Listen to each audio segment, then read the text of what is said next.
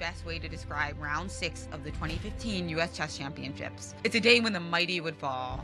In the key game of the day, Ray Robson and Wesley So battled. It ended up getting more exciting when Ray sacrificed an exchange, and he pulled out a win as Wesley seemed to crumble in the time pressure. Ray Robson only trails tournament leader Hikaru Nakamura by half a point, after Hikaru played to a draw with Sam Shankland.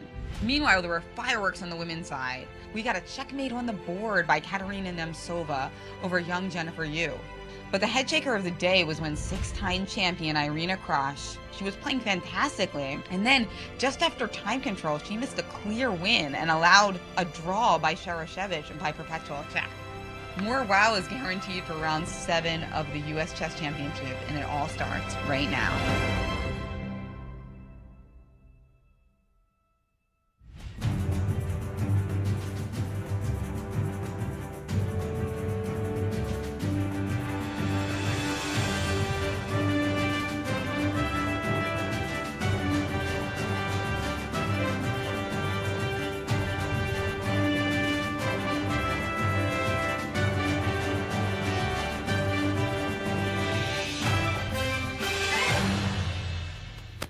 Hello and welcome to Day 7 of the U.S. Chess Championships and U.S. Women's Chess Championships. We're kicking off the show today across the street at the World Chess Hall of Fame.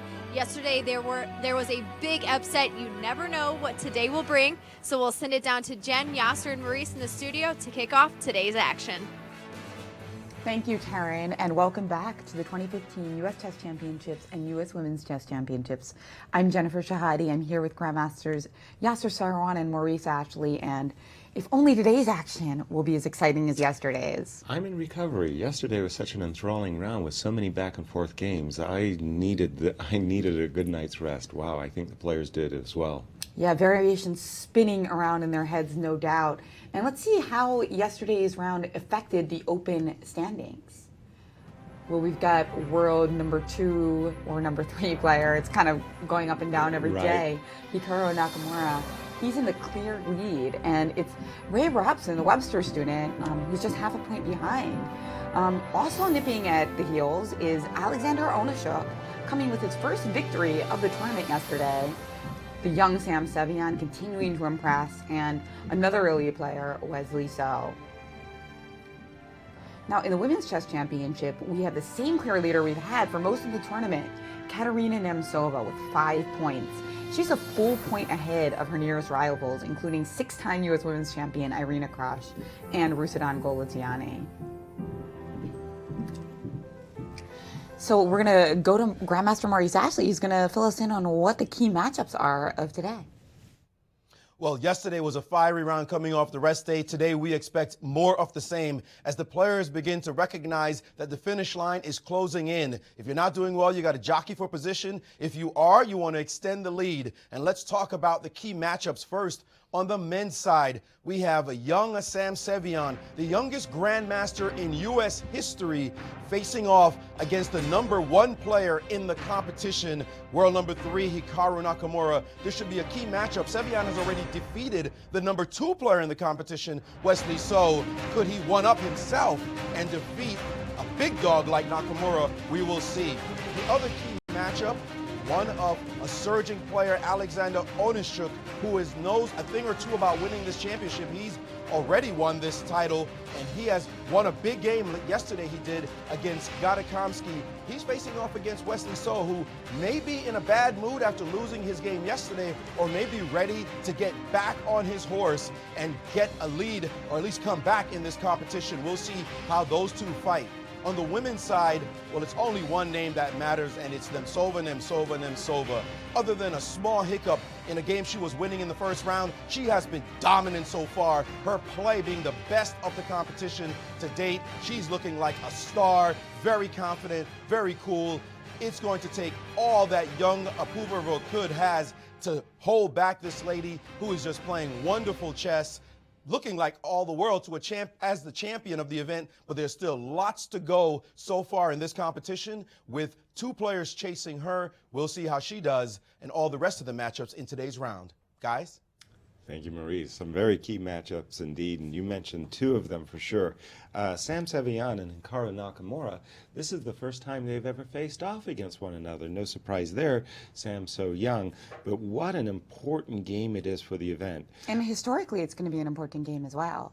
Because you can imagine when if Sam Sevian breaks into the top 10 one day, people will be looking back on this game and saying, this is where it all began with these two titans. Well, already Sam has one top 10 scalp, Wesley So, in the competition. To add a second would be enormous. I mean, thinking about those two players, Wesley and Hikaru, as the pre-tournament favorites, to go 2-0 against them would be a feat pretty much unimaginable. But Gary Kasparov would continue to be impressed, right? I would it say takes a lot to so. impress Gary Kasparov. He's worked with pretty much so many of the strongest players, the juniors, including especially. Magnus. He worked with Magnus for some time, and then in America with the Kasparov Chess Foundation and St. Louis Chess Club's partnership for Rising Stars. Right. He's also worked with a lot of our talented American youth, including many of the here's players at in the tournament. Sorry. Here's Irina Krush entering and About to get wanded, I see. about to get wanded, giving autographs, always gracious. Well, one interesting thing that happened yesterday is that Alexander Onashuk broke Agata Kamsky's unbeaten streak. Right. Of 26 games, and also Kamsky hadn't lost U.S. a game. Championship games. Yes, U.S. Chess Championship games, and he hadn't lost a game in a U.S. Chess Championship for 6 years. So he was tied with Gulko for that record, but yesterday Onashuk broke it, so he wasn't able to surpass Gulko's record. Okay, wow, I didn't even realize that. I just wanted to say again, it was set up by Maurice so very nicely. Sam Sevian's only a point behind. There he is.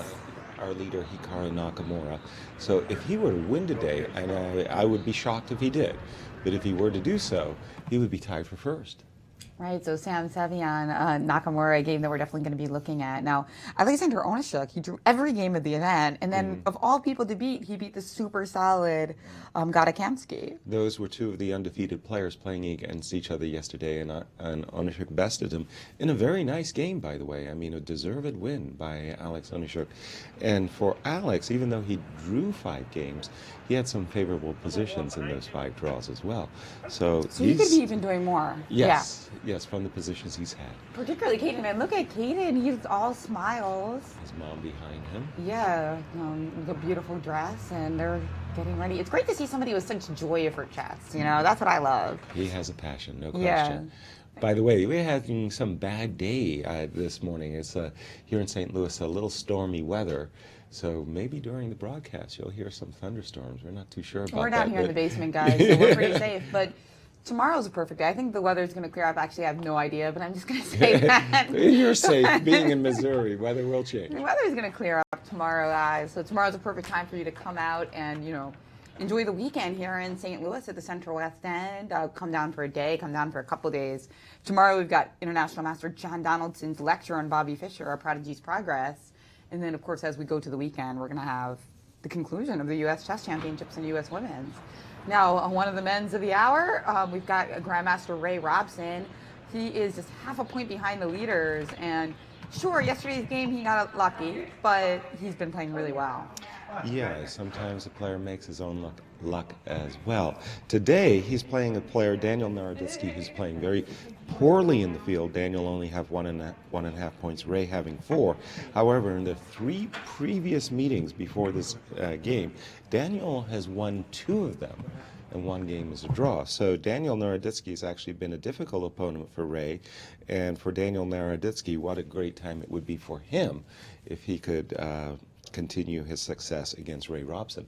But Ray Robson, with 4 points, playing a crucial game against Daniel Naroditsky as well. Now let's predict some openings. That's the most fun we have, right? Now with the game between Sam Sevian and Hikaru Nakamura, I'm flipping a coin here. I'm not really too sure. I'm guessing that Sam's going to play one D2, D4, but I'm not putting a lot behind it. And in terms of Black's defense, wide open, or do you think that Naka's going to go for a King's Indian like he did against Conrad Halt, thinking that... I think he will go for his strategically risky Leningrad Dutch. Okay, so a bold prediction by Grandmaster Yasser Seirawan, a Leningrad Dutch. The King's Indian they got against Conrad didn't turn out so well. No, so it did not. That does make some sense. And what about our game between Naroditsky and Robson? What do you predict there? Yeah, that's a lot harder. Classical king pawn. That's what I'm thinking. Just a classical king pawn, maybe a Berlin, maybe some type of a Rui. The tough one for me is Wesley So, Alexander Onishuk.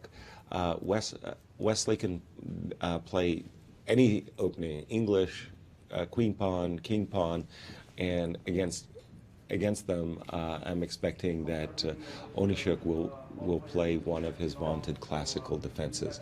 A classical king pawn is black or a classical queen pawn is black. And we've got some announcements from the executive director here at the club, Tony Rich, as we get ready to start these games.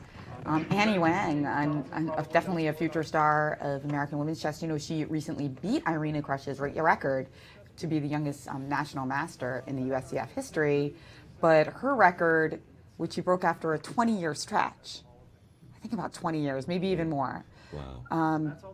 But King was beaten in turn. Exactly, in only a few months. Yeah. By Carissa Yip. Wow. Yeah. You beat a long-standing 20-year record, and you hold the record for a few months after beating it. Oh, that's not fair. Yeah. And we do have a king pawn opening by Wesley And So, of course, E4. Alexander Onishuk, an expert in these double king pawn defenses. Certainly he is. He's been playing them his entire career, in fact. So E4, E5 in our table 3 matchup.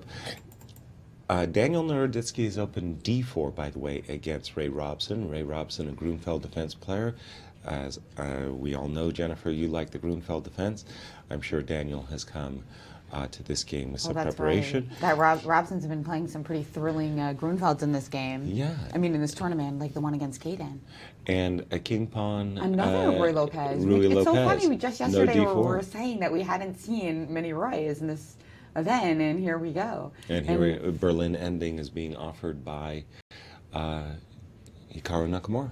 That's right. Now, we saw yesterday that Ray Robson, when he was playing white against this treatment, he decided not to go for the Berlin endgame and instead go for a middle game that didn't seem to offer much. Right. With the rookie one line. Right. And it was pretty tame throughout, except it was the time trouble phase of the game that decided everything. Ray had been nursing a long-term advantage. Blunder, was losing at one point. Wesley returned the favor. Blunder, again, all in time trouble.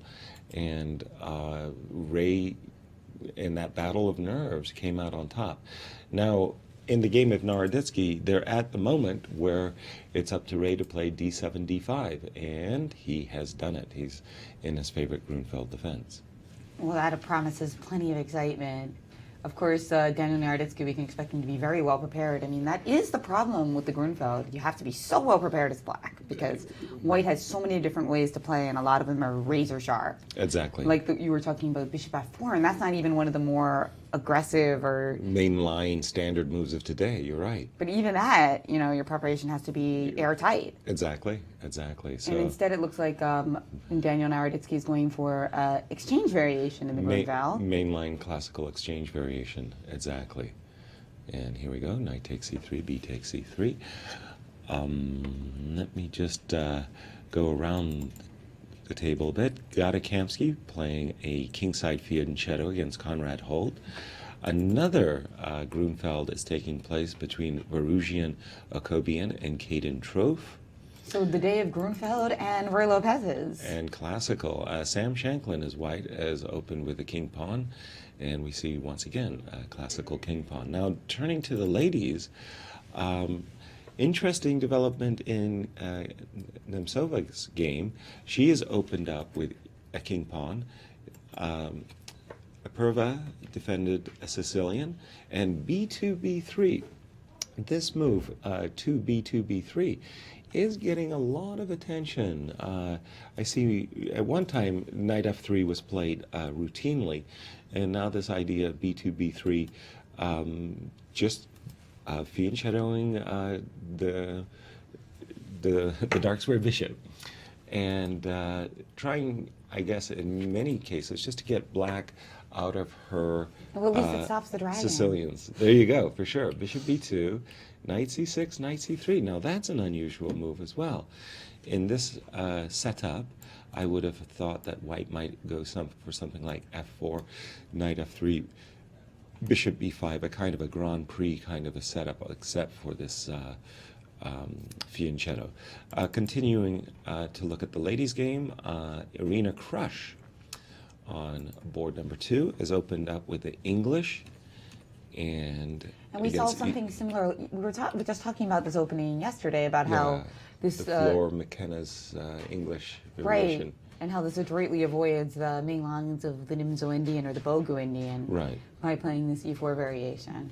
Now, I actually like this this treatment. In the past, whenever I had this position as white, I routinely played E5. E5, D4, and those are the variations that we were just looking at yesterday. Precisely. But I do like this treatment that Irina has played, C takes D5. I'm anticipating E takes D5 recapture. And now you play E5. And there's quite a number of differences, having traded off the C4 pawn on D5. Obviously, black's bishop on C8 has been given a clear view. But the idea is that after a move like, for example, knight E4, very standard move, knight F3, what white wants to do is play D2, D4, followed by bishop D3, and get a pretty nice advantage in the center. I've seen some recent games where white has done very well in this line, so Irina following top players, of course, keeping an eye on their games. In another key matchup, Rusudan Golitiani against Anna Shevich. Anna has played this move, Queen C7, and well, it's not a real London variation, but okay, you just have a king-side fianchetto. And in a London system, I'm used to black putting her bishop on F5, playing the move, oops, just a second, well, and then playing the move H6. That didn't happen. Bishop G4, Bishop B2, Knight BD7, castles, Queen C7. Very ambitious move. Essentially, Anna is telegraphing her intent to play the move E7, E5, and get a big center. But Rusudan very comfortable in these types of double fianchetto positions. You know, it's her cup of tea. And then we've got Victoria Nee coming off a victory yesterday, playing Tatev Abrahamian, who's a big game. Yes, doing fantastically ever since her poor start. Yeah, and let me just check that again. Victoria with 3 points, Tatev with 3.5. For 3.5 out of 6 after starting out with 0-2. Right. Well, we knew she was going to come back. Yeah. I mean, that was just like an anomaly, and she got over it. But boy, did she get tested with her 0-2 start. But Tatev, if she wants to put any heat on Nemtsova, she's going to need to win today, and we're seeing this Grand Prix attack with Bishop C4, something that the British players have made famous. Let me just continue our look around the board. Now we've got a symmetrical English in Naji and Alisa's game, and lastly, very quickly, Jennifer Yu against Sabina. Looks like an exchange Slav defense, a tame opening. But that doesn't mean anything can happen in the game. Now we see two very different sides of the Roy Lopez in our top boards in the U.S. Chess Championship because, as we saw, Nakamura went for our Berlin variation, although it seems that Savian has avoided that with 4d3. So yesterday we saw an open way to avoid it with castles and rook e1, but unfortunately that doesn't really, I mean, it's really fun to be able to respond to the Berlin with an open treatment, but that doesn't trade queens, but it doesn't lead to much. Right. It doesn't lead to an edge. Well, white has just not been getting much of a promising advantages on the white side of the Berlin. So d3. More promising than the castles and rook e1 idea, at least. So Sam Savian avoids that Berlin endgame and goes for a closed game. But what I was going to say is that Alexander Onishuk is playing the other side of the Roy Lopez, not the super solid Berlin, but the very exciting Marshall attack. The Marshall Gambit. That's right. Okay, made famous. We saw this once already in the tournament, but That game was pretty interesting, wasn't it? Yeah, I believe it ended in a draw as well. It was between the youngsters, right? Sevian and... Wasn't Naroditsky involved in yeah, that? I think it's Sevian versus Naroditsky. Yeah. Okay, castles, bishop e7, so we have a classical Spanish, castles, c3, d5, a gambit made famous by America's Frank Marshall. The Marshall gambit, d5, as white grabs the center pawn. Knight takes e5, rook takes e5, c6, rook e1. Lots of different lines after d3 or d4, but rook e1 was the choice of Wesley. Bishop d6, d3. So in this position, trust me when I say that they haven't even begun to touch theory yet. Theory goes on for a long, long way from this position. Lots of games, and black has basically done very well in the Marshall gambit. And Onishuk, an expert in this line, and you know, in 10 games of U.S. Chess Championship past, Onishuk has yet to lose a game with the black pieces. That's how solid he is with black. How many U.S. 10. 10. He's gone through 10 U.S. championships. No. 10 games is black. So 10 games is black without losing a game with black. Pretty good against such a strong field.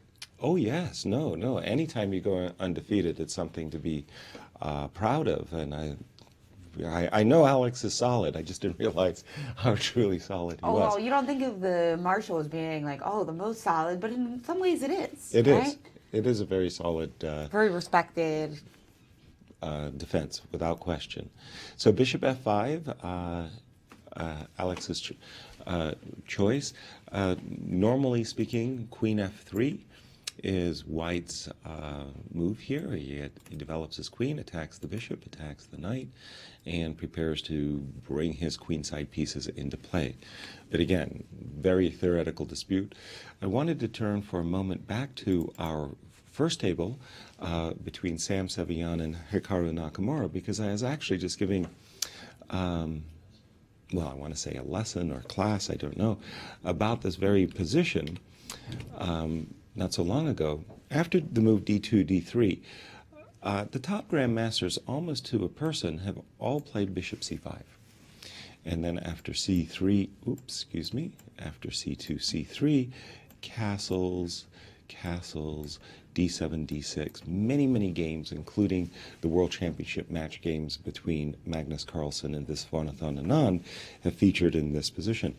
Oftentimes, his bishop on c5, by the way, becomes a tactical target to the advanced d3, d4. That's right, and that's why black so often in the main lines of the Roy Lopez keeps the bishop tucked in on e7. That's right. But these bishop c5 variations become popular because even when you get your bishop kicked back to b6, it still plays a nice role in attacking the center. And also to back the bishop on a7. Agreed. Now, you just mentioned that, let's say in this position, Hikaru had played castles and bishop e7. This bishop oftentimes returns after castles, rook e8, back to f8, and then oftentimes gets fianchettoed. Yes, I mean, the positions are so close that black often has time for those types of really slow maneuvers. Right. And then I had asked in the classroom, well, why not in this position after c2, c3, just play g7, g6? So you get an accelerated position of those Spanish variations where instead of going bishop e7, back to f8, and then eventually to g7, you just fianchetto it right away. And I'll be very curious to see the outcome of this opening, because I think that this is simply an excellent way for black to play this line. So you like Hikaru's choice. And where was this class that you were so. giving? I think it was here at the St. Louis Chess Oh, Club. great. So it's on YouTube somewhere, maybe. It's got to be. Well, that's the other thing. I do a couple of coaching. It was like a private lesson. With okay. Lindenwood. I think it was actually with the Lindenwood team, Lindenwood University team, that I had suggested this setup for black. And it's very, very awkward for white to get an advantage. Let me just point out that in many lines of the Rui, where you make this wonderful knight maneuver, you get your knight to g3 after going to d2, f1. once you get to g3 in this position, thanks to this pawn on g7, that knight on g3 basically has no more squares to go to. So it's not a very effective maneuver for white. Let's go back to the game of Ray Robson, because in this mainline Grunfeld, Danya did come with a little wrinkle. He has played the move bishop b5 check. This move has been well known for quite some time. I know that one of the great Grunfeld experts, Andras Dorian, a grandmaster from Hungary, had actually labeled the move bishop b5 with a question mark. He considers this simply a bad idea for white. Now let's see how Ray has treated it. a7, a5, b5 and a5.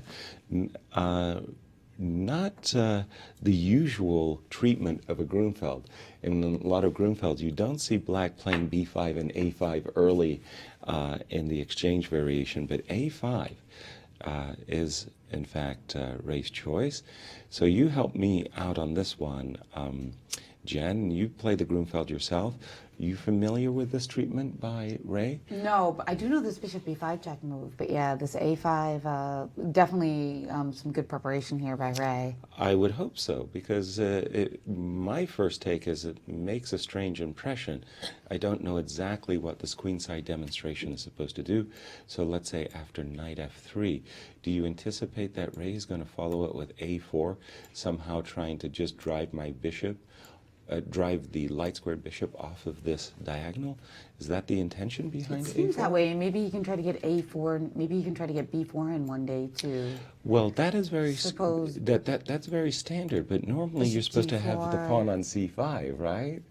Well, maybe we can play an immediate bishop g4 here. Of course, with Okay. it, we should show that if the bishop's on b3, bishop g4 is an error. Okay. Gotta that's our get my favorite. cheapos in. Oh yeah, well, let's get him in early. Bishop g4, of course, the bishop has no protection, and thanks to our favorite little discovered check tactic, white would win a pawn after the unfortunate bishop And g4. even more importantly than the pawn, your king position will be pretty wretched as well. Wrecked indeed. Okay, so you were saying a4, bishop c2, if bishop g4 here. Now you might want, I would say black would sincerely regret having advanced these pawns without putting pressure on this key pawn in the center of the board, d4. I'm thinking after bishop a3, preventing any ideas of c6, c5, or b5, b4 attacking the center. White has a very nice grip. First take, I would not like this I could for still black. try with knight a6 to get b4 to c5 in All some right, way. that's fair enough. I Castles. gotta try something. It is You the got to try Grunfeld. something. Yes, exactly. So- You got to be combative in the Grunfeld. You can't just sit back and let white take over the board. That's right. And now the question is whether I should try c5 right away or preface it by castling. All right. So whether to play c5 first or castles, let's say castles. Castles can't be a bad move, right? So we'll hit your bishop. We'll try to break the pin. I'm assuming you're going to capture. It's not forced. It's not forced. But The problem is if I don't capture, then where Then I put the the cen- bishop, there's yeah. no real good place because bishop e6 doesn't look too bad. But the problem is I was trying to play c5, and then you'll be able to play d5. So Right. if I want to play for c5, I kind of have to capture. captures, fair enough. And we've got a situation like this. And this now when is- I play c5, Mhm. unfortunately the annoying thing is here you can play d5 because the c3 pawn is covered all of a sudden. But you've got b5, But I got b4, which right. well even I- and then if the nice thing is that after d5, b4, bishop b2, I have a3, right? Right. Here's an old cheapo trick that you should all be familiar with. Let me just throw the moves down that I wanted to show you just for a moment. So this is an oldie but a goodie. I've fallen for it multiple times myself. We get in a situation like this, and you think to yourself, "Oh, I've got the back rank protected. All I got to do is win my pawn back." So you go knight takes c5, oblivious to a really nice back rank check. Oops, you thought you had your back rank protected by your rooks. You do, but that rook on c8 is currently overworked. It's got to defend the queen. When you drop back with your bishop, this is a well-known tactic to win a rook, something Ray will have to avoid. So developments there, I would say offhand that I'm unfamiliar with this A5, A4, and we'll see if Ray's preparation, whose preparation will actually be better, Ray's or Danya's. And we've got some thoughts from Maurice in this opening treatment by Ray. Well, I've been scanning a bunch of openings being played today on different sides of the championships. First of all, this position you guys talked about, it turns out that black in recent years has an overwhelming score with this opening choice, this variation. Black has won in the last 10 or so games. Black has won about 6 of them. So black doing very well in this line. So it seems as though Ray is in the position he wants. He should be comfortable, although as usual, he's spending time in places we think he should not. And in another key matchup on the ladies' side, looking at a couple of the openings on the ladies' side, we see this weird choice, unusual choice, we'll call it, by Katerina Nemcova. In this line, black is also doing just fine. So it's a bit of a surprise to see her make this choice. Although when you start going down a little bit in the years, you see white emerging with some results. And finally, the game between Irina Krush and Andy Wang, it's a 50% score. We see black scoring as well as white in this position. So it seems as though the players are just trying to get into unusual lines that their opponents could not have guessed was actually coming, and hopefully catch them unawares in some kind of preparation. White likes to create new wrinkles all the time, but it seems as though the players with black are in a good place, quite comfortable. Maybe the one with the best chance is Katerina Nemcova with her surprising choice. Guys? Thank you, Maurice. Just again going around the open section, not too many developments in the game between Wesley So and Alexandra Onishuk. As expected, Queen F3 was played by Wesley. Coming back to our first board, again we've got the game of Hikaru Nakamura. I beg your pardon, Maurice is getting himself all excited. Something has happened, Maurice. Guys, you got to jump to a board. I don't know what's going on, but I'm looking at this position with Irina Krush and Andy Wang, and it looks like Irina's winning a piece. Queen H5 check. Isn't the game over? The bishop is under attack. The king, what just happened? She just played knight to F3. Doesn't this check simply win a piece? Yes, it does. What she played? Queen G6 and Queen G2, I guess. Queen G6, Queen G2. Queen G6 and Queen G2. Well, let's take a look at that line. Queen G6, Queen takes on G2. Bishop G5 threatening mate in 1. Oh, terrible, terrible. Completely winning for white. Completely That's winning for crazy. white. Yeah. That's crazy. The game should have been over, and she played knight F3. King F7. Well, this is just not going to be good Yeah, enough. I know. Mean, come on, you're just This is going to be brutal. running up the board. I'm trying to have some fun here. Queen D6 will happen next. Even my screen has crashed trying to put this in. I mean, this is over. This is dead busted. There's no way she would have survived. Irina Krush, the top player in this tournament, a grandmaster, missed the move. Queen H5 check, winning a piece as early as move 12. Wow. That is insane. She has no idea that it happened. Maybe Andy doesn't realize it happened either, but that was simply unbelievable, unreal, playing knight F3. Wow. Well, Irina Krush, it does seem a little off in this tournament, doesn't she? Actually, Grandmaster Ben Feingold, who's doing commentary over the King's Head Diner, said that of all the people in the tournament, he's been most impressed by Nakamura and Nemcova's play. And that the two of them should play a match. Yeah, because they're playing the best chess of anybody's in the field, so the two best players should play a match. Makes sense to me. But let's take a quick look at that. So clearly, Irina didn't. I mean, I think it's pretty clear that she missed Bishop G5, not Queen H5 check. Well, let's just see what happened. This was the McKenna's floor variation, and D4 takes. But you know what's really interesting about that? It's very similar to yesterday when she missed Bishop G7. So she didn't take enough time. Anna and allowing the perpetual check. She's not spending enough time in forcing variations, even when she has plenty of time in her clock. And that's something I'm always telling my students, that when there's a lot of forcing variations in a position, you have to really slow down. Right, because those are the critical moments. So Bishop B5 check was played. C6, Queen E2, Bishop E6, Bishop C4. So far things look pretty standard. At this moment, Annie did not want to accept the offered gambit of the pawn because white is getting some very nice development for the pawn. So she played queen takes f6, fair enough, captures, bishop c5, bishop takes e6. Now, I'm presuming that Annie had to have played the move queen takes e6 when she'll be slightly worse because of her pawn structure, this weak pawn on e6.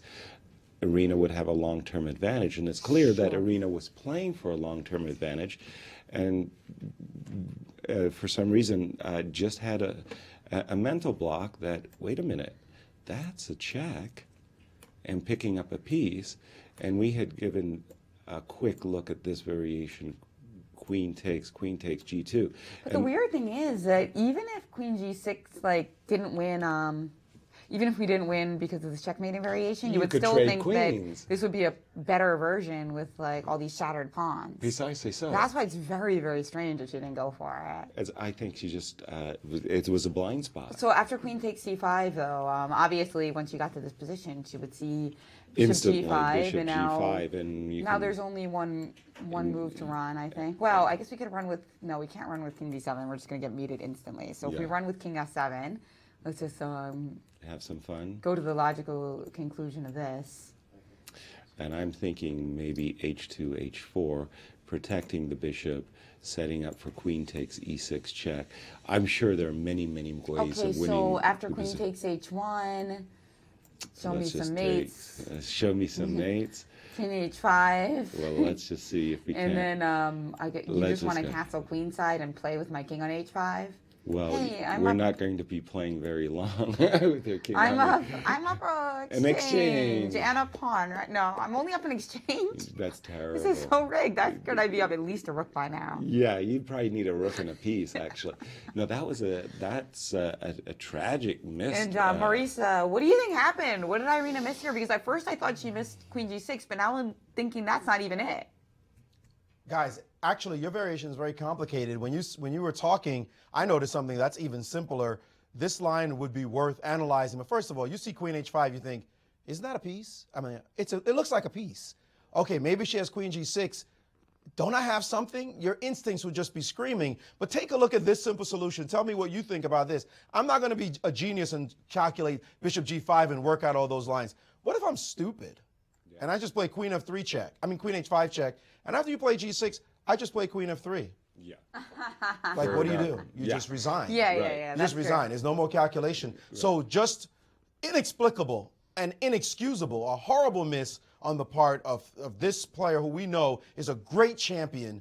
She's won 6 times, but for some reason, she's just not playing well in this event. It's just, sometimes that's what happens. You know, you don't play well, you miss moves, you miss tactics, and I guarantee she's going to be horribly embarrassed after the game that she missed this line. She's also, if she loses the game, oh man, don't even talk about it.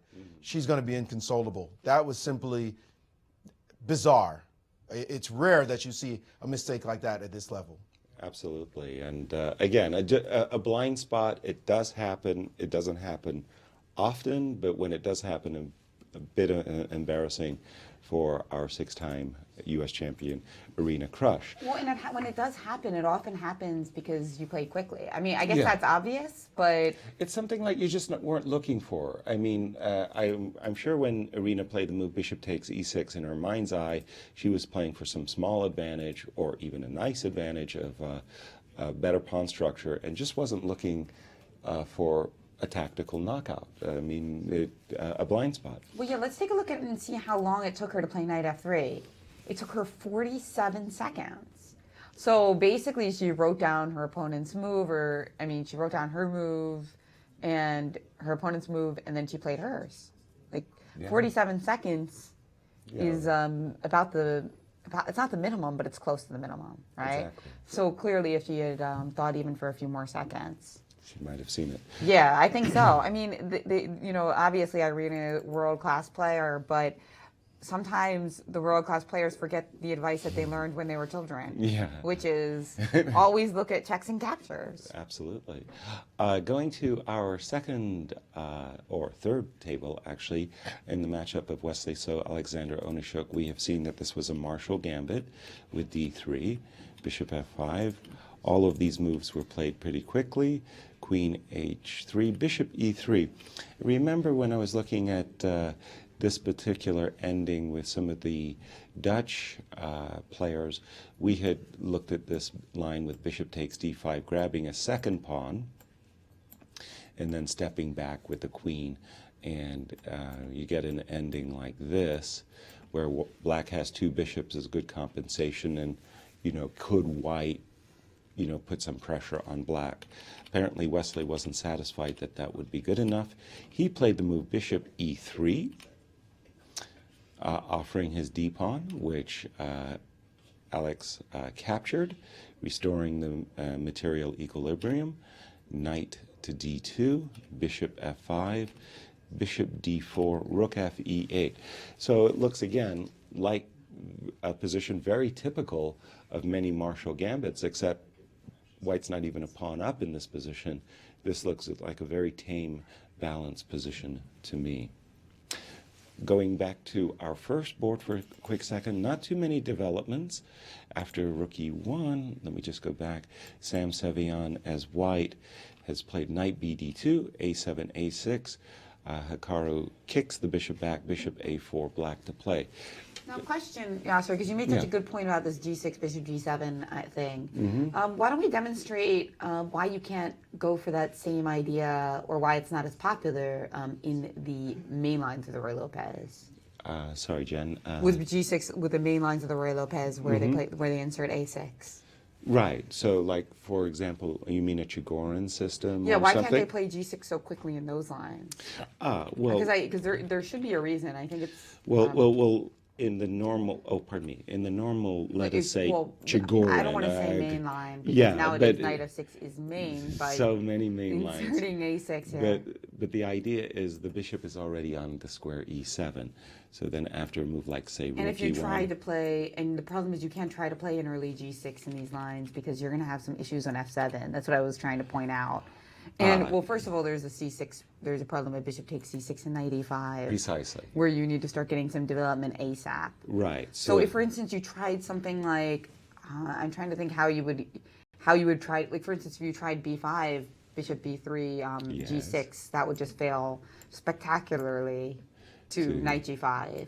Exactly. Now you're in a two knights defense where black has made some queenside weaknesses as well as the weakness g7, g6. It just, the timing is very bad here. Exactly. So bishop g7 in castles, you need two moves, you only have one. And meanwhile, if you try g6 instead of bishop e7 with the bishop on a4, then I think like the lines with bishop takes c6 and knight e5 aren't going to turn out as good for you. Exactly, because your king is still stuck in the center. Recapturing this pawn on e4 is going to be problematic. You're just inviting white to take advantage of black's king in the center. Right, so that's why, but in these lines, as you mentioned, in the closed lines of the Roy Lopez, normally black does sometimes reroute that bishop right back to g6, f8, and g7. Exactly. So if you're going to play for g7, g6, the normal thing to do, if you want that type of position in a Rui, then you play the Smyslov system with g7, g6, castles, bishop g7, and there's a long theoretical line that goes like this, Jen, takes, and bishop g5. To try to take advantage of white's quicker development. That's why the Berlin move order is such a special one for black, coaxing first this move d2, d3, which is a kind of a half tempo for white. It's a good move, but it doesn't really allow him to then exploit the lead he has in time. Right, and these bishops, and it's totally illogical that this idea of g6 and bishop g7 being more luxurious would come under fire to ideas like d4. Yeah, fits against d2, d3. So it's nice for me, most especially having just championed this line in a class that Hikaru Nakamura plays it.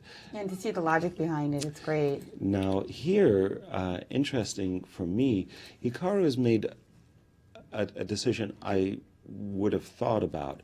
After the move bishop a4, he's played the move h7, h6. Okay, what's the idea behind this move h7, h6? Very straightforward. He wants to play knight h7 followed by f5. Oftentimes in these variations, when black is playing for f5, he prefaces with the move knight h5 so that he could bring his knight to the f4 square and then play for f7, f5. And here we see Hikaru has played h6, and very quickly Sam Sevian has played knight f1. Okay, the battle is beginning to take shape after, say, knight h7, knight g3, f7, f5. Black's idea is very clear. He wants to play f4 and g5 and get a kind of a King's Indian So we attack. got a King's Indian anyway. He Yeah. didn't play it today, but he got it. I think Nakamura can be pleased with the outcome here. Very rich position Exactly. against a lower rated player. He, wants to play every game with a chance to win. So Well, exactly. And also, regarding Sam really works very hard on his openings. So by avoiding a long theoretical battle, Sam has been thrown onto his own devices and to be creative rather early. And I believe Sam has just played the move bishop b3. Oh, pardon me, Hikaru, after knight f1, Hikaru did not continue with the expected knight h7. Rather, Hikaru simply played b7, b5, attacking the bishop. Bishop dropped it back to b3. Now, Hikaru could take the games into a kind of a Chigorin channel, if you will. After c7, c5, it looks like a Chigorin, only black has many, many tempi more than what he would normally have in the traditional Chigorin defense. Now, just to go back to the Irina Krush game for a second. Sure. One thing I wanted to point out as we criticize Irina for missing this, this Clear terrible win. blunder. Yeah. I actually think she's going to win this game anyway. I just wanted to point that out because, she's got a massive strategic advantage and she's playing against a weaker player. A lower rated player. A lower rated player. Yes. Yes. I'm not being politically correct here.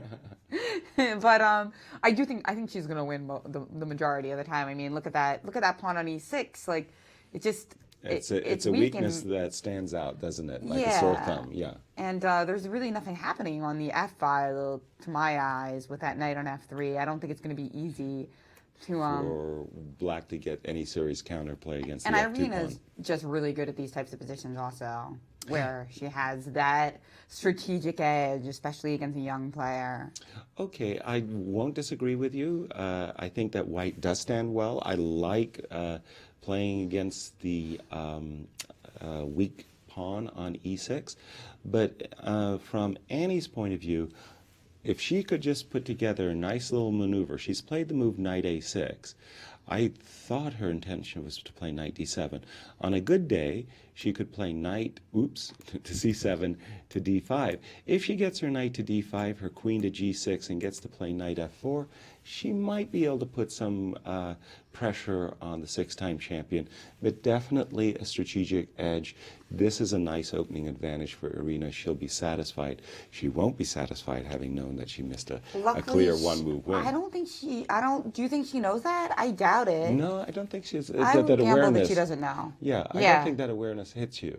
I has hit think her it's yet. actually more likely that yesterday she realized about bishop g7. I have a feeling she might have realized that during the game. At the time of play. That's Yeah, right. we can ask her, but like this time I don't think she doesn't know. Yes, last time I think she does. Maurice? I think she is blissfully unaware that it happened, and correctly so for her. Anyway, because if you know you missed something like that, that dogs you throughout the whole game. You're just thinking, how could I have missed that move? Somebody whisper in your ear, maybe Annie Wang's dad comes over and says, you know you missed bishop g5, queen h5, check, and she just freak out completely because that's just an easy win. And even after she finds out, that if she wins the game and she finds out, I had that move, it just eats at you. If I'm missing that against a player of lower stature in maybe what is not a critical round, what happens in the last round when she has to face Katerina Nemtsova? You think it's going to be well, so what, I missed it then? Am I really playing in form? Am I really in style? Do I deserve to win this championship? Those kind of thoughts do dog you as a player. You try to shake them off. But when is the last time you miss a check that wins a piece?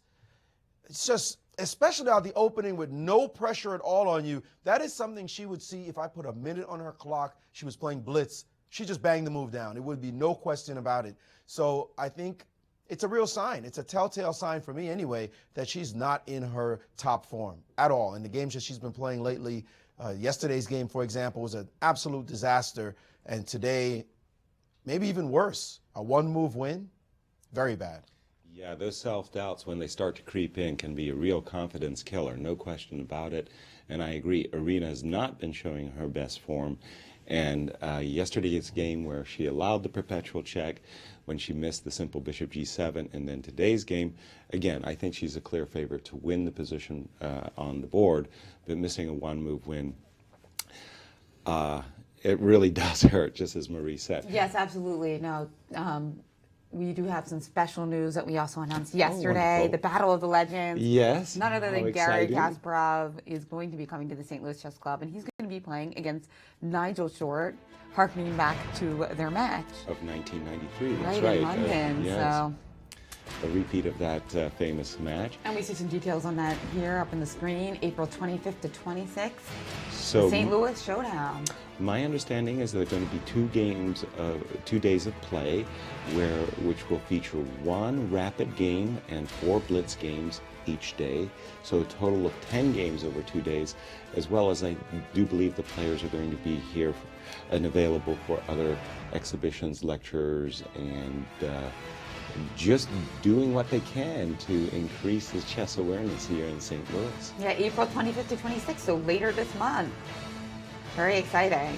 Now, I wanted to point out that we do have a number of very young players here in this tournament, so we got a lot of chess parents around, but I think everybody is behaving themselves very well, and I actually know some of the chess parents here from teaching U.S. chess school at the St. Louis Chess Club, along with my brother, Right. an all-girls session last summer. And I think that they do a good job of remaining in the background. The parents. Yeah. Yeah. And that's what you should do. I mean, Right. you know, these kids are spending so much time studying chess. They know that if they're playing in the Women's Chess Championship, they really want to win every game. Right. You know, so putting extra pressure just doesn't do anything. I just think that then the parents that I've seen here at the St. Louis Chess Club, they're just so proud of their kids, that the kids are passionate. They get into the class, they raise their hand, they go, oh, I see the win, I see the win. I have to tell you this one really cute story. So I put up these chess obstacle courses for the kids. And the idea is I put these positions where the kids have to capture as much material as quickly as they can on consecutive moves. And there's one little boy, Joey, he's very naughty. He's about 4 or 5 years old. And when I say, okay, who has the answer?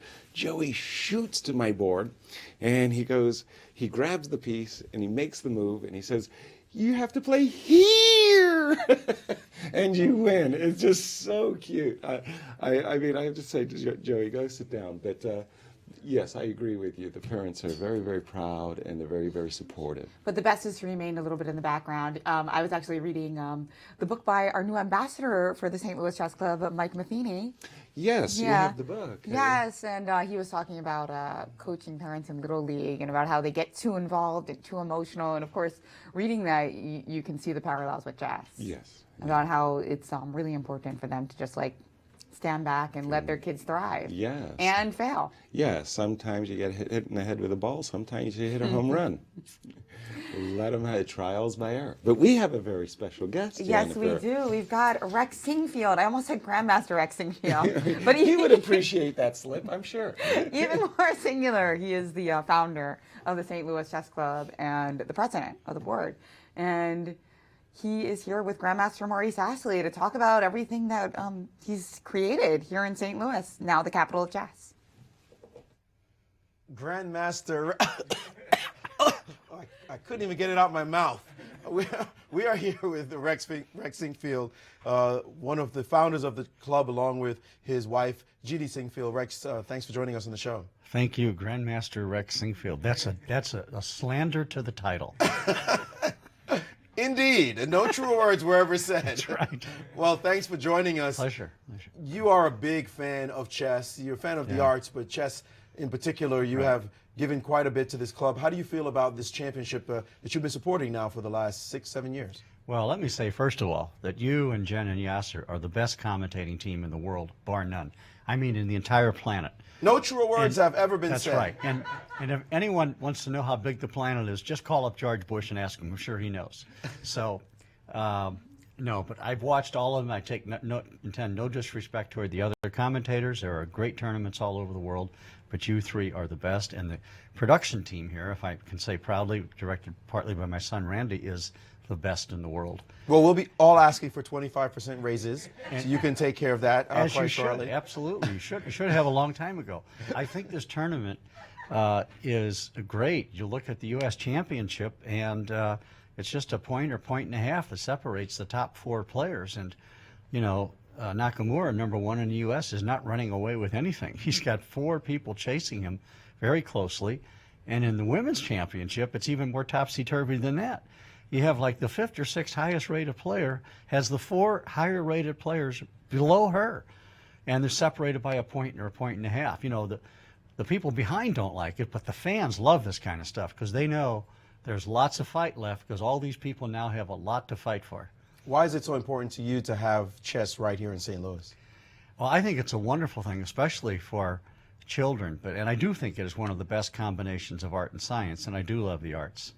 And I find that of social players, that is people who are not club players, musicians are often very good chess players as social players. Disturbingly good, because I've lost to too many of them, quite honestly. But I think it's a great thing for the city. It's certainly unusual, and I'm very proud of the way the city has responded. The schools have responded. You know, when we opened up, we said, let's go and let's hire somebody to tell the schools about what we have. And we never hired a salesperson. We can't keep up with the demand. We've never advertised for membership. We're the largest membership club in the country. So I give all the credit to the staff. They're just phenomenal. And you have a lot of interesting events coming up. You've got Garry Kasparov about to play against the legendary Nigel Short. That's right. After that, we'll also be doing commentary on events all around the world. Right. Norway, of course, the Sinquefield Cup coming up as well. Right. Why is it so important to bring that kind of chess exposure right here in St. Louis, but also to the United States? Well, I think it adds a special cachet. You know, in sports, St. Louis, I mean, we've had our downfalls. We lost our basketball team after winning the NBA championship in 1958. By the way, how are the Knicks doing? I don't follow basketball anymore. I'm sorry. At least we have a team. Okay, that's true. Okay. But in sports, you know, St. Louis has been spoiled. They have the most successful team in the National League, second only to the Yankees. So Thank you for recogning that, Yes. By the way, as a native New Yorker. And I commend the Yankees for showing how successfully they have bought a winning team. But so St. Louisans are accustomed to winning. And I think that's why we want to be the best we can in chess. And we've got actually a rather proud history of chess in St. Louis. Probably a lot of people don't know it. The first official world championship match was held. 4 games were held here between Zuckertort and Steinitz. In fact, this is where Steinitz turned the match around. He was trailing when it came from New York, and he turned it around in St. Louis and went on to New Orleans and capped the deal. You know. That was in 1886. 1886. I Some remember people it well. say you sponsored that match. I was there. You know, we used to hang out. You know.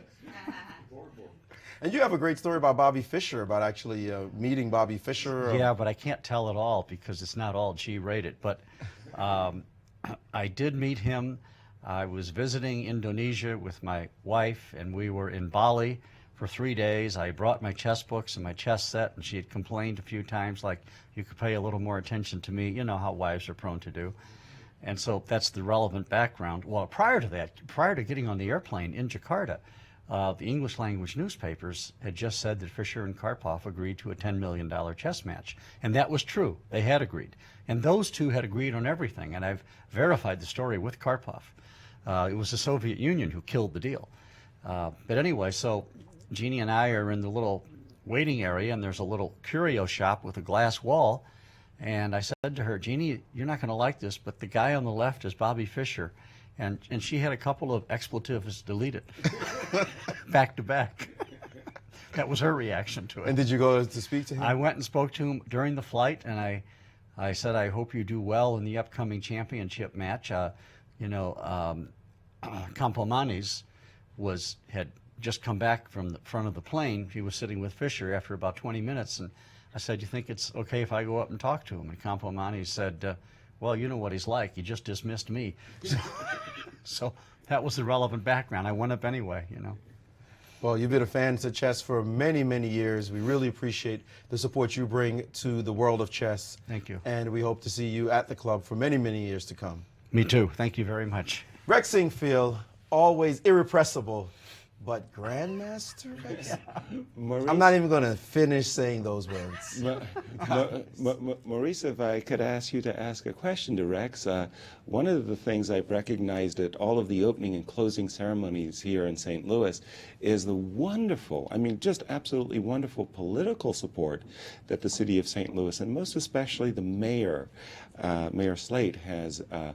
He's always showed up for these chess events. If I could just get Rex to talk about that, and why is it we're so successful with the politicians in St. Louis and not so successful anywhere else in the United States? Rex, does the mayor play chess at all? He doesn't play chess. There's a photo of him sitting across a chessboard from me, and somebody said to him, and you can see, even though they're still photos, you can see the action taking place. Somebody said to him, move your knight. He said, which one's the knight? And I'm falling out of my chair laughing. Because you didn't know either. That's right. That's right. And I thought it was the dark part of the day. So, but it's emblematic of the reception we've had in St. Louis from the media and from the business leadership. A few years back, I was given a very prestigious award called the St. Louis Award, and it was for what's been done in chess. And that's a remarkable thing, that for the business leadership to say this is the most significant thing that happened in St. Louis this year. That's almost impossible to conceive of, but that's how they receive it, that's how they appreciate it. We've been very fortunate, and Mayor Slay is very proud of what's been done here. He told me that he will come to any chess event we invite him to, and so we invite him every chance we get. Well, I have to say, as a New Yorker, that we're very jealous of what's happening here in St. Louis. It's wonderful to see the World Chess Hall of Fame, to see, of course, the St. Louis Chess Center, and all the work that you guys are doing. Really good job, and you should be commended for being such a wonderful contributor. Thank you. You shouldn't be envious. It's just a short flight from New York to St. Louis. Well, thanks so much, Rex. Thanks for joining us on the show. Thank you so much. Thank you. Guys? Thank you, Maurice. Thank you, Rex. That was nice. Very, very nice indeed. Yeah, I agree with you. It's always great to see the support in St. Louis of this chess club. There's discounts all over the Central West End if you show that you're a member of the chess club. Right. I like some of the chess themes in the shops as we walk by. I see some of the chess boards in the shops. And you feel the support throughout the city. Absolutely. And that's wonderful. It really is. No, another exciting thing that's going on in St. Louis, we've got the Kingside Diner right next door, which is opening up, so that in addition to checking out the St. Louis Chess Club and the World Chess Hall of Fame, we've also got the Kingside Diner. And right now, Grandmasters Ben Feingold and Alejandro Ramirez are doing live commentary. We've actually got Teryn with Alejandro to talk about the openings today. Thanks, Jen. I am here with Alejandro, and as you alluded to, we are going to talk openings, and we're going to start talking about the 3 King Pawn openings that you have for us this morning, and the first one is the Ruy Lopez. So you want to break this down for viewers? Right, of course. Openings are a big deal for all chess players of all levels, but especially grandmasters. A lot of people come into deep preparations in all kinds of openings, so let's look a little bit about the basics. The Ruy Lopez, or Spanish opening, is characterized by very strategic, very slow games, and it's a favorite of very solid grandmasters. And we can see Honest Chook is an exponent of the top level of the Spanish, and he used it today, and that's no surprise. The Ruy Lopez is one of the oldest openings in chess, and it's going to be alive for many, many years. Yeah, is there one specific one you want to show us today? We can look at several of the games that were played today, but I like personally the way that Garayev handled it with F5, the Schliemann Gambit, one of the sharpest way of playing this position, and I think that it just goes for wild, wild complications in what's normally a very solid opening. Very nice. You want to move on to the next one? We have the Sicilian opening. The Sicilian defense is also one of the oldest ideas in chess, and it has a completely different approach than the Spanish. The Spanish is supposed to be a slow, sedate game, trying to just neutralize White's initiative that was granted by his first move. The Sicilian's going for the throat. It's saying, hey, I want to play for a fight as well. I want to win. I don't care that you had the first move. It's going to be aggressive. It's going to be interesting, and most Sicilians are very, very awesome spectacles. We see a lot of Sicilians in this tournament, but definitely not as many as Spanish. All right, and what do you have on the board right here for us? Right now, it's simply a Sicilian, and definitely the most common way of playing is to follow up with knight f3, d6, and d4, which is known as the open Sicilian. It's considered to be one of the sharpest openings in all of chess. I know that'll help our viewers, and we'll move on to the last king-pawn opening that we have, which is the French. The French is similar to the Spanish, but it's even more passive. Actually, it was considered at the beginning of the World Championship cycles to not be a good opening at all. It's just considered to be very defensive, very passive. But suddenly people realized that there was a lot of counterattacking potential. It's basically giving up the initiative in order to fight against it. And it's become more and more popular. And although right now it's unclear whether it's perfectly viable or it's suffering a little bit, the French defense has always been seen at the top. Do you want to give us a little demonstration? There's several ways of playing against the French defense, but one of the most strategically complex is called the advanced variation, where black fights for the center, white plays e5 to gain a little bit of space, but sacrifices some kind of structure. And after c5, c3, the game revolves around this weakness on d4. If white can sustain it, his advantage in space will be very important, whereas if black can attack successfully on d4, he might force white into a passive position. Great. Well, that's very interesting on the king-pawn openings. And now to move over to the queen-pawn openings here at the Kingside Diner to this position. So the Slav defense is one of the main ways of playing against d4, and it's currently favored amongst top chess players because of its versatility. The Slav is a position that is characterized after the move c6, defending the pawn on d5, and it doesn't give anything away. It doesn't tell white what exactly am I going to do. It could be solid, it could be threatening, it could be double-edged. It can transpose into some variations that are very, very subtle and positional, favorite of Kamsky, or it can go into crazy variations like the semi-Slav, favorite of Robson. Awesome. So it's a sly move here. And now we're going to move on to the King's Indian at this table here. Now the King's Indian is kind of like the French, was supposed to be a bad opening in its inception, but it's consistently become more and more popular, and today it's considered one of the biggest messes in chess. Nobody really knows what's going on, to the point where even computers sometimes think one side is better or the other, but they might just be completely wrong. Hikaru Nakamura is one of the main exponents of the King's Indian defense, and he's made it work wonderfully to his style. And do you want to give us an example? The main lines of the King's Indian still run like this. After knight f3, d6, bishop e2, castles, castles, e5. We have this ideas of playing d5, kind of the Petrosian system. And what I want to point out mainly is the structure. This idea of black pointing towards the king side and white pointing towards the queen side. And in these positions, there is very sharp ideas where black basically goes for the kill against the king, white tries for an L-shaped attack, and it's unclear who's better. There you go. And we are going to move on to our last opening, which is the Benko opening. The Benko Gambit is, well, I had to include one of my own. And for me, this is my favorite defense as black. It's extremely sharp in a very different way than most defenses are. And this is characterized with this move, last move, b5 by black. And the idea is that black's giving up a pawn, seemingly for free.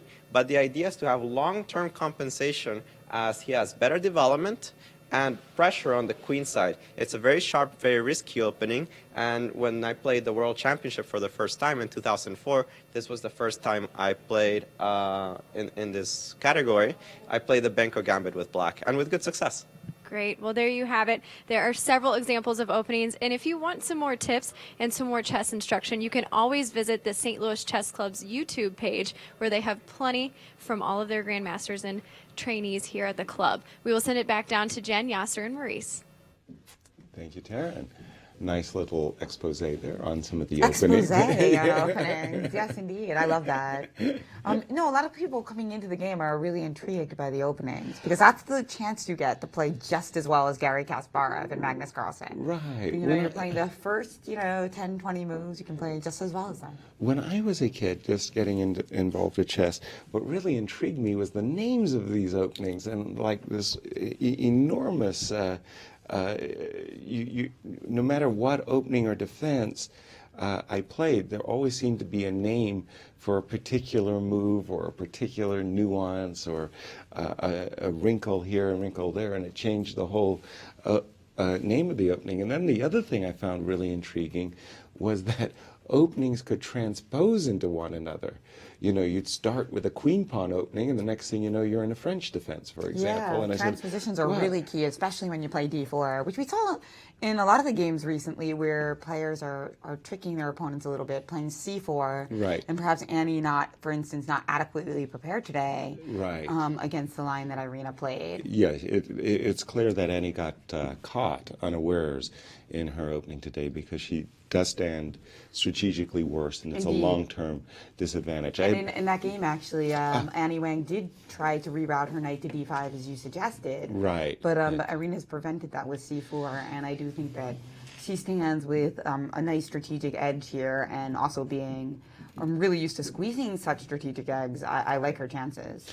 And yeah. And so she did she did leave her pawn on b2 loose here, but that's untouchable because of the pawn on b7. And white will also get lots of counterplay. But then again, is it untouchable? In this position, if I was in black shoes, I would be thinking to myself, boy, I've just got a long slog ahead of me. So you better try. I'm just going to end up, this knight is going to come to e5. My knight's passive. I've got a poor pawn structure. Let me just take a pawn and mix it up. I mean, so I'd like to move the F rook, but the problem with that is that then when you retreat your queen, my rook on A1 is hanging, so I can't capture the pawn on B7. So that's why Yasser's moving the A rook. Exactly. Even though we, you can take another one of our pawns. Which is what I wanted to do. Yeah. And now when we play rook takes B7, we're attacking your knight. Which is very nice. And black's knight is really, let's say, in bad shape, right? So I would have to play something pretty ugly, let's say, like rook F7, and then the defending problem is I'm knight. coming in with knight G5. Knight G5 or maybe knight E5. You could capture the. So if you went knight G5, it's still very, very, very pleasant Well, I was for you. thinking, I could try rook takes C7 and queen E6 check here and see how that works out for me. Okay. Oh, you love those combinations. So if you play don't king F8, I have a checkmate in one, which is kind of cool. Oh, let's You don't show get that. to see that too often. Knight delivering This has been a checkmate. tournament of knight checkmates, hasn't it? And that's a In nice variations, yeah. And meanwhile, if you go to the corner, we can pick up the exchange, but I get the material not exactly what we were looking for, huh? one. Right. Now we're only actually equal in material. Exactly. Yeah, so we definitely would want more than that. Exactly. And I was just thinking if you went knight E5, this is a very nice move. You tickle the rook, and if the rook goes to E7, well, now you get to win the pawn back, and then this is simply, winning position for white. Let's put it like that. Hence, as much as I would like to play queen takes b2 and try to turn the game into some kind of a tactical melee, it's not working. Right. And I understand your rationale there. That makes a lot of sense. You're looking at a 3-hour beatdown. Exactly. Or or try even to longer, right? Longer beatdown. like a squeeze with very Right. little chances to get back in the game. So you're just looking for counterplay. Any and chance almost desperation. And Indeed. but in when we say desperation, it doesn't mean that it's necessarily bad. Right. If your position calls for it. We are going to go to a break here at the 2015 U.S. Chess Championships and U.S. Women's Chess Championships. I had fun this first hour talking to it Rex, went by learning fast, didn't learning it? about openings from Alejandro. Yes. And we'll be back with more from the 2015 U.S. Chess Championships in just a quick break.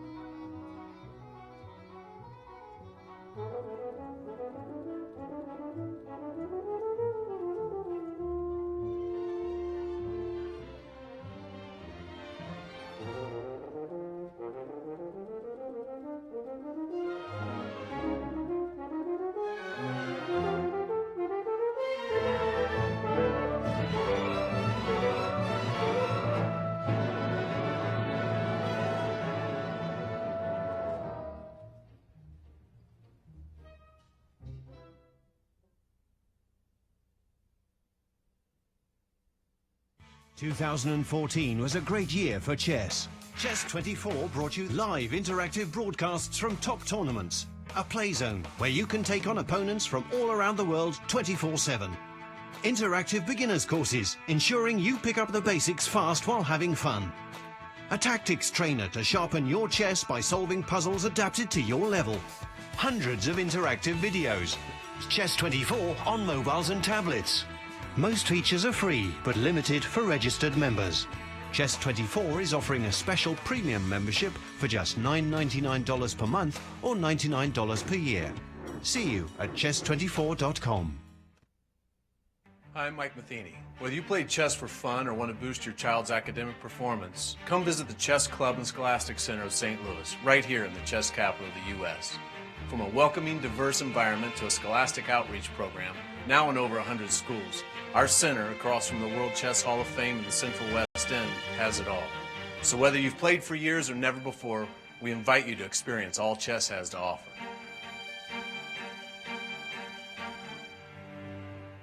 Welcome back to the 2015 U.S. Chess Championships and U.S. Women's Chess Championships. We're going to go straight into the games because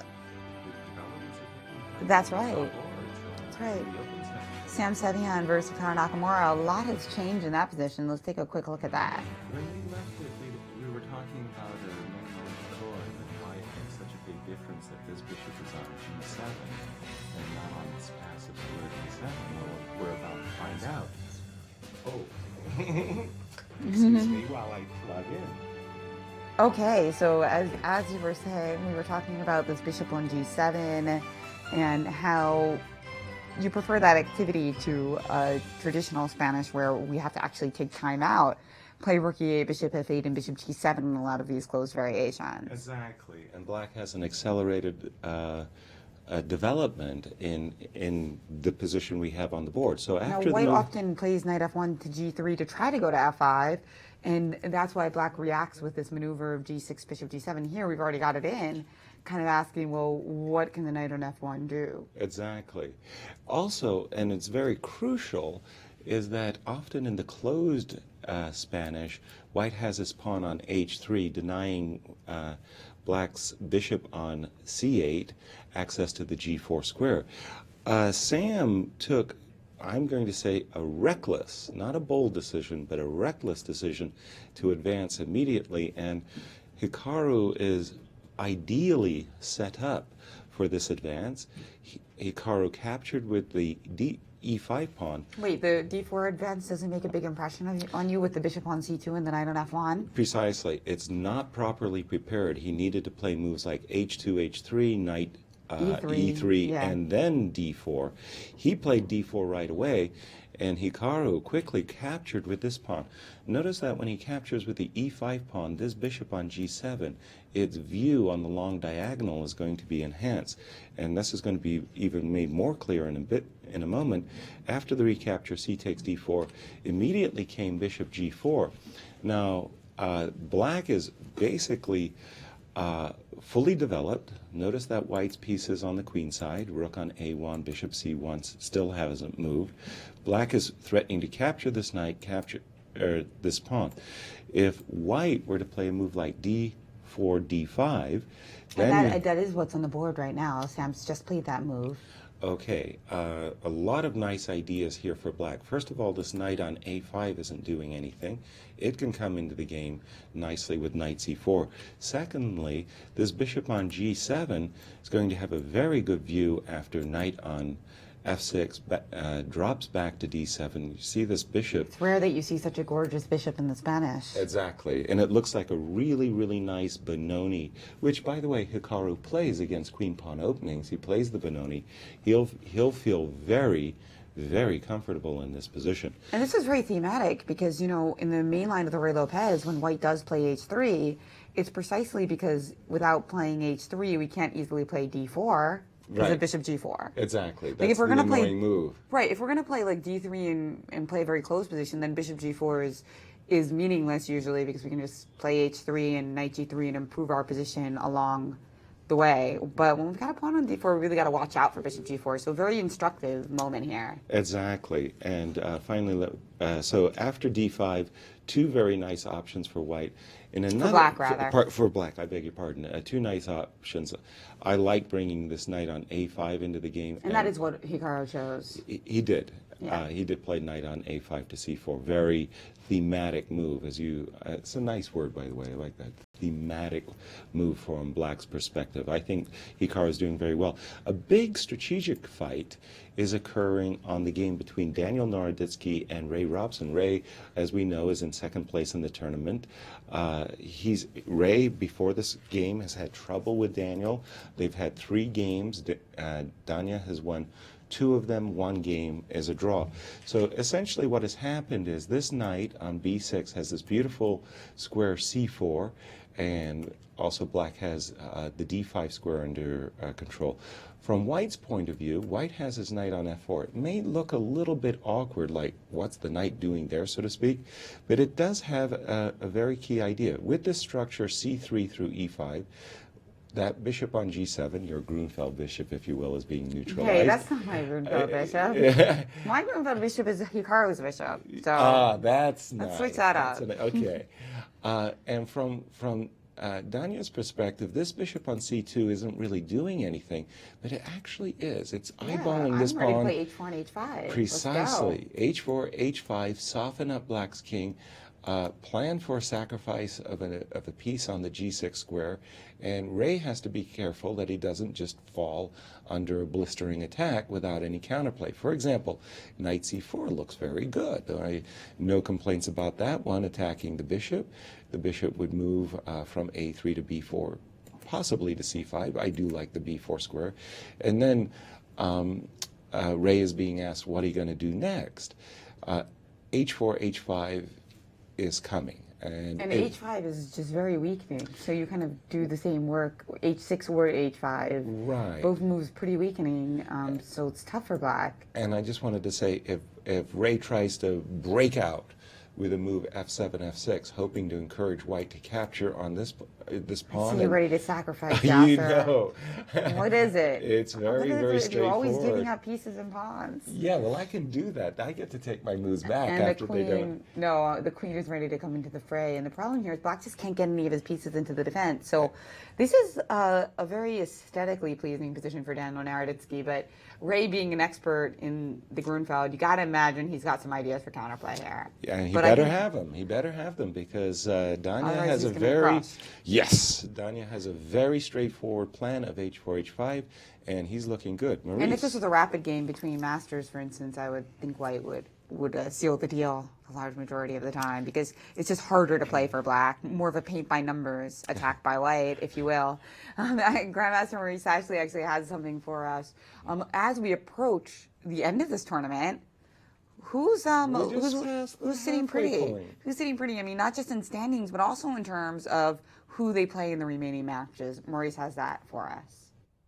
Well, we know it's 5 rounds to go, and although the players always say 1 game at a time, we commentators are always projecting. So let's take a look at this graphic that shows the difficulty level that each player has on their road to the final 5 rounds, which of course includes this one. And as you look at this graphic, you can see that the players, of all the players with average opponents ratings, the lowest is Hikaru Nakamura at 2602.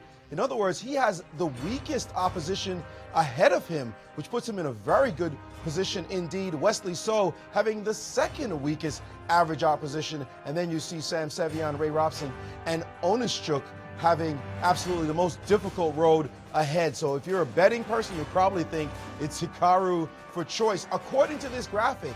But now, if we switch over to another graphic, take a look at this. This may be the ratings going into the tournament, but when we look at this graphic, we see that Hikaru, actually, he's won games only against lower end players.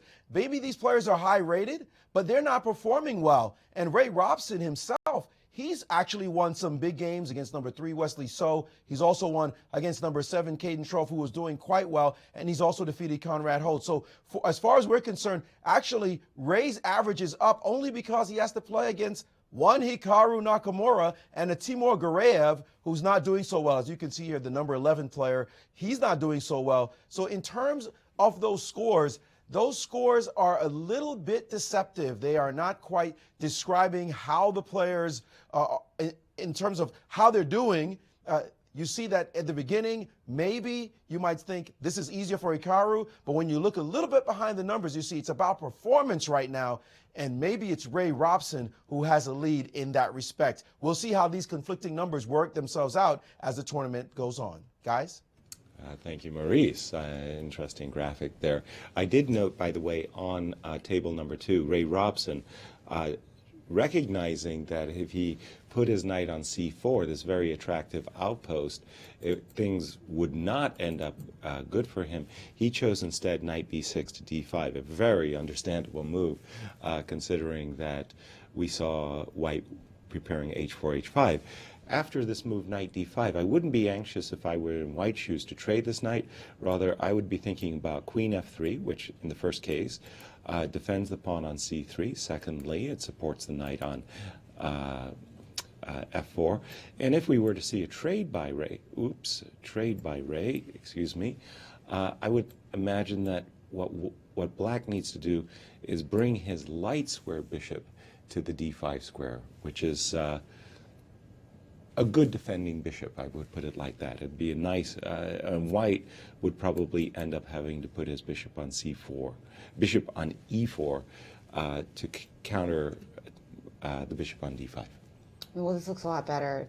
Then, Getting rid of the knights is a huge boon for black in this position. Exactly. The other approach that I wanted to say was that in case of knight takes d5, I'm thinking queen takes d5, and rook e1 by Danya, with the idea that, again, I think the bishop does belong on e6 here, bishop As it often does f5, in the Grunfeld. and queen drops back to d7, and this This looks like a little bit more promising for white, though, than the position we just looked at. Yeah, but it's also acceptable for black. As soon as black gets his bishop on d5, he should be satisfied that, well, he's defending his king side. We play queen f3 here. Queen f3 here, bishop Do you think d5. bishop d5 now? And It still looks I'm trying to find a way to play e6, but it doesn't seem like it's quite working. Do you mean something like this? Oops, sorry, e6 in this case. Doesn't look like it should be that much, right? I mean, even if you were to complete your maneuver and trade. It's small. It's small. I mean, in trying to do it even in the middle game, but it's going to transpose. Then let's move to our table number 3, where we have Alexander Onashuk. This was the Marshall Gambit game. When we had left it about this part. So this was a very interesting decision, c3, c4, by Wesley So, trying to undermine this knight on d5, but in doing so, he also undermines his own protection of the bishop on d4. It's more in keeping with many Marshall Gambit variations. It's white usually plays a2, a4 to loosen things up on the queen side. c4 was Ray's, was Wesley's move. I got Ray on my mind. Bishop g4. I hadn't really expected that move by Alex, forcing white to come back with this queen. There's a queen trade. Knight to b4, setting up for knight d3 type ideas. Knight e4, bishop f8, and when you look at the position, you see, just the pawn structure itself of 3 pawns. It's pretty even. I don't think Wesley has much in this position. Well, Onashuk not easy to beat with either color, right? Exactly. So, exactly. Super solid. We've got Maurice with some news from the game between Kamsky and Hall. Well, an interesting position has arisen, and in fact, this game has had a mini explosion occur. First of all, I like to make this point. Usually when I'm watching my students play chess, whenever I see the queenside castle position look like this, I always go, you guys forgot how to castle queenside, right? And it's usually true. They accidentally castle long and a bit too long. This is, of course, my very beginning students. But these are 2 of the best players in the country. So the way it did happen was here, after castles in this position, black castled as well. And white decided to take the time to play the move king to b1. And after rook h8, Rook to c1. We often see king b1, but not rook c1 as well in this setup or in most setups. But Kamsky decided to bring his rook over with the potential idea of c4. Well, after knight c5, he played f4, and here's where things got interesting. When you look at a chess position, oftentimes we look to see, are the pieces in harmony with each other? And looking at this bishop, you see it sitting there, it's like, it looks okay. It's kind of floating. But you got to think about those pieces that are not connected to the other pieces. In this position, Conrad decided to play the move e5, breaking open the center, looking for his own play, only to see the move g5 come back at him.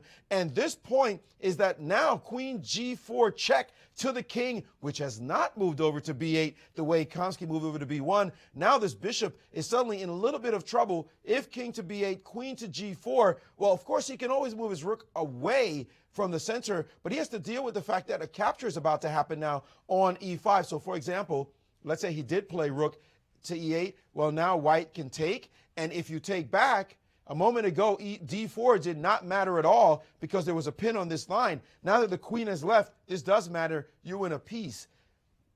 What could black do here after queen g4? Well, here's a wild line for you. Bishop to f2. And now if f takes on e5, this position is interesting, of course, takes, and this d4 doesn't quite work yet because of tactics, moves like knight here, hitting with check, all kinds of craziness going on in the position. But it looks as though black is trying to hold things together with tactics, which, as you said, Yaz, if you got to hold yourself together with tactics, sometimes it means that your position ain't that good. Right. We'll see if Conrad has it all worked out against a very solid-looking Gadakomsky. Guys? Thank you. In fact, we do have more moves in that game. After that move G5, Maurice, where you pointed out that white has the threat of winning a piece with queen G4 check, Conrad Holt played the move F7, F5. Gada captured en passant, again with a straightforward threat of queen G4 check. The bishop has recaptured on F6, and pawn takes E5. I hope for Conrad's sake that he's got this all worked out. He's played queen takes e5 with the threat of mate in 1. And let me just see how this, well, d4 just simply walks into queen takes d4. Pawn takes d4. Rook takes, and with these two bishops hanging on g2 and d2, black would be fine. Let me go back one move and play the move queen g4 check. Having played queen g4 check, I am now threatening this move e5. I'm also eyeballing this pawn on g6 So in we case kind of have to play queen f5. Right, and then I'm thinking after rook f1, provoking the trade of queens, Kamsky's rooks are staring down open files, and these rooks on d8 and e8 also, keep in mind, white has the two bishops. I think God has outplayed Conrad, and he has an advantage in this game. Well, boy, did Conrad get lucky yesterday. He must be counting his lucky stars, right? Yes. Oh, poor Varusian. Yes. I walked back with Conrad to the hotel yesterday, and we talked about his game, and he's a young man, but he was drained after the game. It was just sort of like, we're talking about some variations, and you could see that his head was spinning as he was recounting what he had intended. He worked really, really hard yesterday. Well, that makes sense. I mean, all of his games are so combative and tactical. Mm-hmm. I think that his brain probably hurts more than the average players after a game. And at least he's 1 for 1 now on luck, right? Yeah. Because he got... Cade and Troll. Oh, exactly. And I talked to Conrad about that, too. So, I mean... So he has the right number of points for the two games, just in the wrong order. Just in the wrong order. And it was kind of funny talking with Conrad about his experience with Caden. You know, he actually laughed about it. Mm-hmm. He said, like King H3 wins. G5 wins, and you could laugh about it, but at the time he was just like absolutely shell-shocked that Caden had this miracle save, both a save and a win. So he was actually in pretty good spirits, and his games are very intriguing. I like following his games. He's bringing it to this U.S. Championships. Remember the game? Unfortunately for Conrad, it was a brutal game, but against Nakamura. Very exciting. Let's go back to the Nakamura game on table number 1. So he did play knight c4 with the idea of pressuring the e5 square, also just getting the knight on a5 into the game, and b2 is under fire. And now Sam Sevian with a position that looks a bit passive, playing knight to e3. Right, and this is actually a huge success, as every Benoni player will readily agree.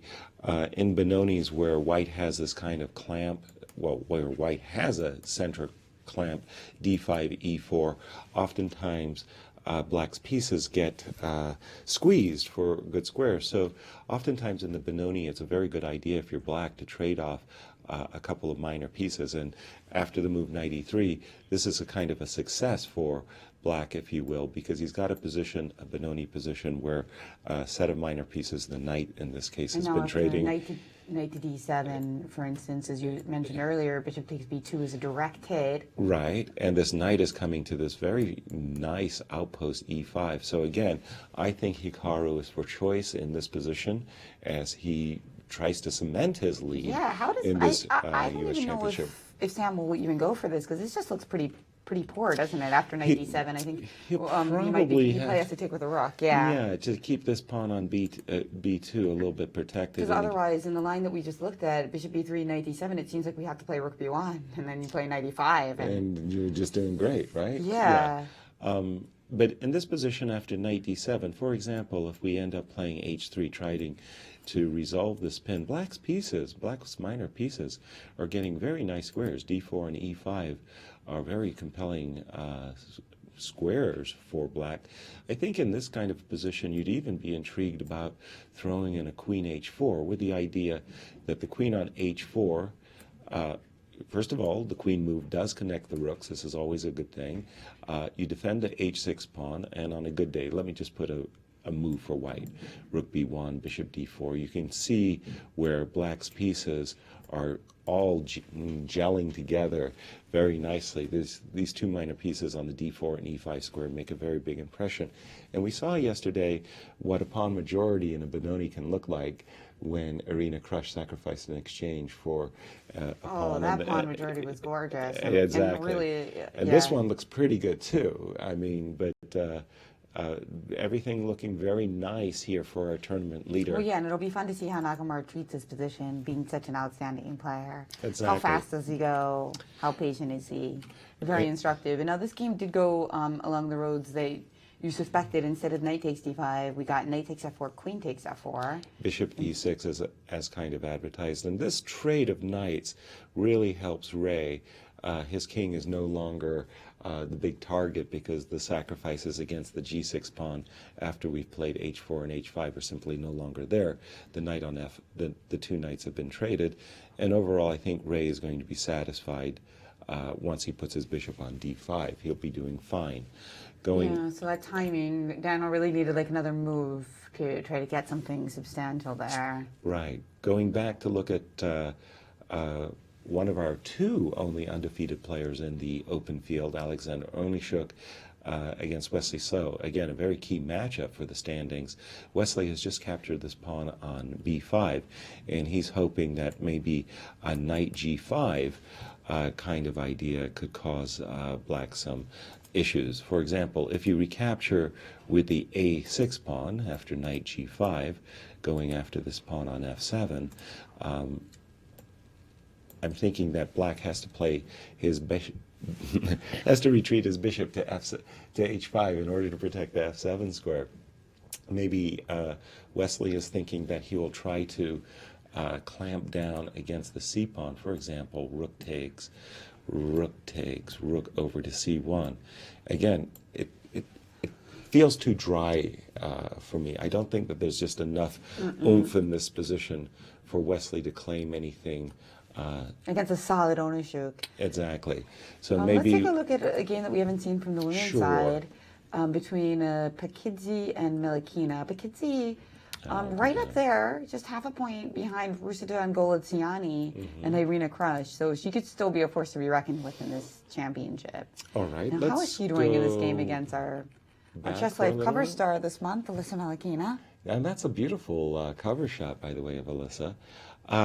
Normally, in this Botvinnik triangle position, white is not allowing black the opportunity to play d6, d5.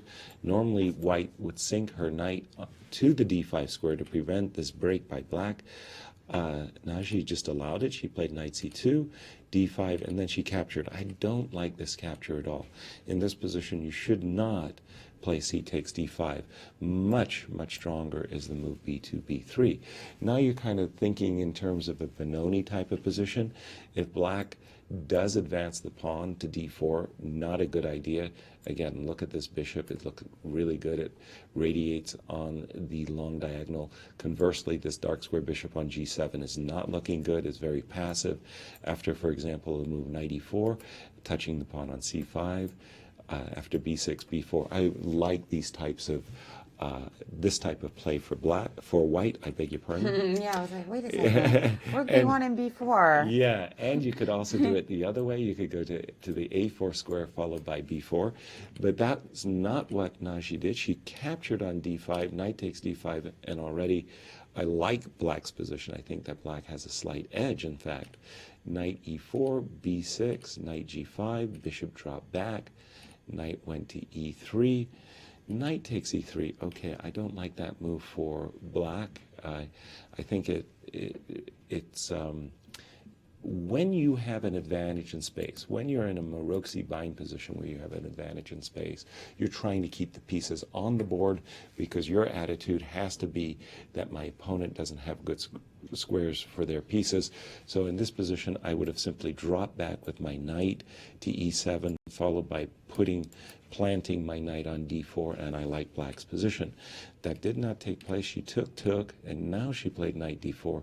The trade of knights, a little bit of a benefit for white. b2, b4, cb, ab, bishop g4. So this is our position, and overall, I think black has a small edge actually here. I like this knight on d4. If I could play a4, that would be pretty sweet. Well, then you're getting a passed pawn. Yeah. That would be huge. For the moment, of course, you can play e4. So, pardon me, you can play a4. I can because e2 is hanging, and I think then that's a lot of dominoes because d3 will also hang. Exactly. So for the moment, we imagine that white will take time out to defend her pawn on e2, and you've just mentioned So if we a play possibility a4, of and a4. And the thing is, if you kick my bishop on g4, then we can just play back to d7, protecting the pawn on a4. That's right, and now you have a nice little pass pawn Advantage over black. here. Advantage black. Furthermore, if you take this pawn on a4 in this position, there's a check and there's a fork on the c3 square, which will cost white the exchange. White would not want to allow that to happen. If you capture on d4 with the idea that, well, now I can take on a4, don't forget that this knight has no protection anymore, that this bishop on e3 was important in terms of protection. That's right. And if you drop back with your knight, well, this is just a very pleasant position for black. She has a protected pass pawn on the a4 square.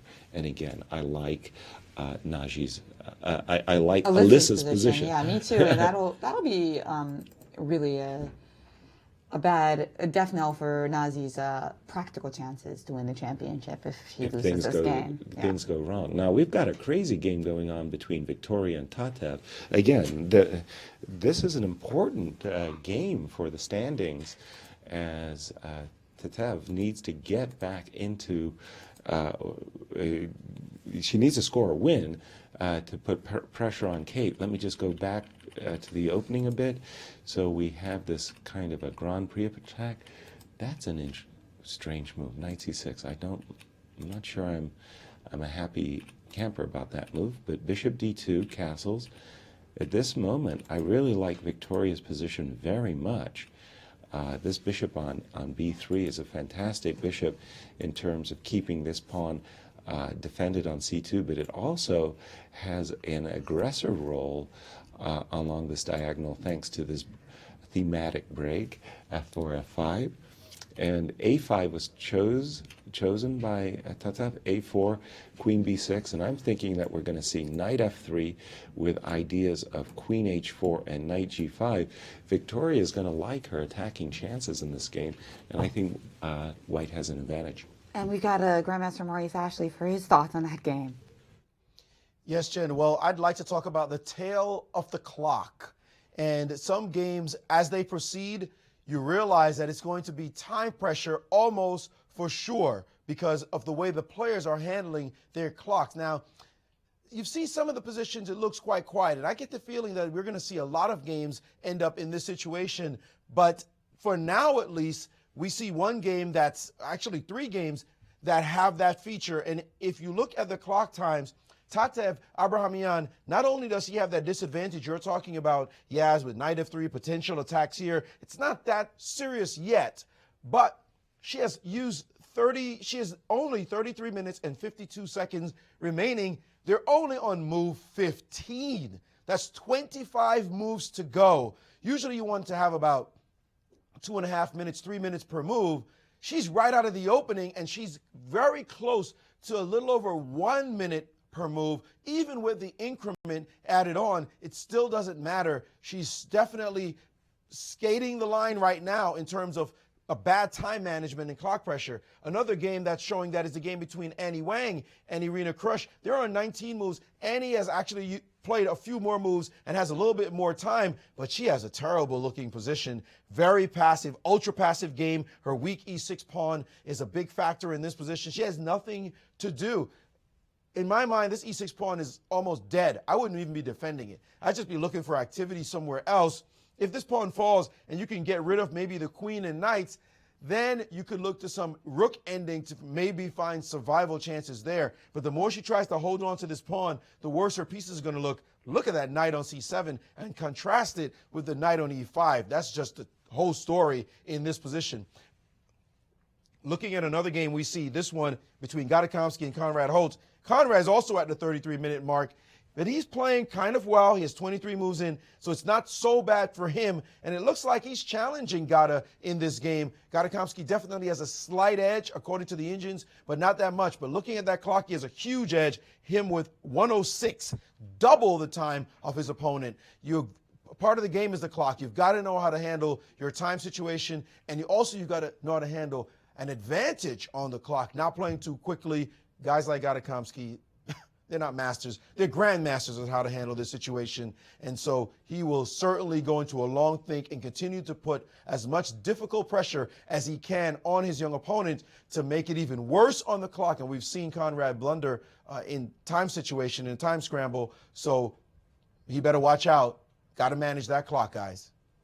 Thank you, Maurice. And indeed, in the previous outing, you recall from the U.S. Championship, Gada was on the black side of a Slav, where Konrad held an advantage, and then in time trouble, topsy-turvy complications, and Gadakomsky emerged the winner and helped him propel him to his 5th U.S. Championship title.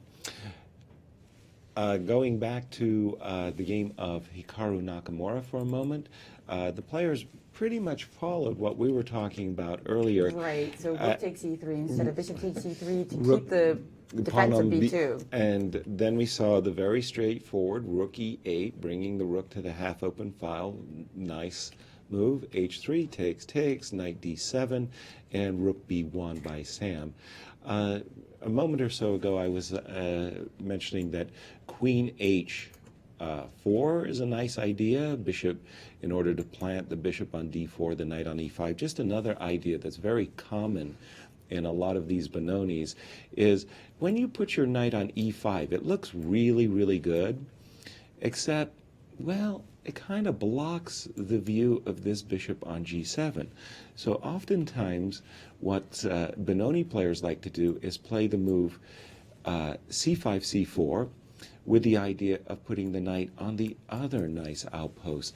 The knight can go on C5 without necessarily blocking this bishop's viewpoint. So nice options for Hikaru. He'll be very, very satisfied. Turning to Ray Robson's position, even though they've had the trade of knights, Danya is not backing down. He's going to continue his attack well, his attacking ideas at least. He's just played the move h2, h4, looking to soften up black's kingside a little bit with the move h4, h5. That's right, because with the move h5, now that we don't have a knight on f4, h takes g6 might not be as devastating, but we also have the possibility of playing h6. h7, h6 instantly here? Oh, I'm saying it from white's point of view. Oh, I'm sorry. So like if we make a move for black, say queen d7, yeah? Oh, pardon me. We know the bishop's going to belong on d5, so let's just put it there. So after h4, h5, it's not that h takes g6 is so disruptive, but what you're saying is, well, after a move like h5, h6, the bishop, black's king, that pawn on h6 is always an annoyance for the second player. Exactly, because we don't have quite enough firepower now for h takes g6 to be devastating. Whereas when we had that knight on f4, we were really ganging up on the d6 square. Exactly. Now it's a little thin with just the two bishops. Yeah. It's going to be hard to actually get a massive kingside attack. The only thing that, what white will need It's another piece. is another piece, and he'll need a rover, actually. He'll need to bring his rook up and over either to the g3 square or to the h3 square to really put pressure on Ray's position. Ray's looking good at the moment.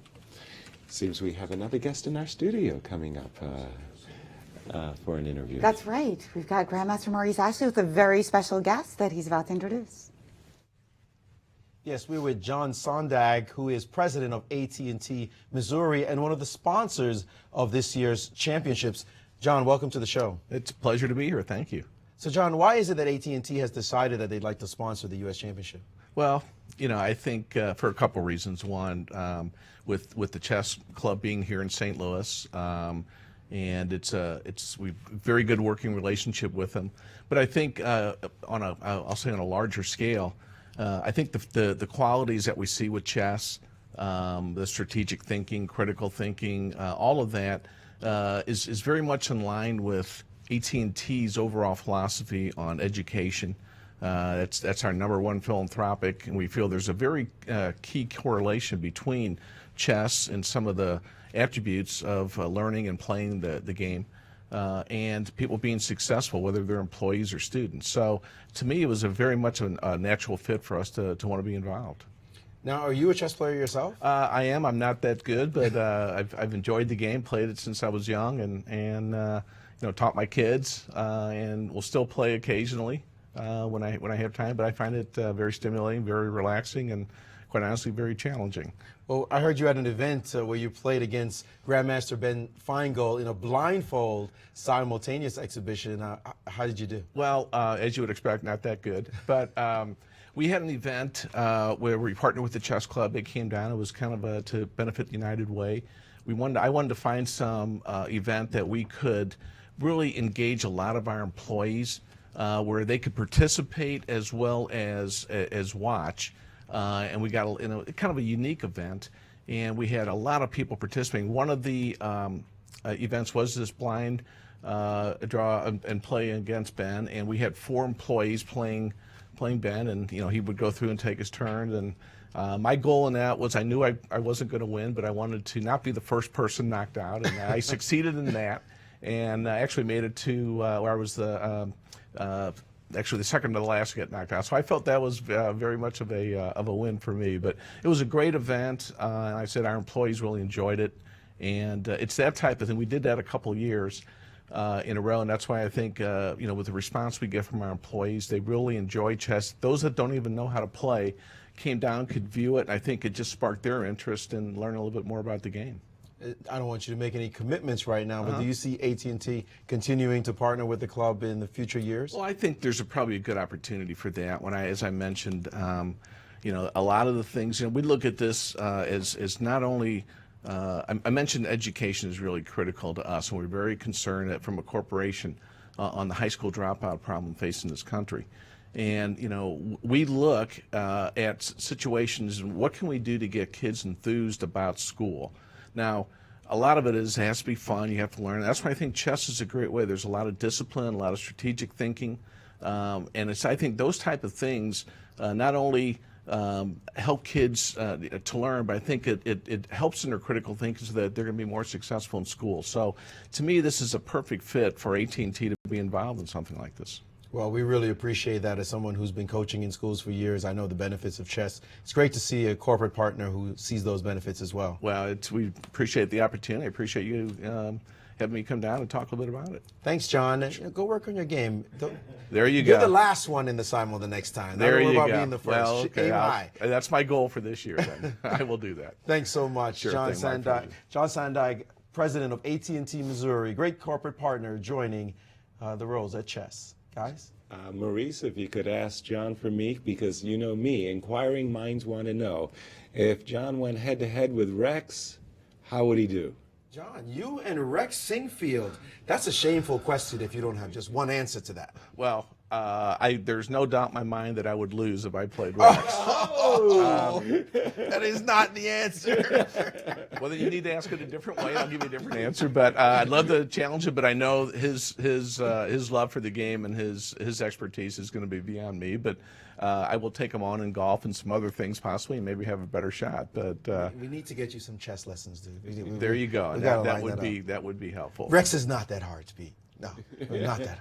Well, okay. Now I will work a little harder on that. But yeah, so maybe that'll be part of the challenge next time. And if I can't beat Ben, maybe I can beat Rex. There you go. That's what we Sounds want to hear. great. Okay. Thanks so much for joining us.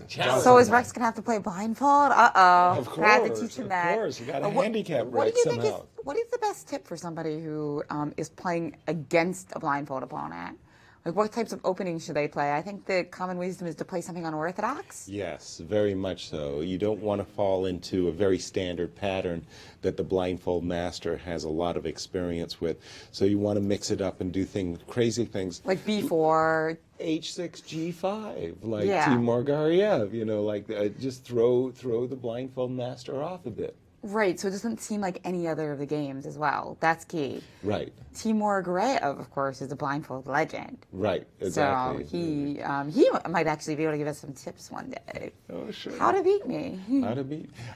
Big decision, big strategic decision by Ray Robson in this position. He had just faced 18H4. I thought Ray was going to plant his bishop on this centralized square D5. Ray, maybe he's seeing ghost, not sure. He played the move. Whoops, sorry, excuse me. I've got the wrong. Let me update my board. I apologize. He played the move F7, F5, which. A surprising strategic decision. Very, very much Because so. now we can weaken that G6 pawn. Exactly. He's given Daniel a chance that maybe he didn't intend with H5, softening up G6. If you play G5, which looks pretty good, I've got this double attack, yeah. I've got this double attack. Maybe Ray has seen a lot further than what I'm just showing here, because he's got his own counterplay against the C3 pawn. So maybe this is not That's true. And bishop takes D4 is coming into the position when you play Queen F3. right. But I also right. wondered about just playing H5 right away. Okay, so we instead of en passant, just So there's a keeping couple that options clan. there. Oh, pardon me. So H5 right away looks very reasonable to me. Maybe I'm not sure what Ray's thinking. Does he want to? He's going to wait until this pawn on G6 is attacked. How does he want to defend that pawn? Does he want to be able to drop back with his bishop, or quite possibly even move up with his king? So let me. But if you move up with your king, okay, right Let, now. let me make a pass move. Okay, let me just put a pass move on the board. Now, if you take, now you could keep that tension, and probably you should. But if you go with the queen, again, a question is maybe Ray's thinking, well, give me the H file, and maybe I'll try to make a counterattack. Right now, if only our queen was on F4 right now, we could try to loosen you up with G4. G3, G4. And that's why we were thinking maybe to keep the tension here for white instead of committing. Right. So the idea is you could even throw Yeah. in kind of a G4. And now, of with course, King F7 is highly discouraged. Yes, exactly. So things definitely heating up in this game. F7, F5. Risky strategic Maybe decision, he I was think. maybe he really was worried about the H6 idea, I'm not sure what he was worried about, but it does seem like kind of a move that shows he was extremely concerned. Exactly. Because this has got to be a gain for White to get this H5 move in. Because I was just saying how like we no longer have enough pressure on G6 for it to be an issue, but with the F pawn no longer defending it, it seems like a little something to chew on. Yeah, for sure. And exactly, and White might just do a rover as well, with H4, H5, kept. More fun for White. More fun for White. Meanwhile, we've got some news on the women's championship from Maurice Ashley. Yes, Jen, in a very big development in the game between Victoria Ni and Tatev Abrahamian. Take a look at this. This move played by Tatev, knight to b4. And this move set up a simple tactic on the c2 square. I just want to take your pawn. There's another tactic, knight takes on d3, hitting this bishop, showing that this pawn is overworked. What did Victoria do? She said, you can have any of that. I'm going for it with the move f5. Really combative response, giving her the pawn on c2. The variations look absolutely unclear in this line. She's trying to potentially get her pawn to f6, maybe break open the position and bring her knight into the game. This move seemed unnecessary, though, because in this line after knight b4, she could have actually just taken on b4. This bishop does not need to be a part of the attack. And we talk about the most important trade in chess, bishop takes knight. In this position, bishop takes knight, getting rid of a knight, using your dark square bishop, that means you're going to attack on the light squares. So if, for example, pawn takes here, then simply knight to f3, this knight is headed to g5, hitting the light square h7, and potentially hitting f7 after you break open with the move f5. So bishop takes knight was a very simple, solid response. Instead, after knight b4, this move, she played f5 instead, and this looks crazy, and she's got her opponent thinking. It's 27:02. Actually, she didn't think that much. She actually took on f5 right now, and she could go back into the lines, but bishop takes b4. So Tatev trying to make sure she manages the situation with less than half an hour on her clock. All heck has broken loose on the board. They are in a big fight. You can see Tatev right there. That response says, stuff is happening. She better be ready to handle it with that time ticking down. Guys? Thank you, Maurice. Indeed, definitely a very sharp variation going on there. Just in mentioning the game of Hikaru Nakamura, intriguingly, it seems like Hikaru's using every idea that we spoke of, including both queen h4, a nice move, as well as c5, c4, aiming to stick his knight on c5. You'll recall the game that Sam Sevian won against Caden Trofe, which was, again, a kind of a Benoni type of position where at one moment Sam played the move b2, b4, giving Caden a protected passed c-pawn. Again, a game that Sam Sevian won, but a game we thought that Caden had a huge advantage. Let me go to that Victoria Ni game, because I just had a thought that I'd like to share with our audience. We've seen, normally speaking, and I always advise my students to do this, the knights are short-range pieces, so you got to position your knight in the action first.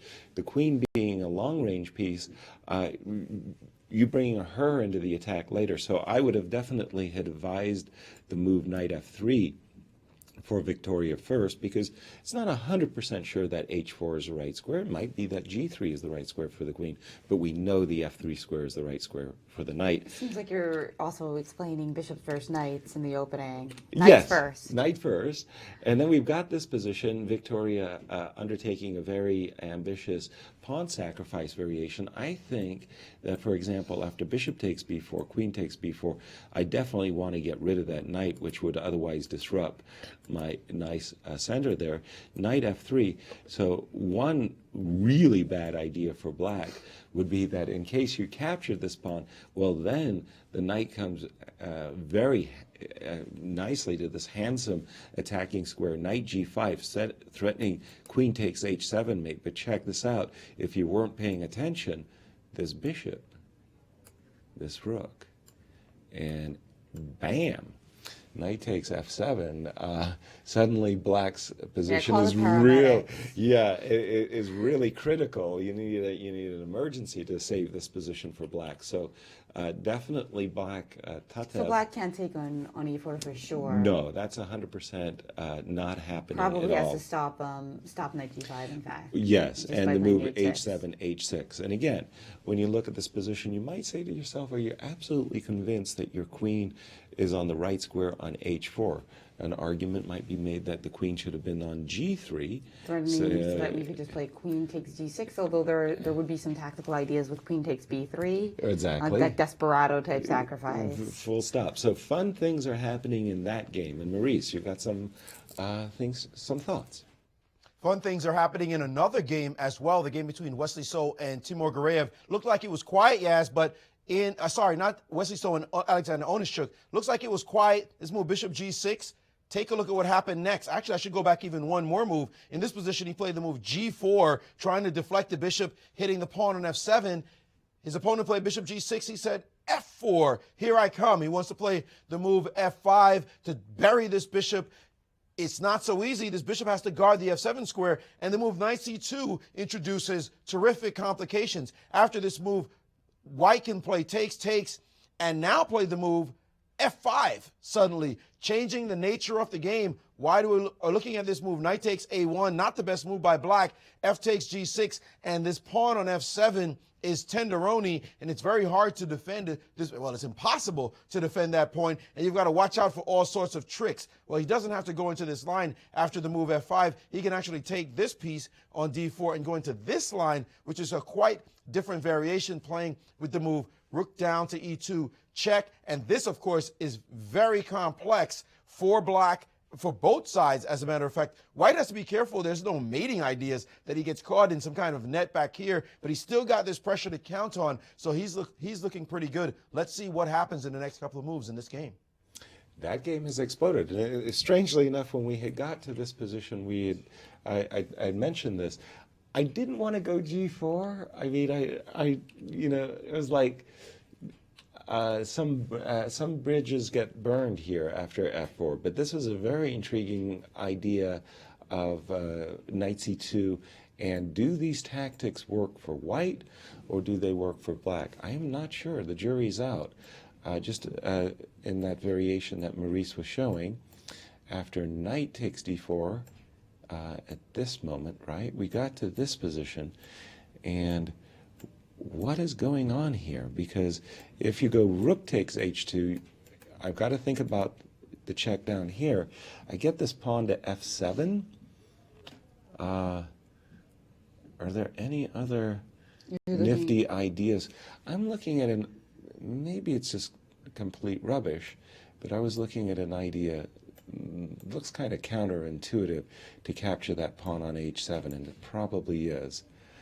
Unfortunately, my intended idea, which was this, and to checkmate black, is met, unfortunately, by rook h1 check, allowing black to trade off my key attacking piece, the rook. So some complications in a game that seemed very solid. So it kind of blew up, didn't it? That's Yeah. right, and that always happens for us at the U.S. Chess Championships and U.S. Women's Chess Championships. We've got the anti-draw rule. They can't agree to a draw before 30 moves, and we often see that play out in games that seem so dry, getting really exciting unexpectedly. We are going to keep a close eye on all of these possible complications here at the 2015 U.S. Chess Championships, and we'll be back after a quick break.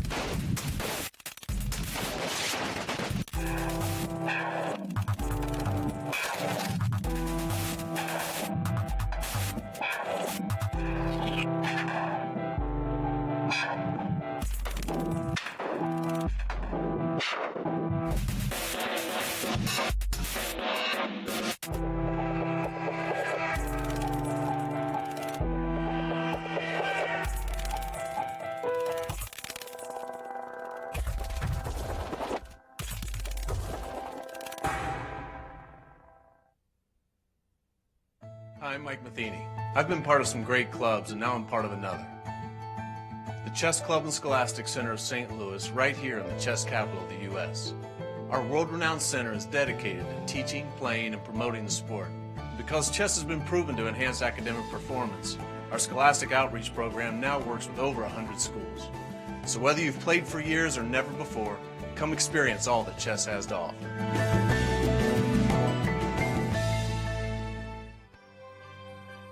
Hey guys, welcome back to the 2015 U.S. Chess Championships and U.S. Women's.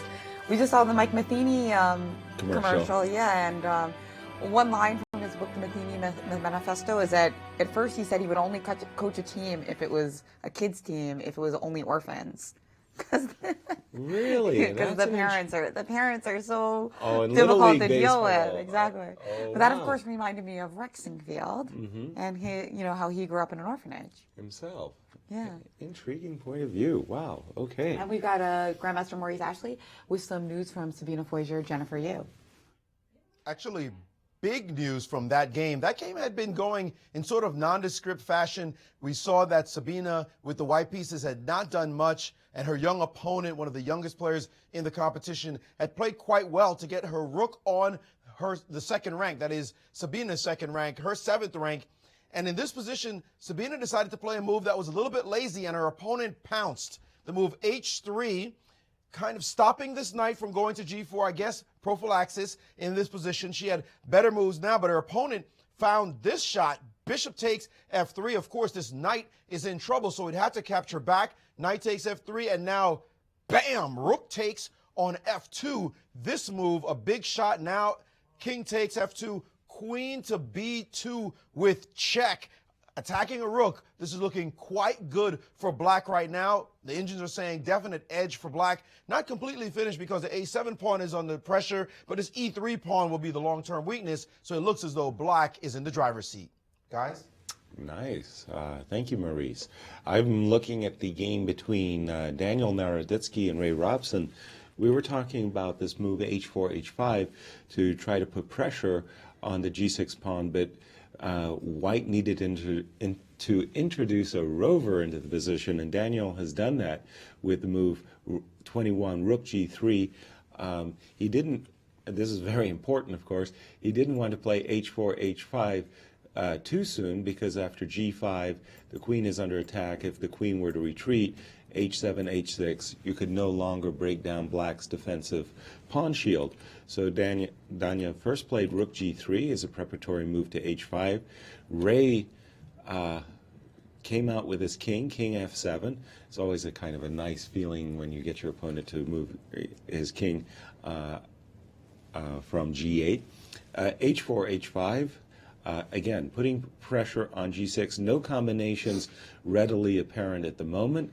Just softening up black's pawn shield for a while, and rook g8, preparing to defend the pawn on g6 with the move bishop back to f8. Now the question is, can Daniel increase the pressure on the king side? And if so, how would he have to do that? He's got to include this rook into the attack, but if he moves his rook too soon over to the king side, it's going to cost him his a2 pawn, and I don't think that's that's a very good idea. So some move like, for example, let's just put bishop d6 on the board with the idea of a2, a3, releasing the rook so that it too may come to e1 and rook over. From black's point of view, he shouldn't just wait for white to build up the attack. After bishop f8, bishop takes f8, queen takes f8, covering the h6 square. White has pressure. White has pressure. Queen g5, for example, just eyeballing this f6 square. Nothing terrible is happening in black's position at the moment, but there's some storm clouds that are gathering. So an edge for Daniel in that game, going to our board number one. Although we haven't been impressed with how Sam Sevian has handled his position. He's still in there. He's still in there against America's number one, Hikaru Nakamura. And Hikaru has just played this move A6, A5, using his trumps, which is his pawn majority on the queen side. White just kind of has to wait and see what Hikaru's going to throw at him and if he has sufficient counterplay. Right. Certainly it's not going to be easy for Nakamura because once he pushes those pawns forward, White's going to be able to get a little bit of counterplay. Exactly. But till then, it's all black. Exactly. So I'm thinking that White, it's a big decision whether or not you want to play the move like A2, A3. Always when you're playing in the theater of your opponents, it's tricky where you want your pawns. But this move A2, A3, ideas of bishop C3 and to be able to bring this rook. From White's point of view, what White really needs to do at some point in time is to get in this break E4, E5. The other thing that White could do is conceivably play queen back to G3 with the idea of bringing his F pawn forward and E5. A lot of times White will end up making the E5 a pawn sacrifice followed up by the move F4, F5 thematic line, but in this case allowing black to play B4 and setting himself up for C3. That's why I wanted to start with A2, A3. Difficult decisions here for Sam Sevian, but I admire the young man that he's still very much in the game, and well, I'm saying while all three results are possible, I still prefer Hikaru's position. And let's go check on Gada Kamsky's game against Conrad Hall because I'm eyeing that and it looks like quite a lot has changed. Okay, that's a big game. Let's see what has happened here. It looks like White has got his rook to H7, always a nice invading the opponent's camp, and the two bishops. But Conrad holding the fort down, lots of trades. This looks like it's just going to be a quiet draw at the moment. It's funny that the black king, by the way, has managed to get all the way over to the king side. It's like after castling queenside. How did that happen? A little switcheroo there. But the big one for me still is the game between Wesley So and Alex Onyshuk. And Onyshuk's in the tank after this F4 move. Huh? F4 has really put Alex in the tank, and it's been a long thing. I'm not. We'll find out how long it is. In the martial attack, he's able to have that luxury because he played how many moves of theory? Probably like 17 or something. Easily, yeah, up to move 18, in fact. But Maurice, you have some thoughts to share. In another game that's featured the move F4, F5 as well, is the game between Victoriani and Tatev Abrahamian. Tatev was a little bit behind on the clock. Victoriani sacrificed on F5 quite vigorously and then went into a tank herself, which is somewhat confusing considering that she's the one who played this aggressive move F5. Right here she played F5, and Tatev said, well, what if I take it and take it again? Both those moves have given Victoria pause in this position. I still say you've got to kill this piece. It's very important to make this trade of bishop takes knight. It's kind of counterintuitive in this line because the bishop usually tries to get rid of this dark square bishop of blacks. But this game is all about the light squares. If, for example, queen takes, White can play for the invasion of the D5 square. That didn't seem like it was in the position at all. And here's a very counterintuitive looking move. Knight to H3, not knight F3, which looks natural because the knight on F3 would be curtailed by the move H6 here and have no real future. But this knight can actually swing to F4 and head on to the D5 square. The reason why, because the tactic G5, this fork, doesn't do anything to White because White can play queen to H5, pinning that pawn to the bishop, and now preparing to get the knight on D5. And White can say, well, compare this knight and this bishop. This one's superior. This bishop is very solid. The key being the attack on the light squares after the trade of a dark square bishop for a knight. Typical trade, the most important trade in chess, bishop for knight, attacking on the opposite color square. Will she find this move? She really needs to play, and it looks like she has completely gone in a different direction. She did not trade. She played bishop to h6. Now that is super contentious, this move, looking to get her attack going, and I think it doesn't really work. The queen can just drop back to d8, and then c2 will be hanging. This is a lot of pressure against white's position. Typical play, but maybe not the right move. Bishop h6. Guys? Thank you, Maurice. Interesting move, knight h3. I like that flexibility in that move. And we've got a move in the ownership tape. So he came out of the tank and he played rook to e8. All right. An interesting move, allowing f5. We were looking He at. did play knight c2. So if knight He did play if knight rook c2. e8. Oh, okay. So what would have happened on the forcing variations? Right. So this is the variation that we were looking at some while back. Rook takes, rook takes. Knight c2, yeah. And, yeah, and then we were wondering, what about Wesley's follow through f4, f5? Instead, Wesley played rook to d1. Right. And this is where we discovered that, well, after check, king back, knight takes. We couldn't find a clear thing for white at the end. Yeah, there was this crazy variation that went rook takes h2 with no certainty that this was actually very good for white. Wesley, instead of f4, f5, he kept that move in reserve. He moved, he moved his rook to d1, getting his rook out of pre, while also defending his knight. And again, this threat of f4, f5 is hanging over Alex's position. But now we he have has to time deal to with stop it, so we can just play h6. Well, is that clear, Jen? Then I'll play f5 nonetheless. If you take the knight, I've taken your bishop, and oops, that bishop is humongous on the b3 square. So h6 is not going to be the... So if h6, f5, though, can't we... You want to play a move like bishop h5 here? Yeah. That is... Well, hold on. c2 is hanging.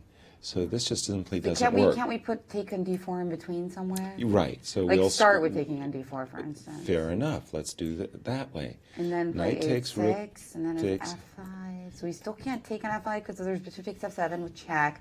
But what if we stick rook e2 check in sometime and then try... Well, here we've got... you're attacking us. Yeah. We've got a double attack. Too much going on. Okay. Too much. So, and if f5, bishop h5, what were you looking at there? I'm not sure. I don't know exactly how... But you figure how... just like worst case scenario, you could like probably take on h5, take on g5, play rook d7. Yeah, this is a dangerous position. Maurice, I'm looking at this for Alexander Onishuk, and he's under heavy pressure here. What's the engine suggesting? Well, one of the most brilliant sequences I've seen in a while. It's just amazing what Black has to find to get out of this one. Take a look at this dance, Yaz. This is crazy. h6, yes, is possible, maybe best, in fact. Let me just check. Yeah, definitely best according to the engine. f5 is natural move. Looks like you're breaking through. Bishop h5, trying to get off this point, but it looks as though white can just play bishop takes c2. Thanks for the piece. I'm up a piece right now, one piece ahead, and your bishop is under attack. Well, let's solve that problem. Bishop takes on g4, attacking this rook and attacking this knight simultaneously. Okay, what if we save that one? Knight back to f3. Now we've saved the knight and the rook. No problem there. Rook e2 check. Hey, your bishop is hanging. I'm going to get the bishop back. Wait a minute. King to g3. Now your bishop is hanging. What do you do about this? Okay, first I solve the problem of my bishop hanging, and it's back to yours. You have to take me, I take you. No, I don't. Let's try bishop d3. Now I'm hitting your rook and your bishop. Now I'm about to roll up a piece. Not quite. Rook to e4. What is that? Hanging the rook, but your rook is hanging, and Black, after some amazingly skillful moves, ridiculous calculation, emerges unscathed. This line is crazy. I mean, he's going to have to calculate all the way down and trust his calculations that this is how to play precise moves, Yaz. That's just obscene. I mean, what an amazing variation. Nice. Obscenely good? Yeah, nice sequence of moves. Sometimes the engines do come up with some incredibly challenging and unorthodox lines. And Especially I'm thinking, when it comes to defense. yeah, and I'm thinking that this is just a really, really tough variation to calculate. 29 minutes. Both players have used their clocks, good clock management by both players. They both have a half an hour each as Wesley's made his 28th move. Now let's take a look at what's going on in the Irina Annie Wang game. Okay. Because that game looks like, despite Irina missing something earlier, that she is really reeling in this point. All right, let's go back. We have left it more or less in a position that we thought Irina had a very nice strategic advantage. The difference between the two knights is the most telling factor, as well as the weak pawn on e6 that kind of sticks out. Rook d8, h3. All of these moves look very straightforward by, and it goes to show that Annie has nothing to do. I thought that in this position it made a great deal of sense for Annie just to bring her knight to the f6 square, even at some cost of losing this pawn on e6. At least there would be some counterplay down the d file. Annie is just waiting for her opponent to build up her position, which Irina says, thank you very much. I'll be very happy to increase my pressure. Uh-oh. If White's going to take over the d file, there's going to be no counterplay for what? I think that's a misprint.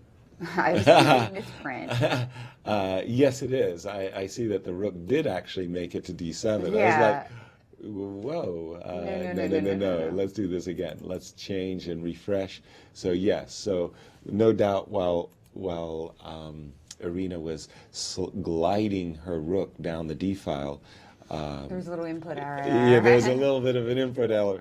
It did. The white rook did make it to the d7 square. Rook c7. I think we're up to date now, and Irina is really taking over the position big time in this. I'm thinking that after rook d1, maintaining the pressure along the d file, every single one of White's pieces is better than every single one of Black's pieces, and White is not down any material for this privilege. So we know the result that this game is headed towards. Other fascinating game in the women's championship between Victoria Ni and Tatev. How's that going, Maurice? Well, it seems like Tatev Abrahamian has made a bad decision. She was doing quite well up a pawn, and in this position, she should have just played the move queen to d8 to really eject this queen from h4 and prove that there is no attack on that side. You can forget about it, and I'm up a pawn, maybe not the greatest pawn in the world, but a pawn is a pawn. Instead, she has gone for it and gotten greedy and went for a second pawn.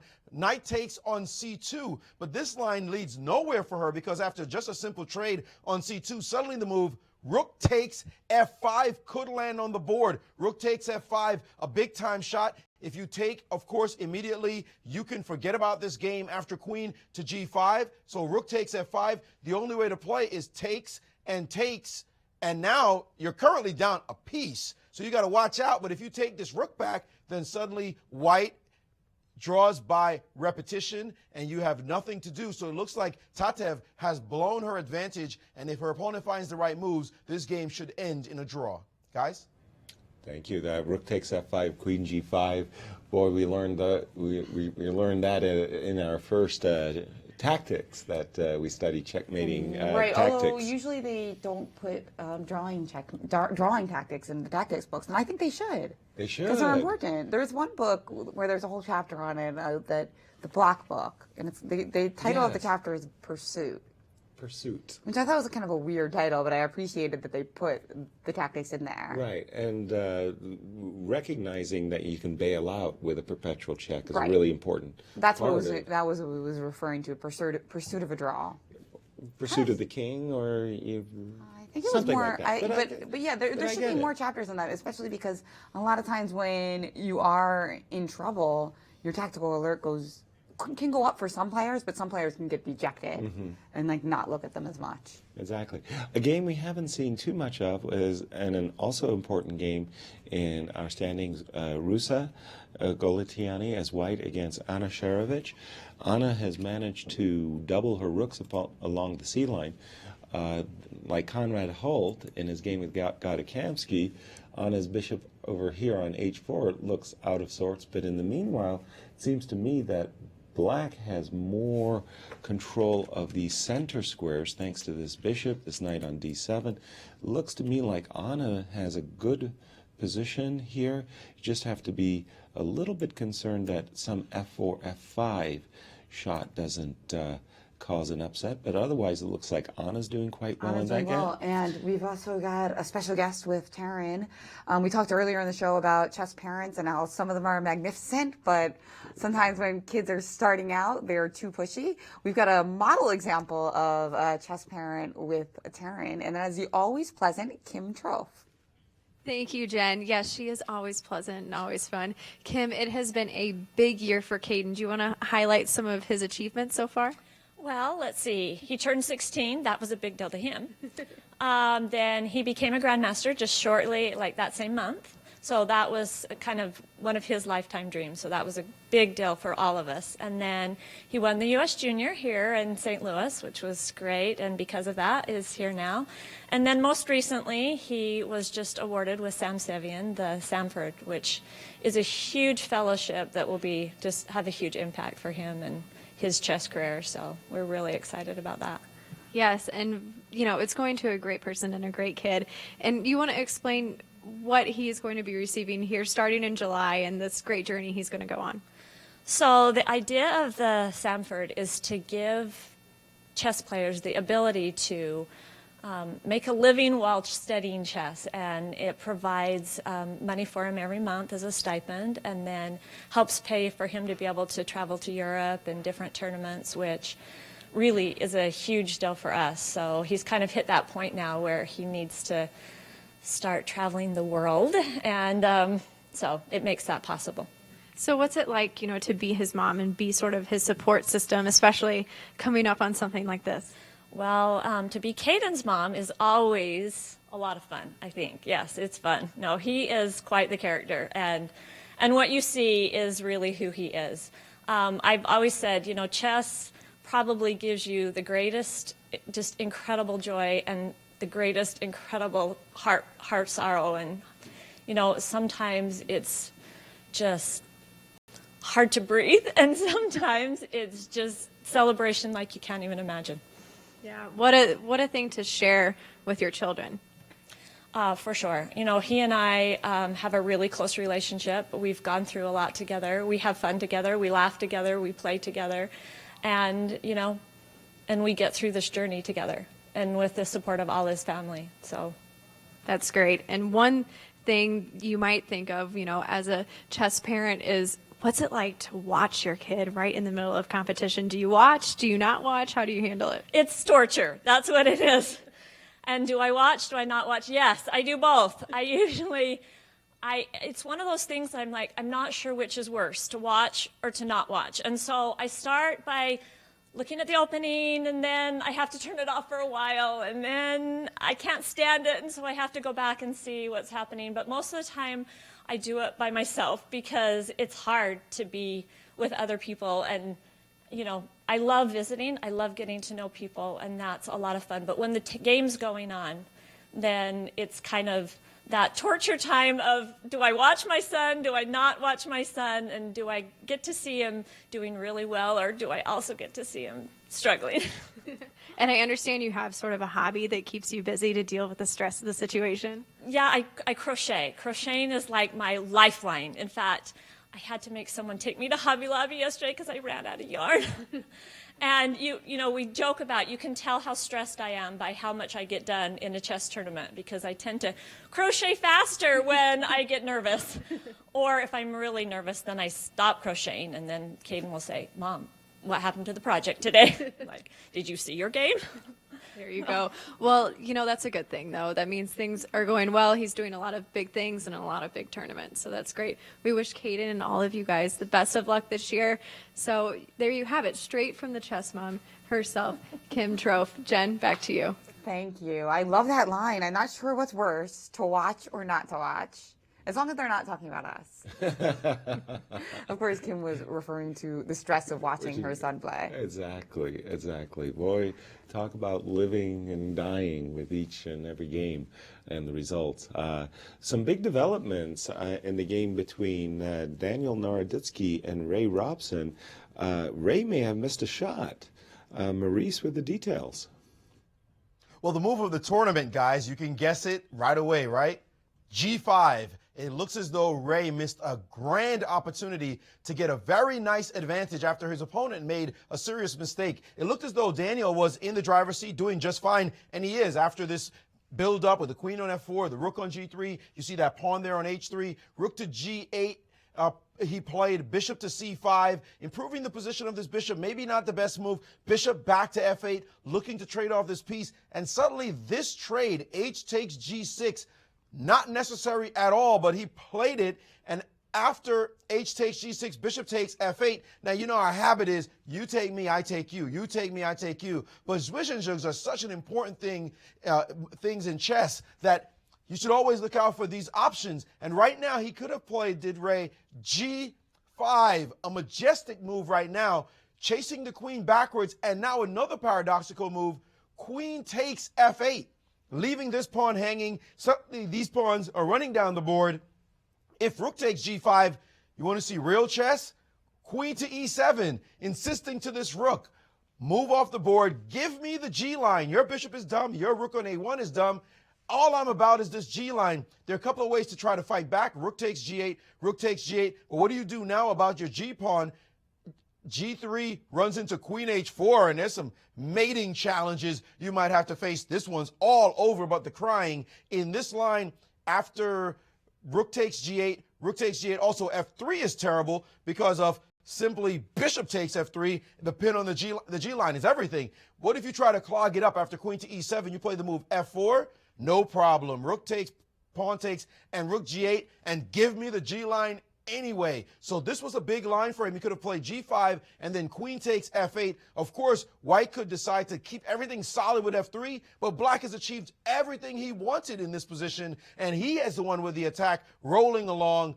This was definitely a miss for Ray. Instead of doing that, after bishop takes f8, he directly captured back with queen takes. It's going to take him a little while to get this move rolling forward, g5, if ever. A big miss by Ray Robson, who, by the way, is a Grunfeld specialist. He used the Grunfeld to great effect to win $50,000 in the Millionaire Chess Open, came one game away from winning the whole tournament.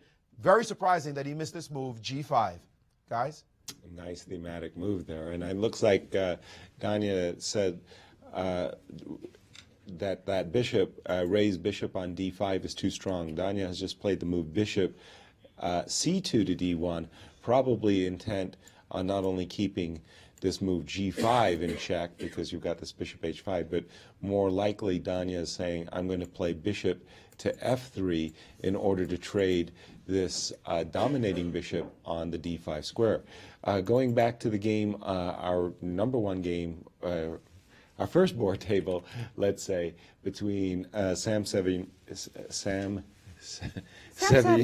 I can do it. Yes, we can. And Hikaru Nakamura. So looking at the onslaught at this pawns, Sam decided to play b3. b2, b3. And again, it's always these very, very awkward, difficult decisions when you're playing in the theater of your opponent. He did play with the move b3. There was a capture, and he recaptured with the bishop. I'm sure that Sam felt if he recaptured with the a pawn, a takes b3, then a4, and this bishop, this runaway passer, combined with the idea that the bishop on g7 covers the promotion square, Sam didn't want to see that a pawn charging up the board. He played bishop takes, and then you sit there and go, wait a minute, do we have a nibble here? I don't know if Hikaru should capture this pawn, because after either queen f4 or queen g4, it's quite clear that, well, rook e1 is in the position, and there could be some nice counterplay for white in this case. So I don't think this is a pawn sacrifice.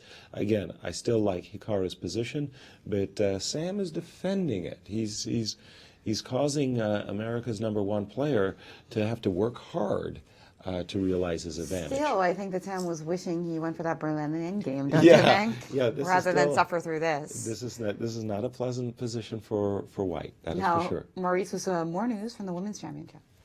In a game that might shake up the standings in the women's championship between Gulatiani and Anna Sherovich. Gulatiani was playing wonderful power chess in this tournament. She did have a hiccup game, but then she came back and playing quite well. On the other side, Anna Sherovich, who had a simple miracle, a gift handed to her against Irina Krush yesterday. Well, it's no miracle today. She has been playing marvelous chess, and she has the opportunity now to completely take over the game. Take a look at this moment right here. She had a great build-up, marvelous build-up with her two rooks on the open file, her bishop on a beautiful diagonal. This knight well placed. This bishop actually contributing to the act. And her opponent decided to make a dubious exchange. Rook takes rook, rook takes rook before playing the move f5, only to see the move rook c2 land on the board, this pin all the way across the board here. She should have played rook g2, not your favorite move to have to play, but instead she played bishop to d1. And this one is a howler because now she hasn't played it yet, but now she can play the move rook takes d2. And after queen takes, knight to e4, and this position is now totally in black's favor. Black doing extremely well. Remember, this action here, this pawn is hanging. So anything white resolves, for example, let's just show you one line. Let's say white decides, you know what, I'm ready to give you the exchange. If you go here, I'm just going to sack. I don't really care. Black will say, what exchange? I'm coming in immediately with my queen. Look at this nonsense you just allowed into your position. Total invasion. The h3 pawn was going to hang. There's all kinds of nasty tactics happening. So white will have to, in this line, after knight to e4, white has to play queen to h2 and just get her off her back. Say, please, I'm ready to give back the exchange this way, but now bishop takes, and suddenly the f-pawn you saw move forward is hanging. Any kind of queen move like this, I can still just capture this. And after takes, look at the kings. Just take a look at that king. Take a look at that king. That's all you need to know. Black is happy, thrilled, and will find a way to pressure this position. A move, for example, like queen d8, beginning to bring her queen over to that side. She smells blood. This is definitely in Anna's favor. Let's see if she finds this rook sacrifice, which will totally shake up the women's side of the championship. Anna Sherovich playing spoiler, drawing the game yesterday against Irina Krush, and now a chance against Ruslan Gulatiani. Her good friend, by the way, Katerina Nemtsova, good friend and teammate at Webster, is the one in the lead. So helping out her good friend by taking down or taking a bite out of the closest competitors. Guys? Thank you very much, Maurice. And again, turning to our first board, a little bit of a surprise for me. Hikaru grabbed Sam's pawn on e4, giving the first player counterattacking chances, because now, after the move queen d3, Hikaru, recognizing that his knight needs a little support, has played the move f7, f5. There is no f2, f3 winning piece, because Hikaru can move his queen away with check. And after bishop d3, knight c5, I'm just in time with the move knight c5. But having said that, no reason to expose white's king. Sam might say, hey, listen, I'll take this majority away from you over here with queen takes b5.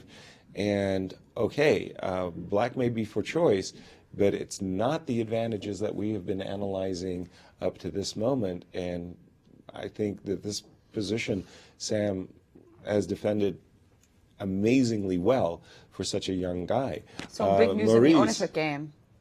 Huge news in this game, guys. A big blunder by Onishchuk is going to cost him a full piece. He's absolutely busted. The move bishop to b1 is played on the board, and it looks as though the move knight d2 is final. You cannot save this bishop. Where does it go? It can only go back to g6, allowing the move f5. That's your only choice. You're going to lose a piece if you do that, though. What move to play? You could play bishop to c5, trying to mix things up and get your rook in the game, but this can just calmly be met by rook to d5. Now, this bishop is hanging. This bishop is hanging. There's nothing to do. This check is absolutely meaningless. The king can go either back or up. Actually, back being the best one. Check here does nothing. King over, and all of black's pieces are hanging. Wesley So with the move knight to d2 will win the game. Guys? Wow, that is surprising. That bishop being trapped in a very unusual formation. So let's see what happened. What did Onishuk just play? He played the move bishop. Apparently, in this position, Maurice had given that incredible sequence with h6 and f5 and bishop af5 and rookie, all of that stuff. Alex played Onishuk didn't see that. Right. It's kind of like a alien. Bishop e7, just saying, okay, I'm going to stop you from playing f4, f5 because I'll take the knight. And we do have an official draw in the Abrahamian game. Our first result of the day. That perpetual has occurred. By the way, today the players really came to fight. All of the games might go past the first time control, except for that perpetual check that we've just announced. Knight f3. So again, Onishuk feeling the pressure, worried about the move f4, f5, apparently blundered with the move bishop b1. Okay, because at this point, since you don't have the pressure on f7, we can make an air hole for our bishop on g6.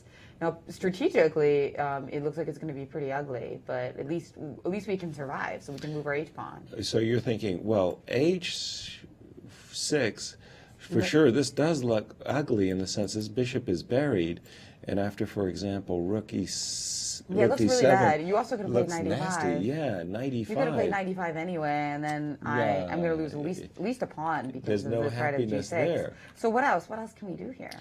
Well, I think that he had to play bishop f6, or maybe and then attacking the rook and some rook e2 ideas, rook e2 check, or bishop e4 ideas. Well, I would probably have played rook d7 to stop, so that I'm eyeing the f7 square. Right. So just but of course you're to getting put some kind of play here. Ideas on the board here. Just a second. I can't play bishop e. If I play rook d8, I'm walking into that f4, f5 business. Yeah, so I'll trade off rooks and play f5. Exactly. So you have to. It seems like, and if you check, I just have king f1. King f1. I can. So this looks pretty. I guess now you can play. Now you can play h6. No, but that also allows f5. Can we ever play anything like h5 with the idea that after f5 we can take on g4 and generate a little counterplay? Exactly. This looks horrible, though. I mean, it it's hard to certainly believe, looks like right? White is having a lot of fun here. Maurice is making faces like he ate a rotten Easter egg. Yeah, like something went wrong for Alex Onishuk. I mean, could Onishuk survive this with better play? That's the question. Knight d2 by Wesley So has been played. Maurice. Yes, and that's what I was going crazy about. You guys have missed the moment. Knight d2 got played. It's over. That's over. That's dead to him. But guess what? On another board, another blunder has occurred. Varuja Nakobian has blundered against Caden Trofe in their matchup. Caden had been defending. It was a positional squeeze that he was trying to put on Caden on the c-pawn, but he missed a point trying to deal with the pressure law on the b-file. He played the move rook to b3, and that move is a blunder, and Caden Trofe has found the right response, a discovered attack on this bishop suddenly hanging on that square. You know, I did a DVD about moves that top grandmasters miss. There's some types of moves they miss, retreating moves they'll miss, moves where you put your piece on a square protected by a pawn. But one of those things that if you see a blunder happen, it's often with discovered attacks. And this one, knight f6, is a discovered attack on the bishop, which will include this Wissenzug after rook takes b7. Look, the bishop is just straight under attack. You can't defend it, so you've got to do something. Rook takes on b7, and now bishop takes a4, check first. And your rook is hanging, so you must play b3. Now, thank you for your rook, and that was a simple trade. And now knight takes e4, and you just count the pawns. Black is straight up a pawn. These two pawns are anemic. Poor Varuja Nakobian. He blundered yesterday against his opponent Conrad Holt, and now he has blundered again. And you saw him shaking his head, wiping his brow. This is one of the great guys in chess. It's hard to see him suffering like this, but he sees it. He is just completely busted right now in this position. Guys? My goodness, a really big mistake by Var, and boy, is he revealing his emotions right now as he realizes, much to his great disgust, he has made an awful error. Woof. So we've seen a couple of very disappointing customers right now.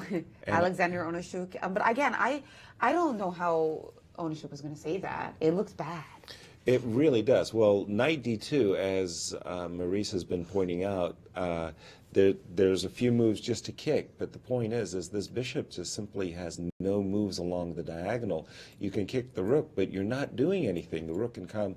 Maurice had mentioned rook d5 in his previous analysis. Even rook d7 is really a big move. Irina Krush has defeated Annie Wang, so our first decisive result of the day, Irina Krush defeating the youngest player in the tournament. There's something ironic about that, again, because Annie broke Irina's record as the youngest master, and Irina says, well, I don't appreciate that too much, breaking my record. No. Let me win this game and reestablish who's who. Well, Annie Wang's really learning a lot from this tournament. Absolutely. On what she needs to work on. Big learning experience for her, but for Irina, A needed point. Much needed point, absolutely, because Kate Nemtsova has been running away with the tournament. And playing great. The great thing for Irina, though, is she always is going to get to control her own destiny as long as she at least keeps just a point between them, because they play in the last round, and better yet for Irina, she gets to play white. Exactly. And let me just go to the game between Kate Nemtsova and Apurva. When Maurice and I had been looking at this position, one player in particular, I really admire his games, is Grandmaster Larry Christensen as white. These two knights, at first sight, they look like they offset each other, but in so many games that I've seen Larry win, he's shown time after time that in fact the knight on d4 is superior, because this knight on e4 looks good but doesn't attack anything. This knight on d4 conversely attacks this pawn on e6. And in many of Larry's games that I've seen, Larry has been able to play g4, f5 and make a telling advantage. We saw some trades. Oh, knight g5 she didn't take. And Kate has got a position of bishops of opposite color where I like her majority, I like her advantage. I think Kate's doing very well in this game. No, speaking of another player doing well, Gata Kamsky versus Conrad Holt. The position's very symmetrical, but somehow these two bishops look like they're absolutely crushing Conrad.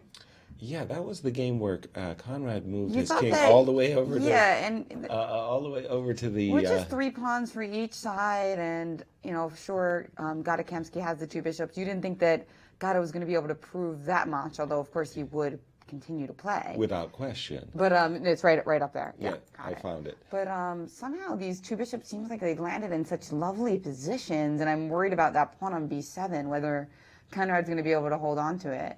With good because reason. we've got bishop. I mean, if we play bishop d8, I'm wondering how that ends. Yeah. So right now there's a rook e2 check, but I do have king. I do have a king d1. Maurice, you've got. And then after bishop takes d8, king takes c2, so you can't do that. And if you can't hold that b7 pawn, they all fall like dominoes, and white wins. Yeah, but the problem with bishop d8, sorry, Jen, rook e2. You mentioned this, and what does white do? Because I'm going to pick up this so you're pawn. picking up my pawn, right? That's the problem. So let's try again. Yeah. But Maurice has breaking news, because the game of Anna Sharovich is Maurice. Important news for the championship, of course. Rusadanga Luciani was in big trouble against Anna Sharovich. We expected an exchange sacrifice on d2. It did not happen. Her opponent missed it and played rook to c8, and now she sacrificed with knight to c5, getting her knight on this square. Her point being that after this pawn sacrifice here, she can come back in the game with fe6, queen to e5, and now her queen is very active, threatening mate, also threatening the pawn on e6, so she's back in the game. Anna Sharovich missing a big opportunity. Guys? Thank you, Maurice. So let's see. We're with the Conrad. So we're trying to figure we're trying to figure out how Gata can continue to squeeze it. So we can't play bishop to d8 because of rook e2 check and rook takes b2. By the way, bishop c5 was played by Gata, just simply attacking the rook and asking the rook where it wants to go. Not a lot of good squares for it, obviously, because you need to stay in that 7th rank. But now you have to go to a passive square. Do I? If I go check. I'll tell you what I'm planning to do. I'm planning to bail out with a piece sacrifice. Let's say you just go back, just for argument's sake, and I can show you what. Yeah, it's a better idea.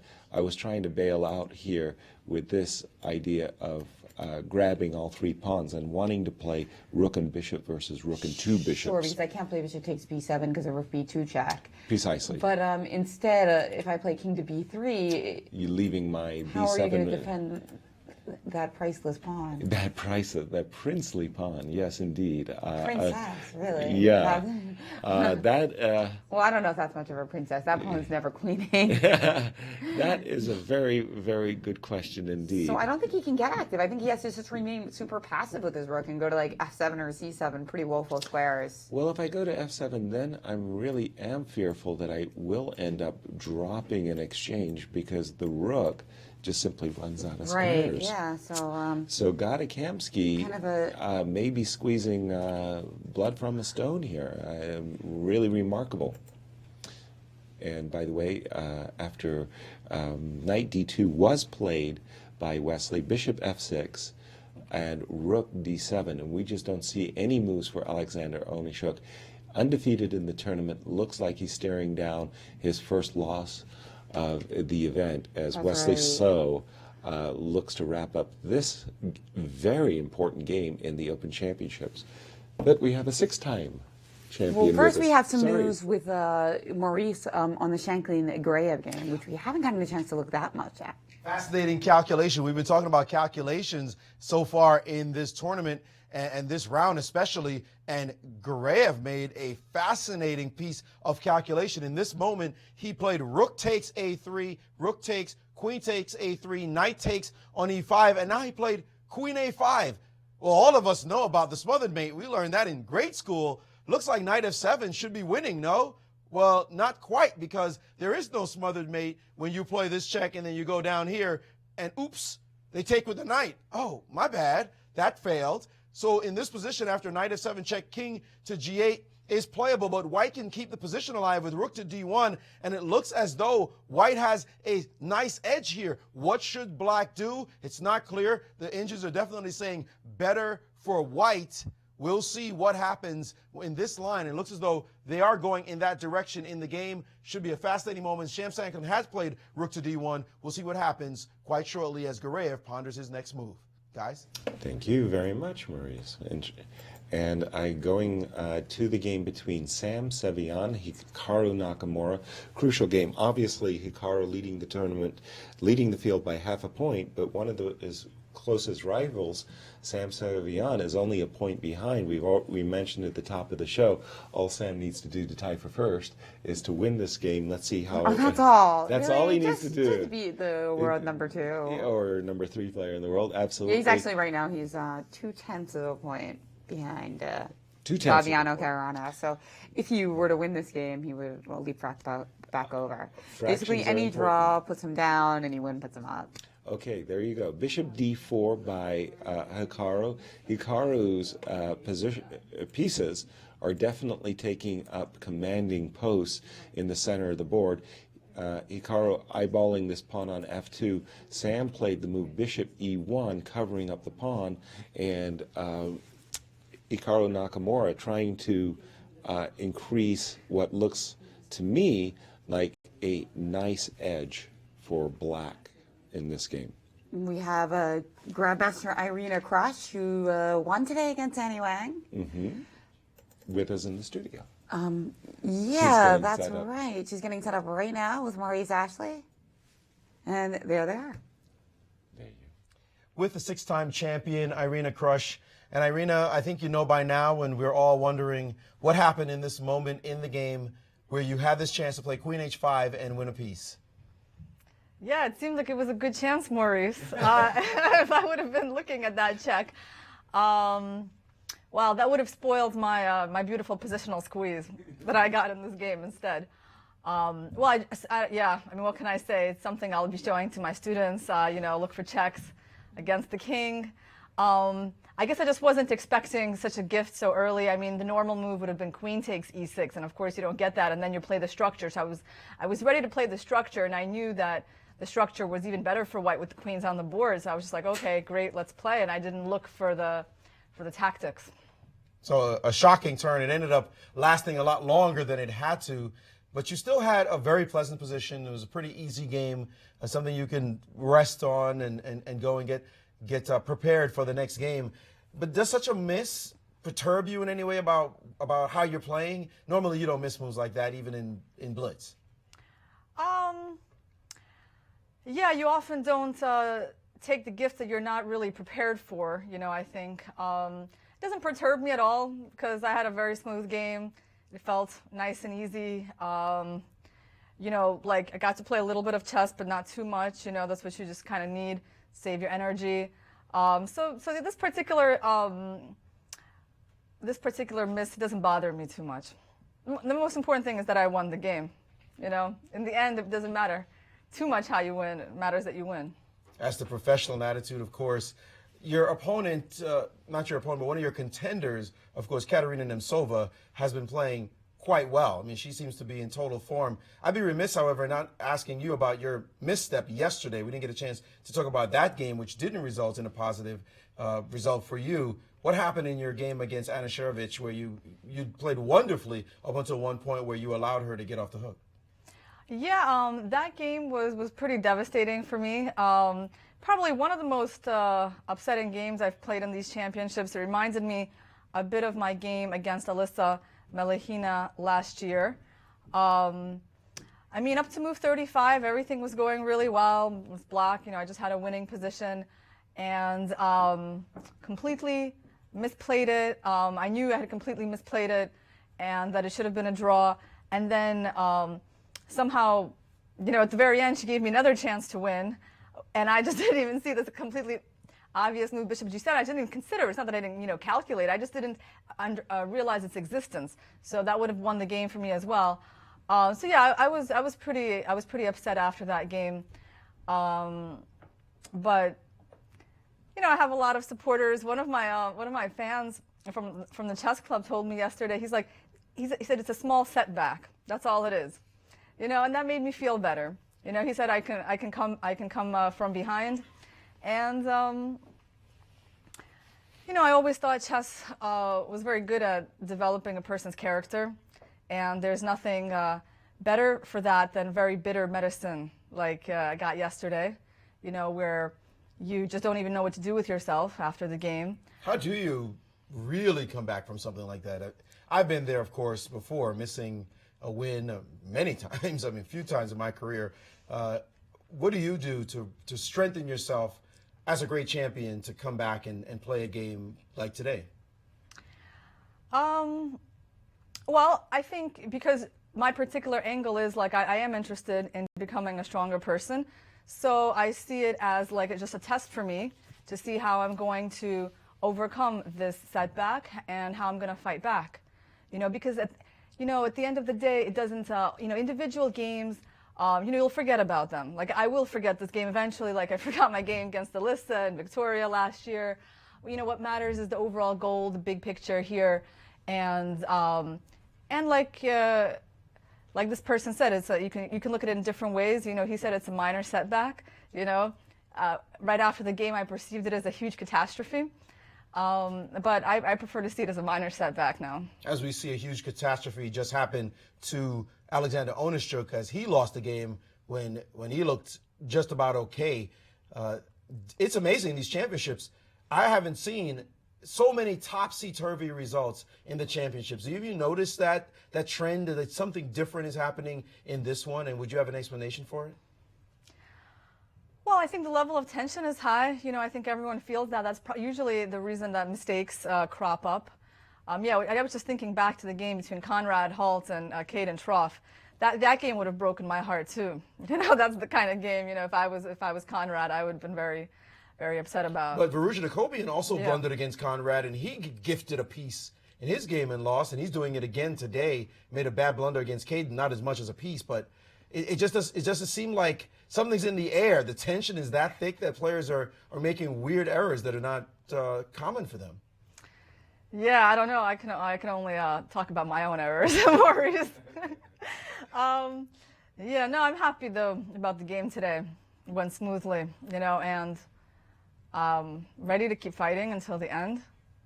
That's all you can do. Well, thanks so much for That's joining it. us, and good luck in the rest of your games. Thank you. Six-time champ, Irina Crush. It's about character, guys, how you come back. Yes, it is. Yes, it is. And Alex Onishuk has lost to Wesley So. Wesley So has been having a topsy-turvy event. He started 2-0. He threw in a loss, he threw in a win, but then he threw in another loss against Ray Robson in a game that really Wesley So, missed a win Self-destructed. and self-destructed. He was making a lot of errors, but a big win today, not only for the standings, but in the way he did it. It looked like Alex Onishuk had more or less equalized the position from a Marshall gambit, and Wesley simply outplayed him and won a wonderful game. That will really boost this young man's confidence, and I'm sure the competitors in the field do not want to see a motivated, confident Wesley So, but this was a big win today by Wesley So. Big bravo and shout out to him. If he wanted, he needs to start winning these games if he wants to have any chance of fighting for first, and he did what he needed to do. He certainly did, and in the game between Sam Sevian and Hikaru Nakamura, also very key for the standings, obviously. Sam is defending well. That's right. I mean, it's true that Black's pieces are still really nice, but he doesn't have that potential pawn phalanx that we were so worried about. Well, exactly. And I was actually beginning to think in this position, after the move Queen F7, why Sam played the move Queen D3. A move that I started to think was kind of an attractive move, actually, was the move Bishop A4. The idea is to keep this knight pinned by doubling, by being able to hit that rook on E8. And if White could ever settle back here with his queen and then follow up with Bishop C6, follow up with Rook B7, Sam's really doing fine. He did play the move Queen D3, Queen F6, Rook D1, moving his rook off the open file just to chase that bishop. I think he's doing okay. The young man is impressing me. Now, how's Anna Sharovich doing against one of the tournament leaders in the women's championship, Ruslan Goletiani? Well, we saw that she had the opportunity to sacrifice an exchange earlier in the game, and just a couple of moves ago, in fact, and she missed it. But now she's done it in even more surprising fashion. Take a look at this. In this position, we remember she could have played rook takes. Matter of fact, let me go back to the moment. She could have played rook takes here on D2. That was a chance to sacrifice an exchange and take over the initiative. She dropped back and allowed her opponent to play knight C5, knight takes C5, D C5, rook C5. And after this exchange on E6, now Queen E5, threatening mate in 1, threatening the pawn on E6. How do you respond to that? Rook to C3. What a move. An amazing shot. The point being that bishop takes, B takes on C3. Now she's threatening the knight on this square, and she's looking for this E4 square, guys, very much so, because she wants to put a bishop there and prove to this king that it's in a lot of trouble. Well, if the queen were to take on C3, then suddenly knight to E4, and that's it. She's going to dominate this square. You don't want to take here. This would be sort of a small oopsie daisy as she's going to roll over her opponent. A move like rook G2 will be answered by queen to G3. So what to do after rook to C3? This is an exciting opportunity. The move G5 is what the engines are giving, but the position has definitely gone crazy. The time situation, 7 minutes for Anna and 13 minutes. Not a real problem for Goletiani with 3 moves to go, but definitely an exciting position to watch. Critical for the women's standings in the championships. Guys? Thank you, Maurice. And meanwhile, it looks like Gata Kamsky's game. So Gata and Wesley both seem to be galvanized by yesterday. Oh, setbacks, without question. right? And we're talking about the return of the champion in character, and Gata Kamsky losing for the first time in many U.S. championships. He's coming back today as Irina did. Big things are happening in the Ray Robson Daniel Naroditsky game. Daniel had just played this move, Bishop D1, and threw out Bishop H5, and had to play this move, Rook H8, Rook H3, of course, to defend himself against Queen H1 mate, Rook H3, and now this move C3, C4. What a shot to try to open up the B file. Try to get into the Rook B1, yeah. To try to set up some devilish tactics there against Black's king. I'm thinking if Ray plays the move rook b8 in order to stop rook b7, Daniel could capture, trade, pardon me, I got to get these moves on the board, move like queen back to c1 in order to play bishop takes c4, and possibly even set up for rook g3 and bishop h5. All results are possible in this game, as this game is starting to open up. Really a tense fight going on here. That's By right, the way, so we'll keep rook it close. b8 has been played. You can't let them play rook b7. But we do have a special guest, Wesley So, after yesterday's disappointment, coming back with a big win, defeating somebody that most people just can't win against. Exactly. Not the U.S. Championship field. This man is hard man to beat. Alex Onishuk. That Wesley, the victor. Indeed, we know that Alexander Onishuk does triathlons. He's a beast. He fights back incredibly hard. He plays very solid chess. But we have Wesley So, the #2 player in the competition. Wesley, congratulations on your win today. Thank you, and I would like to thank Yasser for his kind and very inspiring words. Thank you very much, which is exactly what I need at this time of desperation. And of course, this is Alex's first loss in a tournament. I mean, he's an extremely solid player, so I'm happy to win today. It didn't seem as though you were closing in on a win at some point, and then suddenly you played this idea G4 and F4, and the game lit up a little bit. Did you feel that the win was close when you played those two moves? I probably made a mistake after F4, Knight C2. I'm not sure if Knight C2 is his best move, but I didn't see anything else, because if I managed to trade the bishops, then it would have led to a quick draw. But I'm still happy to have won today, because I have so many good positions in this tournament, but just no wins. So, of course, nothing can change the fact that this is one of my worst tournaments for a long time now. But, I gotta keep fighting every game. And I would like to thank all my supporters. Yasser, Jennifer Shahade. You're thanking the commentator. Yeah, I know. I just heard them right now, and still four games to go, and just have to play for a win every single game. You used the word desperation. That's a big word for a competitor to use. Was that your feeling after yesterday's loss? Oh yeah, definitely. I mean, I had 2 losses in this tournament, which were not what I hoped for. But I gotta fight. It's clear that I'm not on good form in this tournament, but I can't give up now. There's 4 rounds to go after all. Yeah. There's still plenty of time to catch up, and your leading contender here, Hikaru Nakamura, looks like he's not quite winning in his game against Sam Sevian. I'd like to get your opinion about this position. What are your thoughts as we take a look at the big board? Let's find the game here. And it looks as though Sam Sevian, he's playing really well in this tournament. He's playing really well for his age. And I mean, he's one of the lower seed players. And yeah, I mean, without looking at the engine, it seems to me that black is slightly better because of white's very passive bishop on e1. But, it can get active one day. Still, the bishop pair means something, and white has no weaknesses.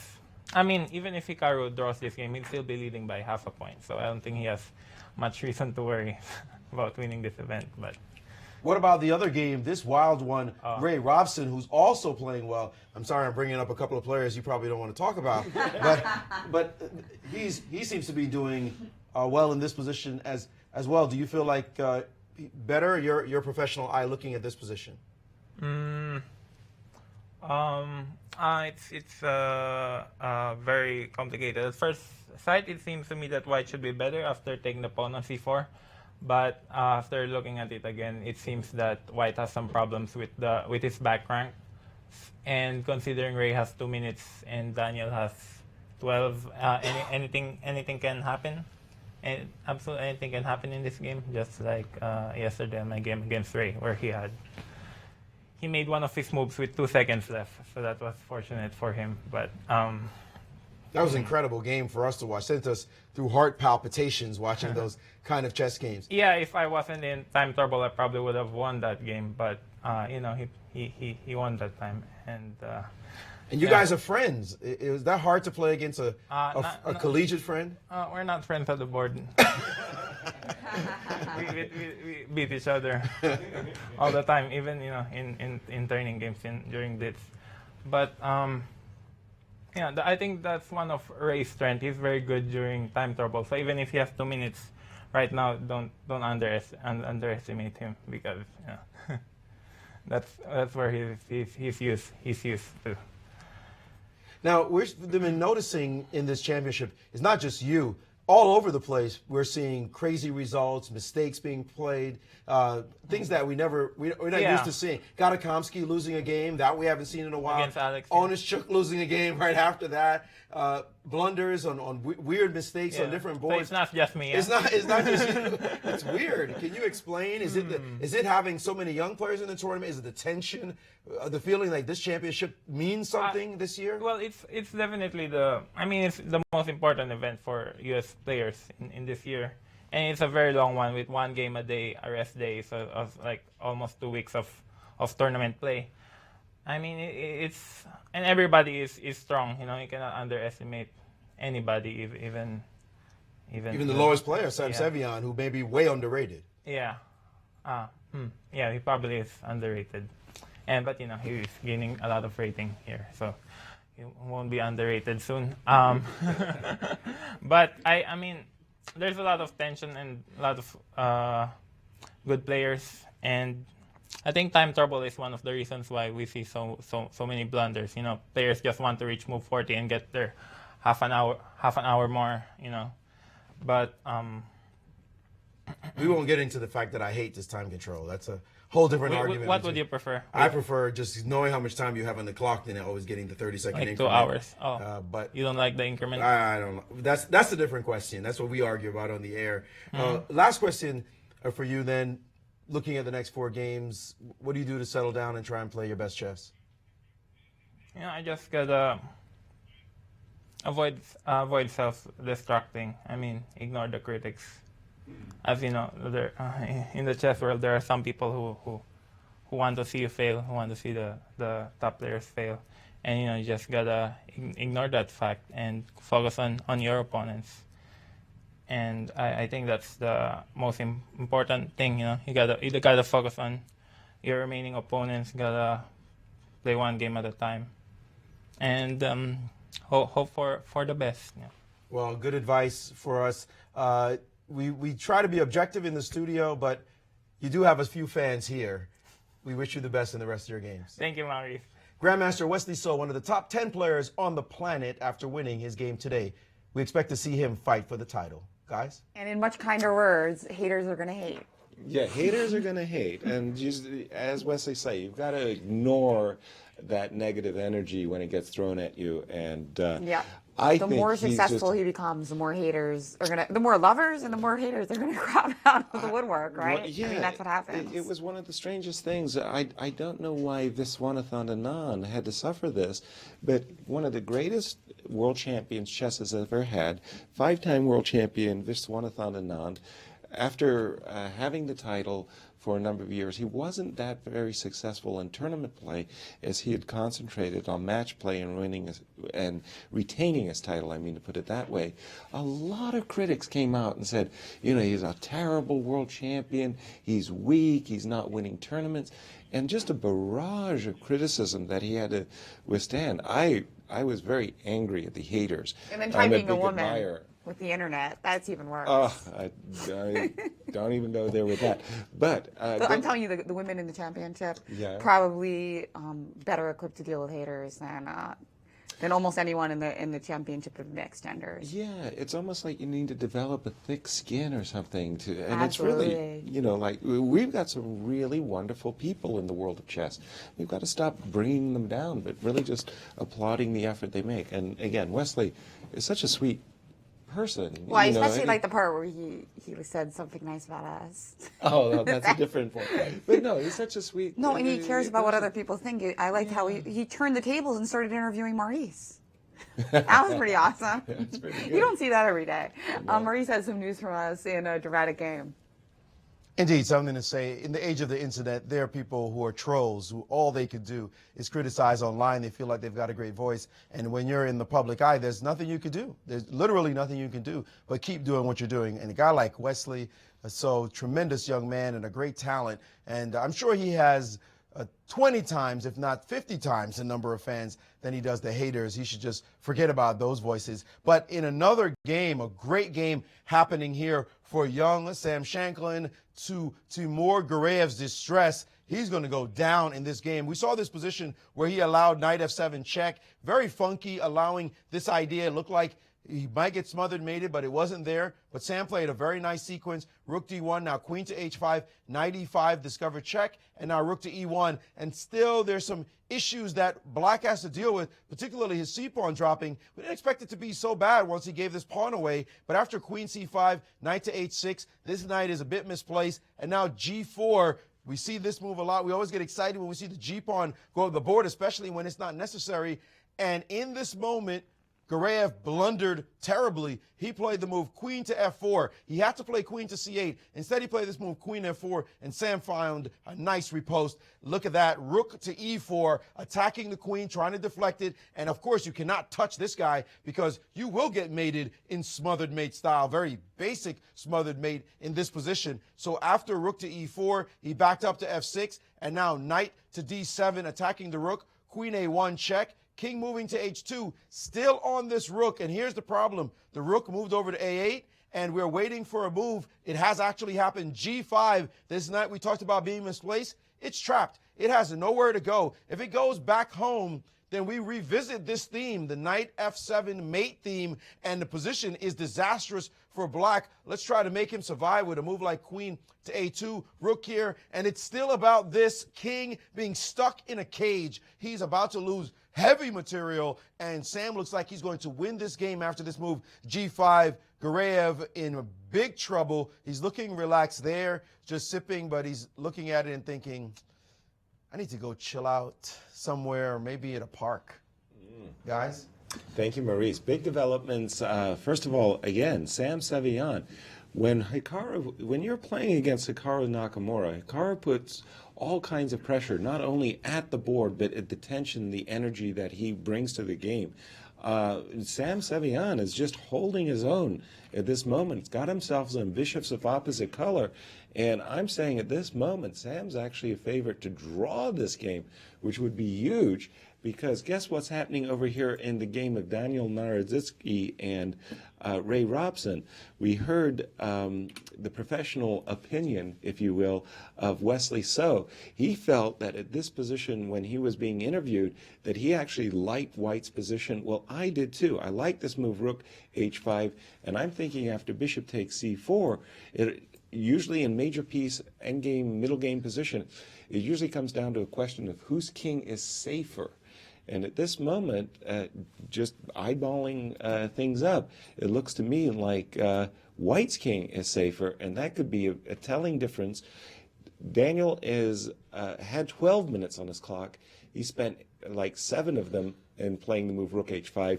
Ray Robson down to 2 minutes for some very key decisions in this crucial round 7. Yeah, we're going to want to keep a close eye on that. Meanwhile, in the women's championship, yes, a lot of games it seemed like there wasn't that much going on have now resulted in big advantages for White in 2 cases. Katerina Nemtsova has dominating. Beautiful king activity here. Right. That I think is going to give her the win in this game against Apurva Virkud. Absolutely. This just looks like a beautiful dominating performance by Kate in this game.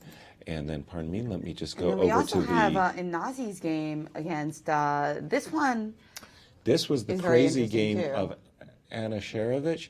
Anna had played this move, rook c3, that interference move, because White had set up that checkmate against the g7 pawn. So Anna plunked her rook down with rook c3.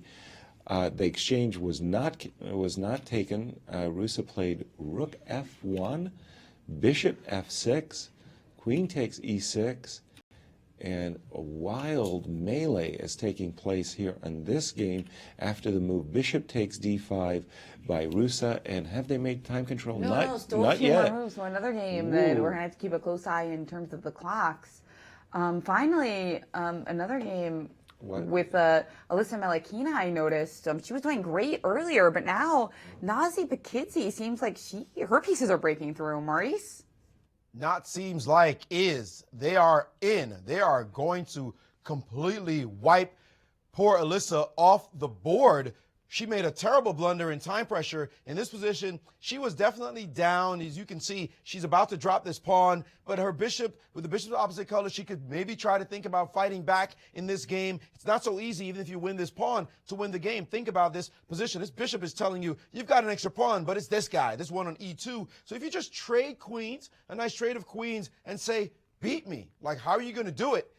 Instead, she played rook g1 check, king h3, and decided that she didn't want to trade queens. She wanted to somehow attack. And on her 40th move, instead of trading queens, she played queen f7. A horrible blunder, unfortunately for her, because now after the move, queen to d6, there is no queen h5, there is no threat, but the big threat is queen e5, crushing blow. And what is she supposed to do about it? Her king is caught in a net on this side. She's in big trouble here. If she plays a move like bishop back to h6, then she will be met by queen takes d4 check. Oops, now that's the second pawn you can see her drop. And bishop g7, whoa, there goes the rook. So she can't do that.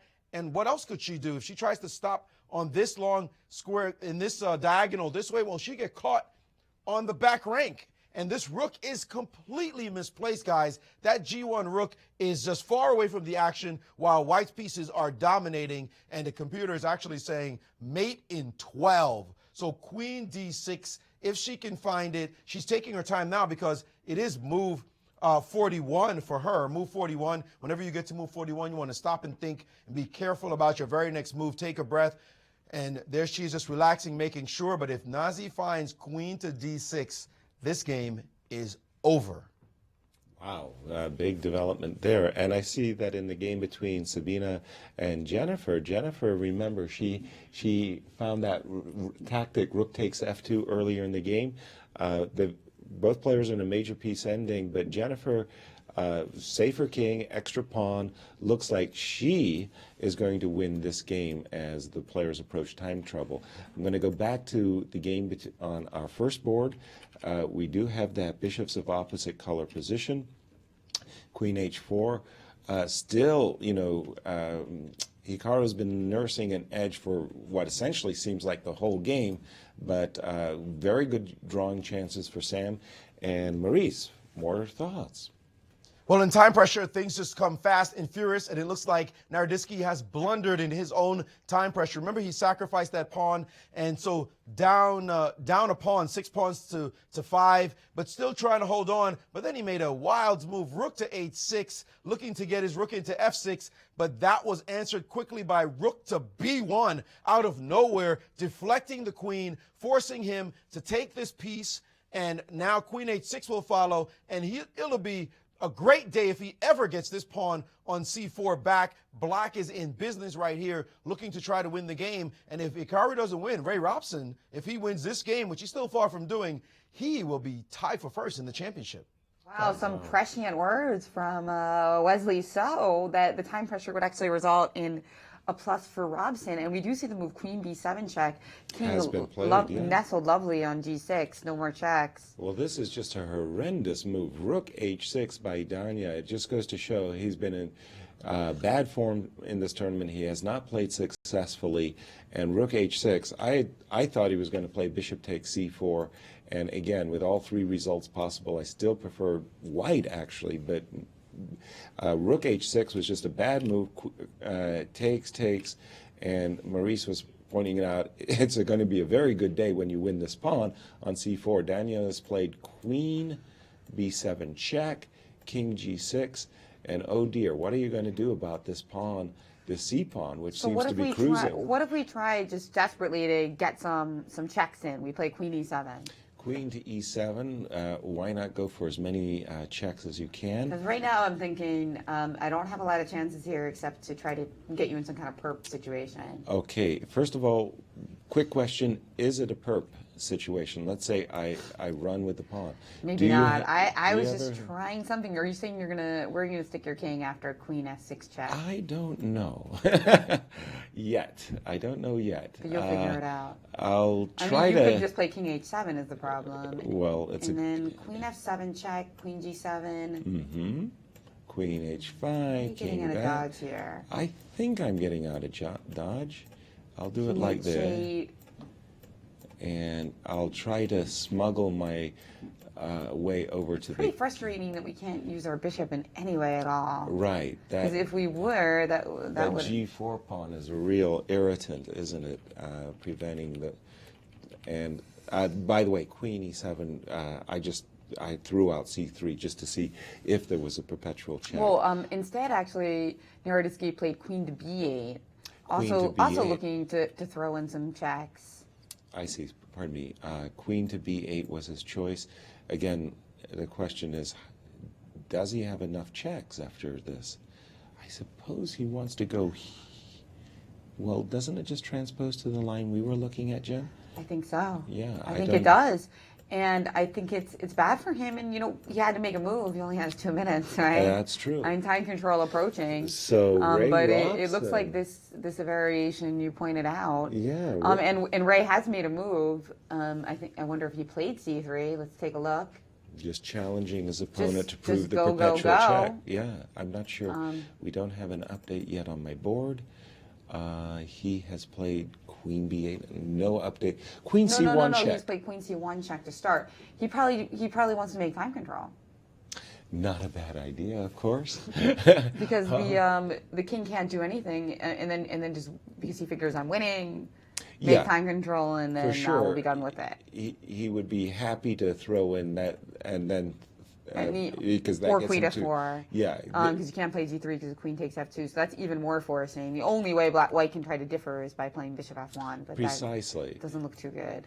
Why not? Because now the perpetual checks are more in the position than they were a moment ago. I would have thought that Bishop F1. And we do have Bishop F1 on the board. Yeah, I would have thought that Bishop F1 was the reason why Queen C1 check was actually not so clever.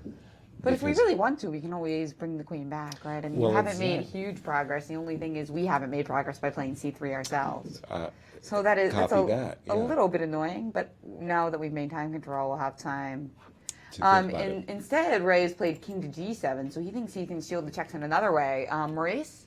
A couple of big developments, guys. First of all, in this game, it turns out that Ray missed a much easier and clearer win in the position. If he had found, in this moment when Rook H6 happened, we thought it was a howler. Rook B1 was a big-time move. It was even bigger if he had prepared it. He should have played the move Bishop to E4, threatening Rook to B1, and this would have been all she wrote. There's no way to deal with the pressure here. For example, if he tries Rook to F6, just take it off the board. Thank you very much. Let's go into a nice little end game, and now you're really suffering in this position. This pawn's going to drop on F6. This end game is horrible. Now, trying to fight back another way after Bishop to E4 with the move King to H2, dealing with this threat, well, it doesn't stop anything. Rook to B1, attacking, and now C3, just going down the board, ignoring everything. If Rook F6 check, just chill, whatever you want to do. Guess who's coming home to dinner? If Queen C3, Queen G5, look at this king. It's just dead to all rights. Everybody ganging up on it. This bishop, this rook, this queen. Black's king is nestled very comfortably in this cage. Nothing to do for White. White is totally busted. The engines are saying, don't even bother to look at that one. Another one that looks totally busted is the game between Aruzhan Akobian and Caden Trofe. Let's back up to a moment in the game. We kind of didn't look at this for a while. Back here, we saw the tactic with 95. Here we saw that Black was better, and White decided to let Black take this pawn. Knight back to E4. He took a pawn, but Caden said, big deal. Here I come. Rook F4, Rook D2, check, King B3, and now Knight D6, a nice move. Looking at a trade. Aruzhan went for this trade, but it did not work out in his favor after this sequence. Give me another pawn, King to D5, Rook D3, check, King hiding on the wrong side. Let's trade rooks. Rook drop back. I got pawns. I got pawns. Check this out. And now the nice move, D5, looking to play the rook over to C4. if you take this pawn, rook takes pawn, he played king b6, and they finally made the 40th move, rook to c4. But look at this pawn. It's just going to be d4, d3, d2, etc., etc. Caden Trofe, after losing a game yesterday, he's about to defeat Varuzhin Akobian and send him to his second straight loss. Varuzhin looking completely distraught there. He knows it's over. Matter of fact, he was just looking away from the board. I thought it was Caden's move, but he looks like a man ready to resign, helpless against what's about to come. Guys? Meanwhile, Daniel Naroditsky and Ray Robson have made tide control, and it seems that Ray found a nice way to prevent perpetual checks. That's right. After bishop f1, king g7, queen d8, queen a3, and now the queen again is defending against a lot of these perpetual check lines because we can stick our queen on f8, and of course a queen trade would be winning for black. Is that the king and Grayev has resigned, so we've got a lot of decisive. You know, the round started off kind of like seemed like a lot of equal positions, but we actually have a very bloody day with lots of decisive results and more to come. And Sam Shanklin, a shout out to Sam. It's taken him 7 rounds, but he has won a game after losing once, so he's back to 50%, and he was a pre-tournament dark horse favorite, so to speak. So Sam Shanklin winning today against Timur Garyev. And it looks like our defending champion Gata Kamsky is going to win his game as well. Again, similar to Nemtsova's game, Gata Kamsky's king activity tells the story. All the difference king there. and rook activity. He's just rolling over Conrad Hall, despite the symmetry and the material equality. All right, and in the game between Hikaru Nakamura and Sam Sevignyan, our youngest player in the event, Sam has been really working very hard to save his position.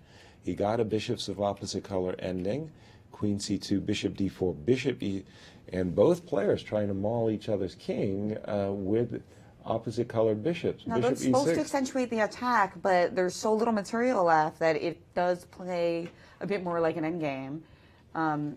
So kind of an in-betweener in this case. Mm-hmm. The more pieces we add, the more kind of decisive the bishops of opposite color become. Well, here, though, Jen, there's something very specific that I just want to, you know, again, well, I get to sacrifice all the pieces I can, and then I get to take my moves back when they don't work. But I'm just looking at bishop can I takes always f5. bail out with queen takes f2? You can bail out. I was just wondering, if there was anything here. I suppose not. The king on h8, there's no real follow-up in this position. Yeah. No, it's it's a non-starter, but it's something that you want to think about. Meanwhile, it looks like we've got a little bit more news on the women's side. Goletiani Sharovich, is that game over yet? What's going on there? It looks like Goletiani is about to resign. Is that right, Maurice? That is correct. This position, she suddenly made a horrible blunder. The 40th move, e4, is just a terrible blunder in this position. And now the engines are screaming mate in 7. Queen to h4, and suddenly she's under a terrific attack. Nothing to do about the attack that's coming at her. Queen takes h3, and there's just desperation. She's got to sacrifice her queen just to slow down the very simple queen to g2 mate. Obviously, rook f2 does nothing because of rook to d1. What a turnaround. She was perfectly fine in this position, and she just simply blundered, and now she's going to lose the game, shaking up that side of the championship as well. We want to take a look at Sabina Feuser, who's been fighting against Jennifer Yu. She's also in trouble, down 2 pawns, trying to figure out how to make something of this position. She could take here, but then queen check, and after the king moves, picking off this one, and this looks like should be a technical win, although there's some issues that the youngster will have to face. So the women's championship going topsy-turvy, but if Katarina can win her game, she can stay in charge, larger than charge, with one person really and truly chasing her, and that would be the 6-time champion, Irina Krush. Guys? Thank you. Meanwhile, we've got Nazi Pakidzi's game. It looks like she did find this idea of playing queen d6, threatening mate and also threatening the back rank, which Maurice pointed out just a bit ago. And so against Elisa, yeah, queen d6. That looked like a very, very powerful move, and I didn't see the defense at all for Elisa after that. There's too direct many threat of queen e5 check, and rook b8 is also in the air. For instance, if you play queen f6, that was what Maurice showed us. Do the job. But although it does look like she actually inserted a couple moves before she played Queen D6. So she started Okay. with King H3. So Oh, let's just one see move. What happened? No, she played Queen D6 right here. Okay. Yes. Yeah, she got it. Yeah. Right. And now again, with Queen F6, Rook B8, and Bishop H6 also not helping. It looks like a terrible situation just because we like showing checkmates, various checkmating patterns to our public. This is a kind of cute one. Oh, I like that. Yeah. Yeah, you take my queen, Double I rook take your mate. We've been looking yeah. at a lot of knight checkmates, but we haven't seen many many of these. Yeah, so that's a nice one. And so, we do have Grandmaster Sam Shanklin in studio with Maurice Ashley. With one of the top 100 players in the world, Sam Shanklin. Sam, welcome to the show. The first words you said to me when you sat down were... I finally won a game. Did you think you forgot how to win chess games? No, but I don't know. It's always just disheartening to work so hard for prepare for U.S. Championship and then show up and when you're halfway through and things aren't going well and you're just wondering, am I ever going to win a single game? It's easy to let your emotions get the best of you, but I thought today I played pretty well. I mean, I'm sure the computer will have its own opinions, but I thought it went pretty smoothly. Well, it looked like you did play a great game. What's happening? What does a player think when they're playing against someone like Timur Gureyev, who's a very fine player, but not having a good tournament? You show up thinking, I got to bite this guy. Well, Timur is one of a kind in just the way he plays chess. In Hawaii, he played a brilliant novelty against me, d4, knight f6, g4. And so he always gets really interesting positions. So I didn't actually do that much preparation. Like, I checked this Schliemann, but not deeply enough because I forgot what I was supposed to be doing. But I just knew that I was going to get a really interesting game and that I should probably just focus on being ready to fight. Yeah, how easy is it to prepare for a guy like Timur? I mean, he played h6 on move 2, h6, g5 against Jacobian. I mean, he's actually relatively consistent with his openings when he wants to play normal stuff. He has, the same size or maybe even a smaller repertoire than normal. But he can also just randomly do something insanely erratic, which... I mean, if I try to I could prepare all night for insanely erratic defenses, and I still might not find the one he comes up with. So I thought it was no use doing that, and I just sort of thought, well, go in and do what you can. Have you been horribly disappointed by your play here, the play itself, Not so much. Preparation? What area do you feel you've got to shore up so you can be more consistent in these championships? I think I just need to get better at outplaying people from equal positions. Like I don't think I ever had any winning chances really until yesterday against Hikaru, where I think I outplayed him to some extent, but then I slipped up, and by the end I actually had to be precise to make the draw. And so it was just tough. I'm playing white with Sevian, and he out-prepares me, and then, I would hope that the extra rating I have means something, but I just wasn't able to outplay him. So I think I just need to work on doing better from equal positions, and because here I think I was better out of the opening, and I was probably better the whole game. I didn't actually have to outplay him from even chances. So, yeah, I think that's probably the biggest thing. But, also I have to keep in mind, I think just things haven't really gone my way this year. Starting off, playing, a bunch of black games at the beginning is tough, and then, I look at the way Wesley played against me and the way he getting in a completely winning position, the way he played those winning positions against Robson and Sevian, and I just thought, maybe I could use a little bit of their luck, but not to take away from their victories, of course. They both played very good games, but some combination of not playing my best and the breaks not going my way, but today's turning around. How do you feel about the way this championship has gone? We have never seen this much tension, this many mistakes, frankly. The blunders are bigger than usual. Is it because of tension? Is it because people want this championship so badly?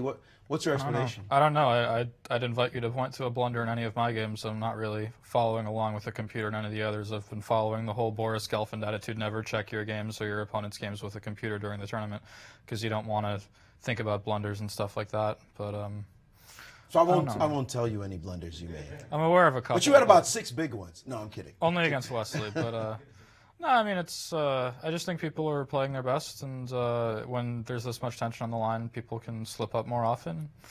I don't know. I wouldn't say this tournament is of any lower quality than what you'd expect from such players. We're all very good. We're all human. We make mistakes. That's how it is. It's a lot of fun to watch the mistakes, I have to tell you. I bet. But one last question from you. If you had to evaluate the chances of the players in the championship right now as things stand, who do you think is going to win the whole thing? I have no idea what the standings are, so I don't even know. You have no idea what the standings are. That's how... I know with an even score I'm not in the race for first place, and I'm just going in and trying to play my best every game. I have no idea what the standings are. I think Hikaru's in the lead.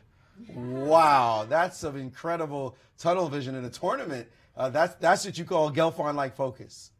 Oh, well, I was just thinking more about the games. But once you're not really in the running for first place, you don't really have to worry about that. Just go in and play for your best chess. And, I mean, hopefully standings will work out nicely, but I don't know.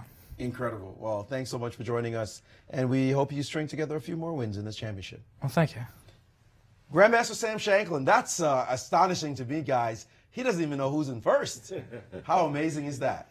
Everyone looks good in orange, right? Oh, yeah. Everybody looks good in orange. Ray Robson's... We have some results in, actually. pardon me. Sam Seirawan and Hikaru Nakamura was a draw. Wow. Gata Kemsky also won his game against Conrad Hall.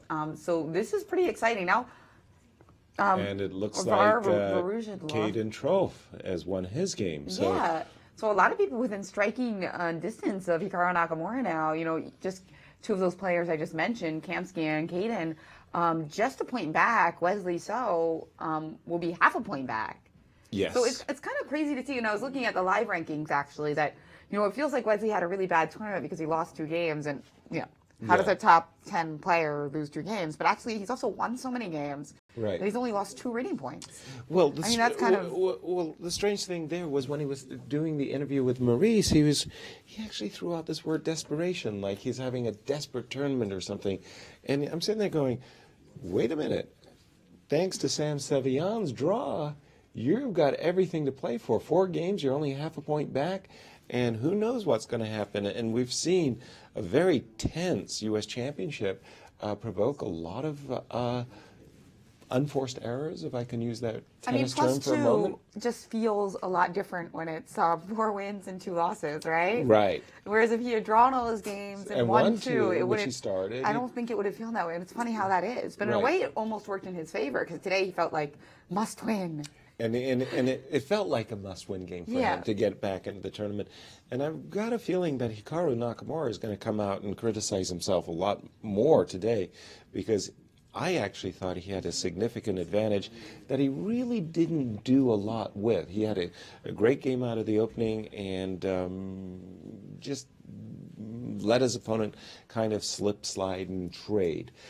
Speaking of Avengers, Gata Kemsky, he has officially won his game. Yeah, and again, turning to that issue of character that Irina brought up, really, when you play chess, you're going to win and lose games, but the real definition of a champion is how do you come back from a loss? Well, we've seen players come back time and time again, and they're the champs. And agreed, and that's especially important for scholastic chess, for the players who aren't going to become professional chess players. What can chess teach you about character? Exactly, and just, you're going to have, if you do a lot of diving, you're going to have a lot of belly flops. Oh, I was thinking of something worse than that. Yeah, wow. Yeah, but you got to get out. You got to get out of the pool and try again. And I must say, Gata's win today. I'm sure he's going to appreciate the result. Maybe he felt that he gave his opponent more chances than he should. But a nice win by Gata, and good to see him fighting hard and well. And here he is with Maurice Ashley in our studio. Thanks, guys. With 5-time champion Gata Kemsky, Gata, congratulations, first of all, on your win. We saw yesterday something like Haley's Comet. Doesn't come around too often. Gata Kemsky losing a game in the U.S. Championship. How did you handle that and come back and win today? Well, yesterday was that's what happens when you play for a draw. So I was playing for a draw with Black. I was trying to be very solid, and at the end, he just outplayed me, And it was a really good game by Alexander, and I was lost deservedly so. And what happened is that he beat my undefeated streak before, and last time I killed him, I also killed his undefeated streak, and both games were rook end games, and I thought it was kind of ironic.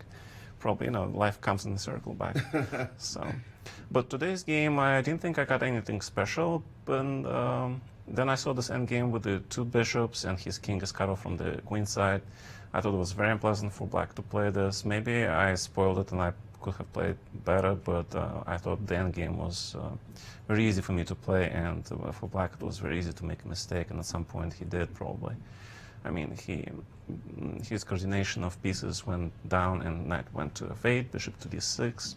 All my pieces got centralized, and of course, when the 2 bishops are holding key central squares and with the active rook, something's going to happen. So, So you've bounced back with a win. You're kind of topsy-turvy now. You win, you draw, you win. How are you feeling about your own personal play here at the tournament? Well, I'm very busy looking at the way people play in this tournament, and I must say I was very impressed. Today's Wesley's game, for example, and then Hikaru's game was extremely interesting, and Vruzhan also blundered in one, and then he was okay. And then, of course, Graves' game was simply too crazy for me. So, I'm having a lot of fun in this tournament watching people play, actually. It's interesting because Sam Shanklin came on just now and said he doesn't know what's going on at the championship. He doesn't even know who's leading the tournament. And yet you're saying the exact opposite. You're actually enjoying watching this tournament. Yeah, absolutely. I'm having a lot of fun. I don't care how I play. It's like, okay, one game win, one game lose, It doesn't matter, but the most important thing is to have fun, and play chess, and that's it. Do you feel that this particular championship is as entertaining as you've seen in the last few years? Maybe the inclusion of Hikaru and Wesley is sort of shaking up the championships with a couple of young players as well? Definitely. I actually enjoy this. I can't recall I've been enjoying this much for the last couple of years. So this is definitely something, I think a lot of people, fans, get a lot of pleasure from watching this. And let's bring it on. Let's get more games going, Well, we love that attitude. You've been a great champion, and we look to see more of your games. Thank you. Gadakamsky, he's having fun. We're having fun here at these championships. Great stuff, guys, and the man himself has confirmed it. Back to you. Bring it on. Well, thank you, Maurice. Quick question for Gada. Maurice, if you would be so kind to ask him the question. I mean, Gada was once a prodigy in chess, so to speak, and I'm really impressed by young Samuel Sevian. I mean, he beat a top 10 player, Wesley So. He's drawn Hikaru Nakamura. I know that Gada's been around for ages. He's seen some really great talents. Please just give your perspective, Gada, if you could. What do you think about this young man, Sam Sevian? I'm awestruck. By the way, we should mention that we just saw on the screen, Nazi Pakidze did defeat Alyssa Melahina, so she's having a great tournament. Back to this question, Gada. Sam Sevian, what is his potential as a world-class player, given that he's so young and he's already beaten Wesley So and now drawn Hikaru Nakamura in this tournament? And he drew me. And he drew you as well. Yeah. And what do you want me to say? I mean, the guy is making huge progress. I mean, I played him a couple games, I think, and the one before this tournament was very curious end game and middle game. I got really lucky at the end, the experience finally, But in this tournament, he's just, I don't know, he's like a really good player. Like, I forget about his age, he's killing us. So you see him as 2-7 in 4 or 5 years? Well, okay, it's too early, and if you say something like that, it might get into his head, keep him working, and we'll see if he's good stuff, then he's gonna make it to top 5, top 10 by himself, but he needs to work still. So no relaxing chess, having fun, but keep working. Great advice. Thanks so much for giving that veteran experience. All right. Always a good sport is Gadakamsky and enjoying himself, it looks like, in your retirement these days. Are you going to coach? Let me ask you that question. Are you going to start coaching? Because you sound like a really good coach right now. I was thinking about it, but, we'll see. I'm sure you'll get top dollar, anybody who wants Gadakamsky. Guys, back to you. Thank you. Thank you, Maurice. Thank you, Gada. Very nice to have those insights from a player who's been there and done that. I mean, we're all hopeful that our American greats will one day make it to a World Championship match. Well, guess what? Gadakamsky played a World Championship match against Anatoly Karpov, a very, very tough match. And then got very close yet again. And got close yet again when playing he had a challengers match against Topalov. Absolutely, against Veselin Topalov. And we have another result in. Lots of results. This might be the most decisive round of the tournament. Open. We've got Kaden Trove has defeated Varuzhan Akobian. 4 out of 5 decisive results so far in the championship section, and it looks like it's going to be 5 out of 6. Depending on the outcome of the Daniel Ray Robson game. Yes, yeah, exactly. whether or not Ray Robson can win that. And in the on the women's side too, lots of decisive games yes, going as Maurice on there. announced during the interview, Nazi Patkidze defeated Elisa Milliken after she found that nice queen d6. Irina Krush won a long time ago. Sharovich is on top. Katerina's king position just looks totally dominant. Right. And meanwhile, Jennifer Yu's up a couple pawns. And should be winning in that game as well. So we might, perhaps we'll have 10 out of 12 decisive games today. Wow, that would be something. Yeah. And Anna did find that move, Queen H4, that Maurice pointed out, that just a quick checkmating attack against an exposed king, which is why pawns don't move backwards, right? White would have a winning... No, that's why we wish they would, right? Yeah, White would have a winning move in this position, would Rusa, if she were allowed to play the move G4 back to G2, but that's an illegal move. Now, we've got Grandmaster Kaden Trofe. We heard from his mom earlier in the broadcast, and I think she can stop crocheting now. Okay. He's with Maurice Ashley. Indeed, we are with Grandmaster Kaden Trofe. And Kaden, first of all, congratulations on your win today. Your mom mentioned earlier that it's tough for her to watch you play, but you must have a lot of sweaters. No, she mainly crochets blankets. Blankets, and okay. Different things. So have you been sleeping in those blankets that your mother No, makes? she hasn't done one for me yet. I do. My grandma actually, she crocheted me a chess set for Christmas. Yeah, so the board and all the pieces too are crocheted. And it's really cool. Talented family. Do you know how to crochet? I just want to admit it. No, I actually don't. My elder brother, he does a lot, and he always gets after me for it. But yeah, I've never really picked it up. I probably should. I mean, it seems useful, right? You have another skill. You kind of play chess halfway decent. Oh, you do both. Right? Well, you've had a very interesting tournament.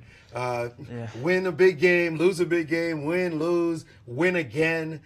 What's going on with you in this tournament? I don't know. It really is. It's just a strange tournament for me. This game, I was just planning on, a long fought, probably a draw. I mean, it seemed around equal, but he was probably slightly better.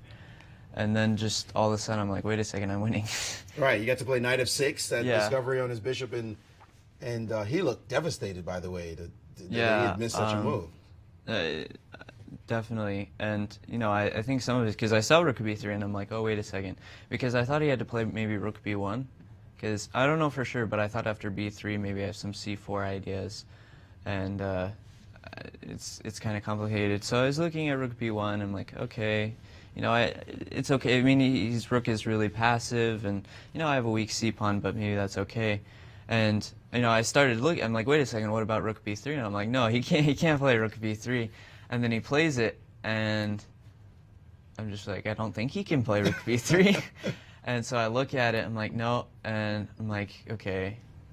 So where should I move my knight? I'm like, okay, knight f6 is clear. And so I played it pretty quickly, and I could tell almost immediately that he just missed it. He's been missing quite a few moves in the championship. Is it something? What does it feel like when you're just not finding the right moves in a tournament, and everything keeps to only go one direction, making mistakes like that? How often does that happen to you? Well, okay, I feel like in a little way that happened to me at this tournament. With Onishchuk, knight d4, and Conrad Holt. Some opening things as well as I had a lost position pretty quickly. I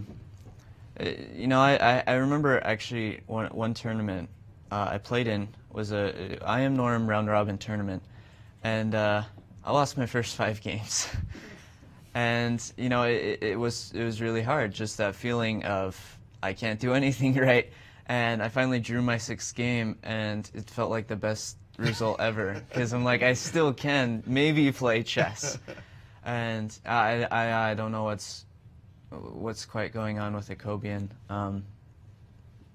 It's really hard to say, because I mean he's a great player, but not playing well Yeah. this event. Neither is Timur Gureyev, who's not performing so well. Yeah, I didn't quite understand his last move in his game against Sam Shankland with Queen A7. Yeah, just don't try to understand Timur Gureyev. We've already given up. What do you feel right now? Your 4 long rounds to go in the championship. What are you assessing as your chances as the tournament goes on? You know, I have no idea. I'm pretty much just trying to take it one game at a time. I don't even know who I'm playing tomorrow. The young guys never know what's going on. That's the same. Sam Shankland said he didn't even know who was leading the tournament. Yeah, well, okay. Is that kind of focus? I pay attention to the scores and everything, but you know, I've had some tournaments where I basically have it planned out. You know, in these round robin tournaments, when you know who you're playing, I look and I see and I know who I'm playing when and everything. And you know, I'm not saying it's bad, but sometimes, you know, it's just better to focus on one game at a time. And you know, so I don't have to worry about, okay, I think I have to win this game because I'm playing this person next, and that's going to be a lot harder to win. I can just say, okay, I'm just going to take it this game and then see who I play next round and just try and play good chess, because I don't want to get caught up in thinking about who I'm playing, especially since, you know, I at least know it's Nakamura and So and Kamsky in 3 of my last 4 games. So I just want to, you know, go in and play. That's a big challenge. But let me ask you about another youngster in this tournament, Sam Seirawan. A lot of people talking about him. He's defeated Wesley So. He's drawn Nakamura. He's drawn Gadakamsky. How do you assess this younger rival of yours, how he's handling himself and what looks like a meteoric rise for his chess game? Yeah, I mean, I think in general he's just playing very smart chess. I mean, good chess, but at the same time very smart. You know, because, okay, I lost to him yesterday, and at one point I was winning, but he just really, like, stayed calm and just, like, really tried to find the best moves, which, you know, I think it's very easy, like, to get panicked, and, you know, that's how he's doing it. And his game against Wesley So, again, I don't know if he was necessarily losing, but, okay, a Super GM is sacking pieces against you. I'd be pretty freaked out. And he just sat down and just, you know, found good moves, and it was able to pretty much figure it out better than Wesley So was. And, you know, I have a lot of respect for Sam. I mean, I think I've played him 15 times now. Wow. So, yeah, if you look on the USCF, they actually are missing, I think, 3 or 4 games that we played out of the country. And so, I mean, I've played him so many times and just been, you know, I've been right there. I think the first time we played, I was probably like 11 or younger. So, I mean, I've gotten to watch him, and, you know, I definitely just respect him greatly. And, you know, when I play him, I'll try and beat him. When I watch him, you know, I think we can say we've become good friends. And so when I watch him, I'll cheer for him, and we'll just see how it goes. Well, you two guys are definitely the youngsters. Everybody's thinking you're going to be the rivals for years to come, representing the U.S. also for years to come. So we're keeping an eye on him and you. Thanks for your game today. Thanks for joining us. Congratulations on your game. Thank you. And we hope to see you later, and good luck in the rest of the championships. Thank you very much. The future is here, guys. They're called Sam Seirawan and Caden Trove, showing that they absolutely belong in this year's U.S. Championships. Thank you, Maurice, and thank you, Caden. Maurice, if you could pass along to Caden a little whisper. Hey, no, don't tell him. Let him leave first. No, he's going to find out soon enough. Red alarm alert. You play Hikaru tomorrow. But you're right. But you're right. That's the good news. That should be a really exciting game. I'm looking forward to it, absolutely. And so we'll let Caden go and prepare for that game. But as he points out, he's got 3 top players in the last 3 rounds. Yes, so he has a challenge in front of him, no exactly. question. I mean, but that's also going to be a lot of fun for us to watch. The results will all be super relevant to the winner of this tournament. Now, we've got a very strong player who's watching the action. Fabiano Caruana, currently ranked 2nd in the world. He's flipping back and forth with Hikaru Nakamura, and he says, very nice game from Kamsky. Flawless technique and a textbook example of how to play with a bishop pair. So Fabiano admiring Gata Kamsky's game today. Hopefully Gata catches wind of that compliment, because Very that nice should compliment indeed. put some wind in his sails. And a reminder to everyone to replay the game. Yes, yes. And Goletiani has been checkmated, or I think it was made in 2 and she resigned, if you want to pull up the position. Yes, indeed. Rook G2 check was the fatal blow there. Anna Sharovich, just like Nazi Pakidze, you can't even tell how they've done after the game. They keep this, if you will, poker face, perhaps not wanting to show any emotion in case the opponent thought it was kind of rude. Because you would never be able to tell who won based on their expressions after the game. Yeah, they're professional. They don't want to disturb one another. Yeah, they're all friends. Yeah, yeah. So somebody has to win and somebody has to lose, and well, even Wesley yesterday. Well, I think Wesley said today about Ray. They're friends off the board. On the board, we ain't friends. We're not friends on the board, and they play hard against each other. Ray seemed even more sentimental though, because when he beat Wesley, he's like, it's kind of sad that Wesley's not going to be in the running for the championship as much, but. Wait a second. Maybe he is. Maybe he is. And maybe, who knows, they could even meet in a playoff. Stranger things have occurred in the U.S. Chess Championships. We've got that game up on the board with Maurice. Checkmate, pretty much, on the board by Anna Sharovich. Let's see it. Well, actually, she missed a quicker mate. She had a mate in 2, but, it's very hard to disagree with what she did. Most of us would just quickly play this move that she played, rook to g2 check. Of course, the only move that lasts any distance at all is this ridiculous move. And then after rook takes, bishop takes on e4, and obviously black is completely winning here. Checkmate will come quite soon. Maybe a move like rook takes e4, and what are we looking at? But she did miss a simpler way to play. We can forgive her for that because her move was so dominating. She could have just played queen e3 check, and just a little surprising move, not as linear as the other one, but this is just made in 2 easily after rook f2, and that was mate. So that minor point for her. She was in the dungeon at some point, and she managed to claw her way out of it and win the game. So a big result in the championships, in the ladies' championships, because she drew against Irina Krush, who was winning easily against her, and now she managed to pull this victory from the jaws of defeat and win this game against another contender, Rusudan Goletiani, who's looked like she's fading a little bit right now.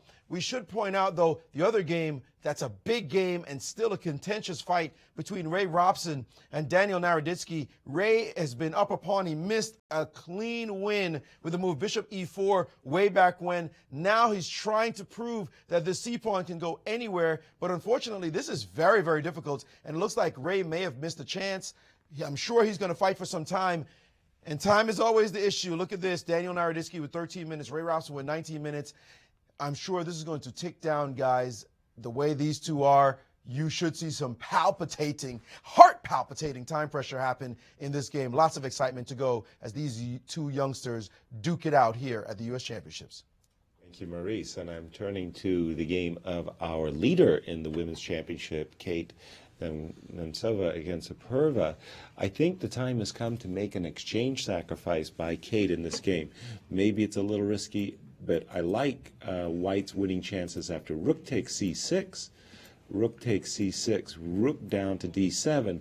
And the idea is that this bishop is going to dominate one of the rooks, and White's is simply going to play rook takes, king takes, grabbing 2 pawns, put the bishop on d6, put the pawn on c5, and having a roving rook. White should be winning in this game, but both players have been using their clock, their time in this second time control. That's 13 right. minutes for Kate, Apurva to 22. This has not been an easy task for Kate, but I think with this exchange sacrifice, she'll reel in the point. But it's been a hard fight going on this top board. That's right. As we get deeper into the second time control, we're going to start to see the return of time pressure. The return of now, time pressure. we have Nazi Pakidze with us today, and she's going to talk about her nice victory with Maurice Ashley. With Nazi Pakidze, congratulations, first of all, on your game. Thank you. Nazi, it's remarkable. This is your first championship, and you have not shown any of the beginner's jitters. You have drawn 5 games so far and won 2. What's making it so easy for you to maneuver these waters? I wouldn't say it's easy because every game I play is pretty tough, and actually the draws that I made, some of them I saved some games, and some of them I was really winning and couldn't finish it. So I would definitely not say that it's easy. So you've gotten, you're at +2, a very solid result in the championship. What did you think about your game today? It didn't look like you were winning right away by any stretch. Yes, today after the opening, actually, I was trying to equalize. I think I was slightly worse, and I definitely didn't expect to win this game. But in time trouble, she made a few really bad moves, and I think after move 40, she couldn't save her position. Well, that move Queen D6 was a monster shot. Yes. Has time pressure been such a factor in these championships? We're seeing a lot of players just make big blunders in time pressure. Oh, yes, what's going on with that? Yes, definitely. In my own games, two draws that I made, I messed up in the time trouble. I was completely winning. Almost every move was winning, and I found the ones that were equalizing the position. It's just really hard to play and find the best moves when you have 30 seconds left. Yeah, I can imagine. We have seen Katerina Nemcova play really well. Irina Krush play up and down. Tatev Abrahamian play up and down. Are you assessing your own chances maybe to make a surge back in these championships? Yes, I think I'm getting in shape now. But I think definitely Nemcova is in the best shape. She's playing really well so far. But I think everything will be decided in the last 4 rounds. We all have to play each other. I have to play Nemcova. She also has to play Krush. I have to play Tatev. So a lot of great chess left to go. Well, thank you so much for joining us. Congrats and good luck in the rest of your game. Thank you. Nazi Pakidze, not losing a single game in her first 7 rounds. Doesn't seem like a neophyte to these championships at all, guys. And in the open section, I believe it's only Hikaru Nakamura that's undefeated. And in the ladies section, there's 2 players, is that right? Kate Nemcova and Naji, who was just with us at +2. So very, very hard field to go undefeated in with so much tension after each and every round. One other thought I had, in the U.S. Championships, sometimes that extra free day has been very important. Only 1 free day in this event. That's a little tough for 11 rounds, but on the other hand, it's understandable because 11 rounds is a long U.S. Chess Championship. True. So it takes a big chunk of time for the players and for all the organization, because the chess club normally does so many different things, and we really we continue to go out into the schools and have special events, but a lot of them get put on hold for this championship. So I think it's a good medium. Mm-hmm. Have the wonderful, elegant 12-player round robin, but you know, make it a little brutal for the players at the same time. A little brutal for the players. Well, thank you very much. Yes. So Ray Robson still, pawn up. A very important game that he's going to be trying to win. It's not easy because he's got to, on the one hand, nurse the pawn forward, on the other hand, not allow too many perpetual check ideas against his king. Definitely for choice, of course, but not an easy point to reel in the victory on.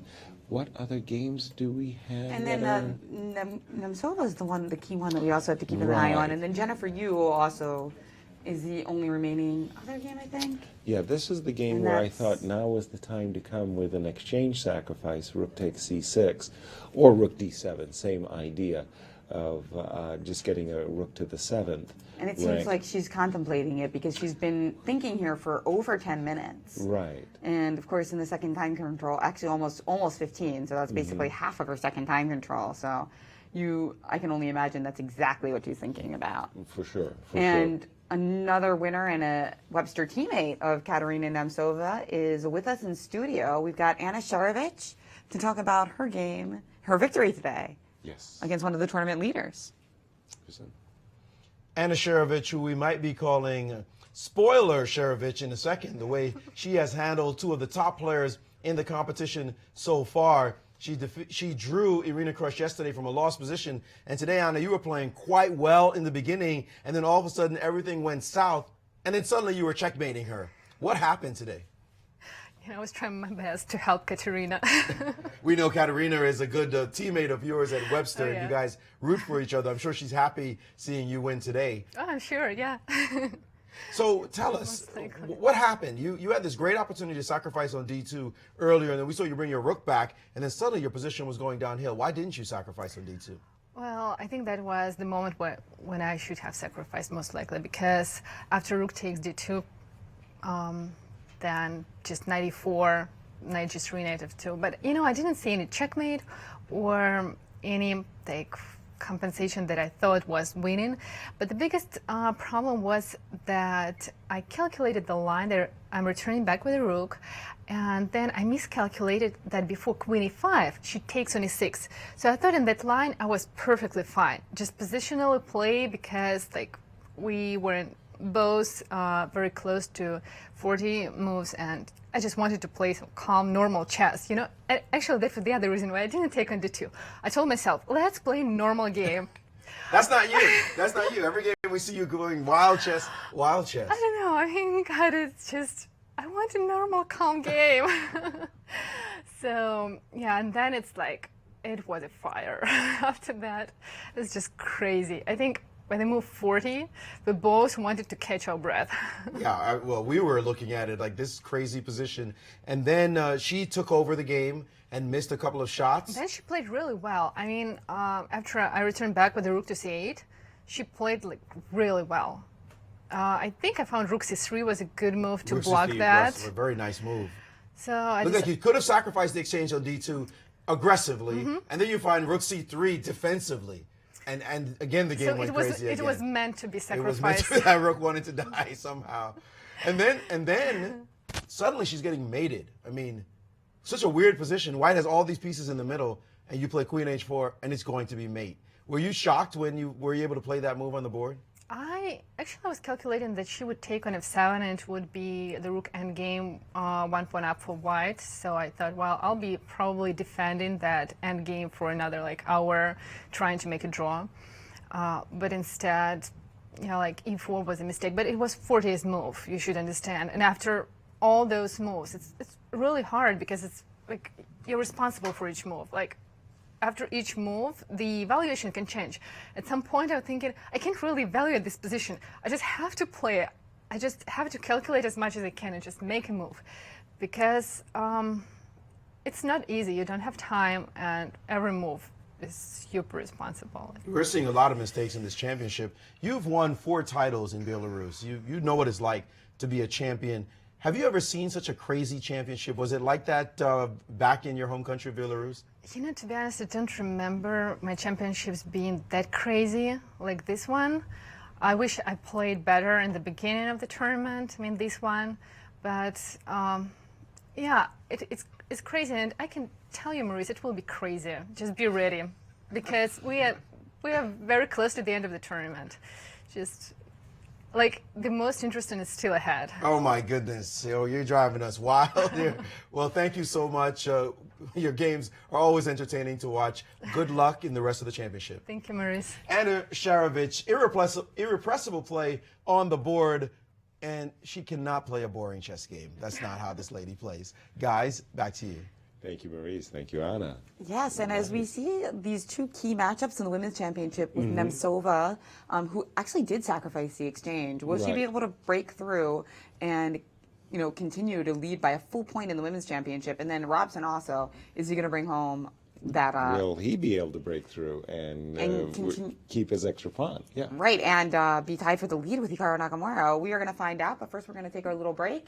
And we'll be back for the exciting and very important conclusion of round 7 here at the U.S. Chess Championships.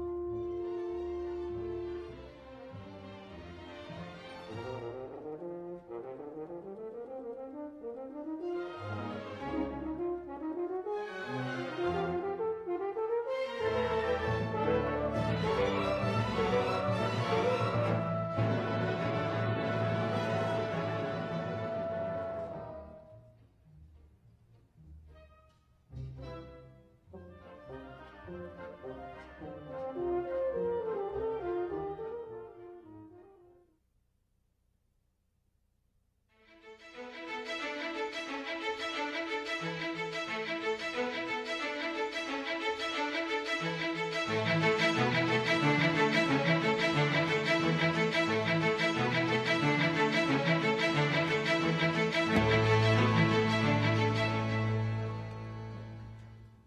beautiful St. Louis for you. We hope you come and visit. Tomorrow there's International Master John Donaldson Special Lecture at the World Chess Hall of Fame, which currently has exhibits on Bobby Fischer and on hip hop and chess.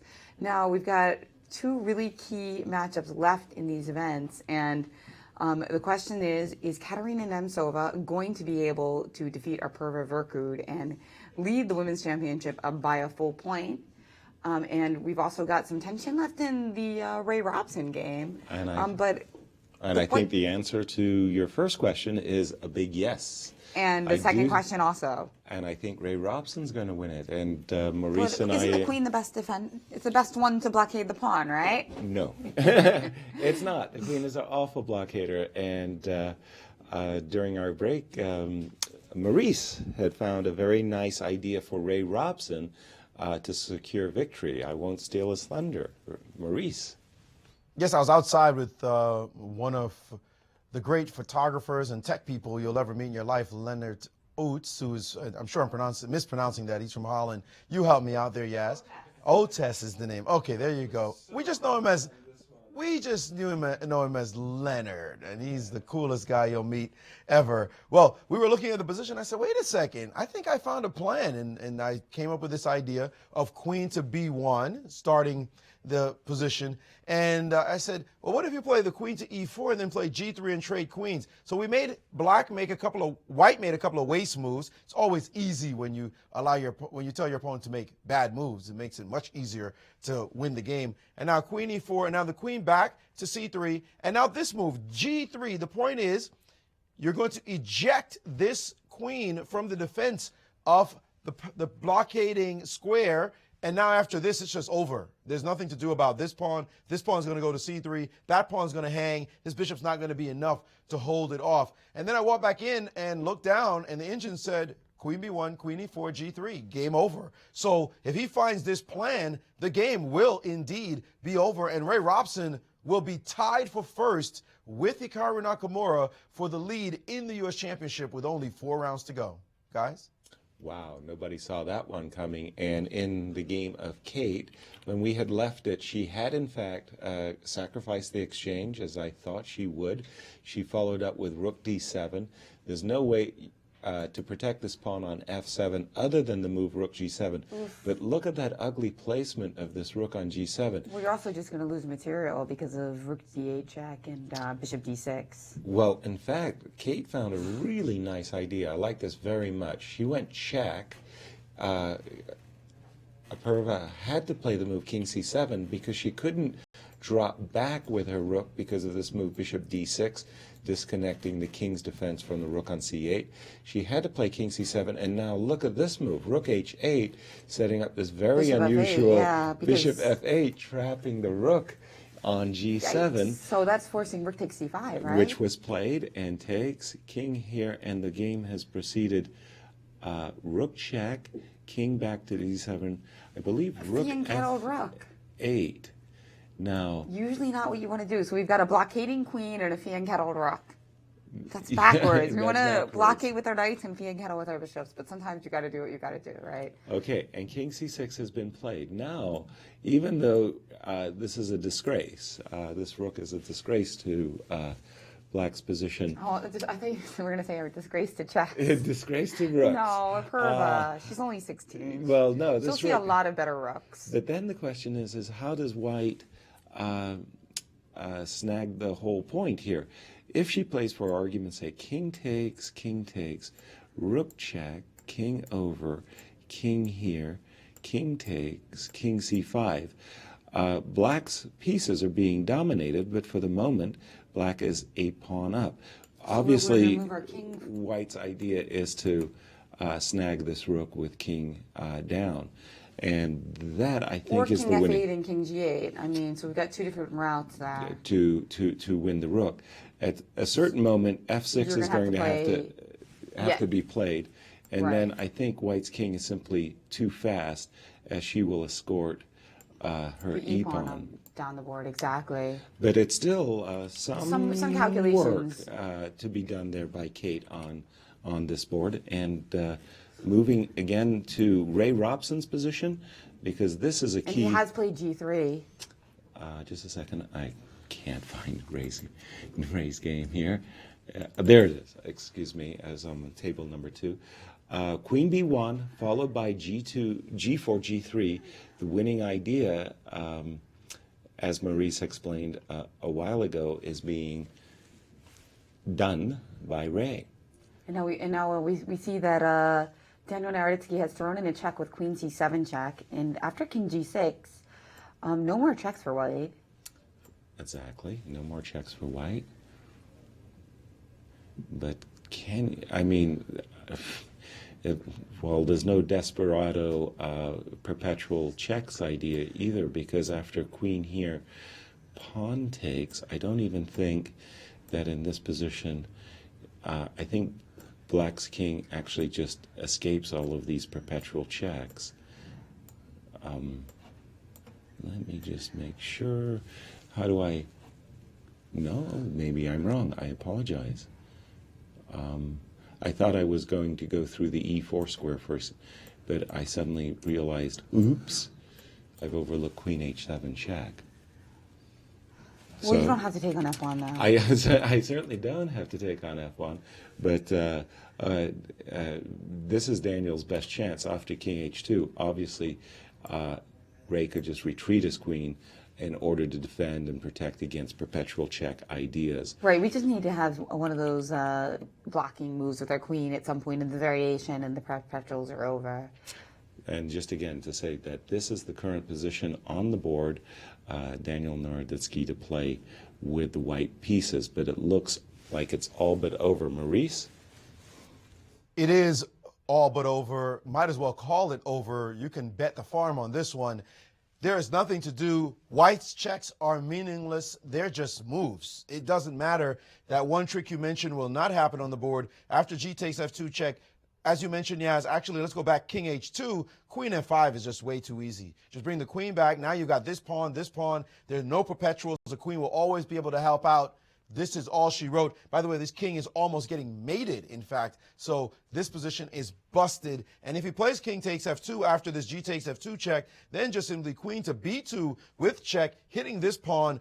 You can't even go back in the cubbyhole and hide because both your pawns drop instantly. And it's how many of these guys against just 2 pawns? 5 pawns, no perpet, just out, no way to survive this position. This game is now officially really over. There's just no way to defend. There's no way to fight back. And I think Daniel Naroditsky knows it now. And Ray Robson there, you could see the difference in body posture. It's Daniel leaning back. It's his turn to move. And it looked like it was Ray's turn to move as Ray is now focused, hovering over the board and noticing for sure that he has the game. He's going in for the kill. And there he's played the move queen to D8. But this is all over if he just takes an F2 check.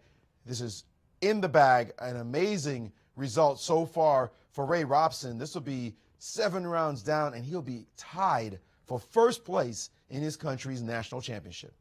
Fantastic. And that game between Kate and Apurva has gone down exactly that pathway that we mentioned. Again, it's this terrible, terrible rook on G7 that's making all the difference. And we had looked at this line with king takes, king moving to C5. Now the king is rather trapped. If you make a move like king A4, I can actually just come in with king B6, and who knows, I may end up winning the game thanks to a passed C pawn. So this, I think, is where we played F7, F6 in our analysis just a moment ago. And then we were playing king D6, and right. Similar story that the pawn on E5 is just too fast, especially with the king ushering it forward. Right, just a great escort. The white king on D6 is simply too strong. And king takes A5 has been played, and we're expecting the move king C5 by Kate. And again, we'll return to this Ray Robson game because I'm just amazed that after so many rounds that it's a tie for first between Ray Robson and Hikaru Nakamura. We're looking at this move. And by the way, G takes F2, King H2 has was occurred on the played. board. And this move, Queen F5 by Maurice, just mentioning that, excuse me, your king is in danger and there's no And Ray pets. played it. Ray Queen played F- it, and he's got just over 2 minutes, but that's enough for him. He, as Wesley So pointed out, he plays really accurate moves, even in time pressure. Exactly. And Daniel Naroditsky with a little over 4 minutes, but after this excellent move. Will recognize that there's just simply nothing that he'll be able to do. And Ray Robson impressing us all with this incredible and, dare I say, emphatic victory. Maurice. You know, it's funny there. He's gotten up from the board. When he was playing in the Millionaire Chess Open, there was a moment during the game when he got up from the board, needed to go to the restroom. He had only 5 minutes on his clock, and we were going. And actually, the commentators, particularly Robert Hess, saying, "What the heck is going on?" He's getting up from the board. Ariane Coley, she was going crazy. So was Lawrence Trent. And he had to go to the restroom. And he ran to the restroom as fast as possible. And Ariane Coley said, "You should be sitting at the board." And Robert said, "No, you should not pee in your pants." That would be worse. To pee in your pants on national television would be a really bad thing. Well, obviously, he has not left the playing area, but only 2 minutes and change on his clock. You'd think every precious second counts. But right now, he's showing his opponent with his body language, "I got this. I can stand up. I can wait for you to move. I can stroll back over, and then I'll just make my move. That extra 30 seconds will be way too much." There's no way that Daniel Naroditsky is getting out of this one, and the body language just shows it. Look how slowly Ray is moving, responding. Like he's got all the time in the world. I mean, it's incredible. I think it's a little bit of too much gamesmanship, maybe, because after all, you don't have that much time on your clock, but he already knows what he wants to do. So he's about to move his king there out of check, and then there will be no perpetual check in the position. But still, a bit too much time being used right now by Ray, triple checking his analysis, his time ticking down, and finally he has played King H6, which he probably had seen the moment he sat down, or before, actually. Yeah, for sure. He was. There's not much that Danya can do at this moment in time, other than to harass Ray with some checks. That won't be enough, because after just the simple King H6, Queen check, King G5, Queen G6, Ray is ready to pounce with Queen H6 on the board. Let me just put one nice little touch, is that Black's king can actually walk into the center with King E4, and it's perfectly safe in the middle of the board, surrounded by his pawns, and there are simply no checks in the position for White.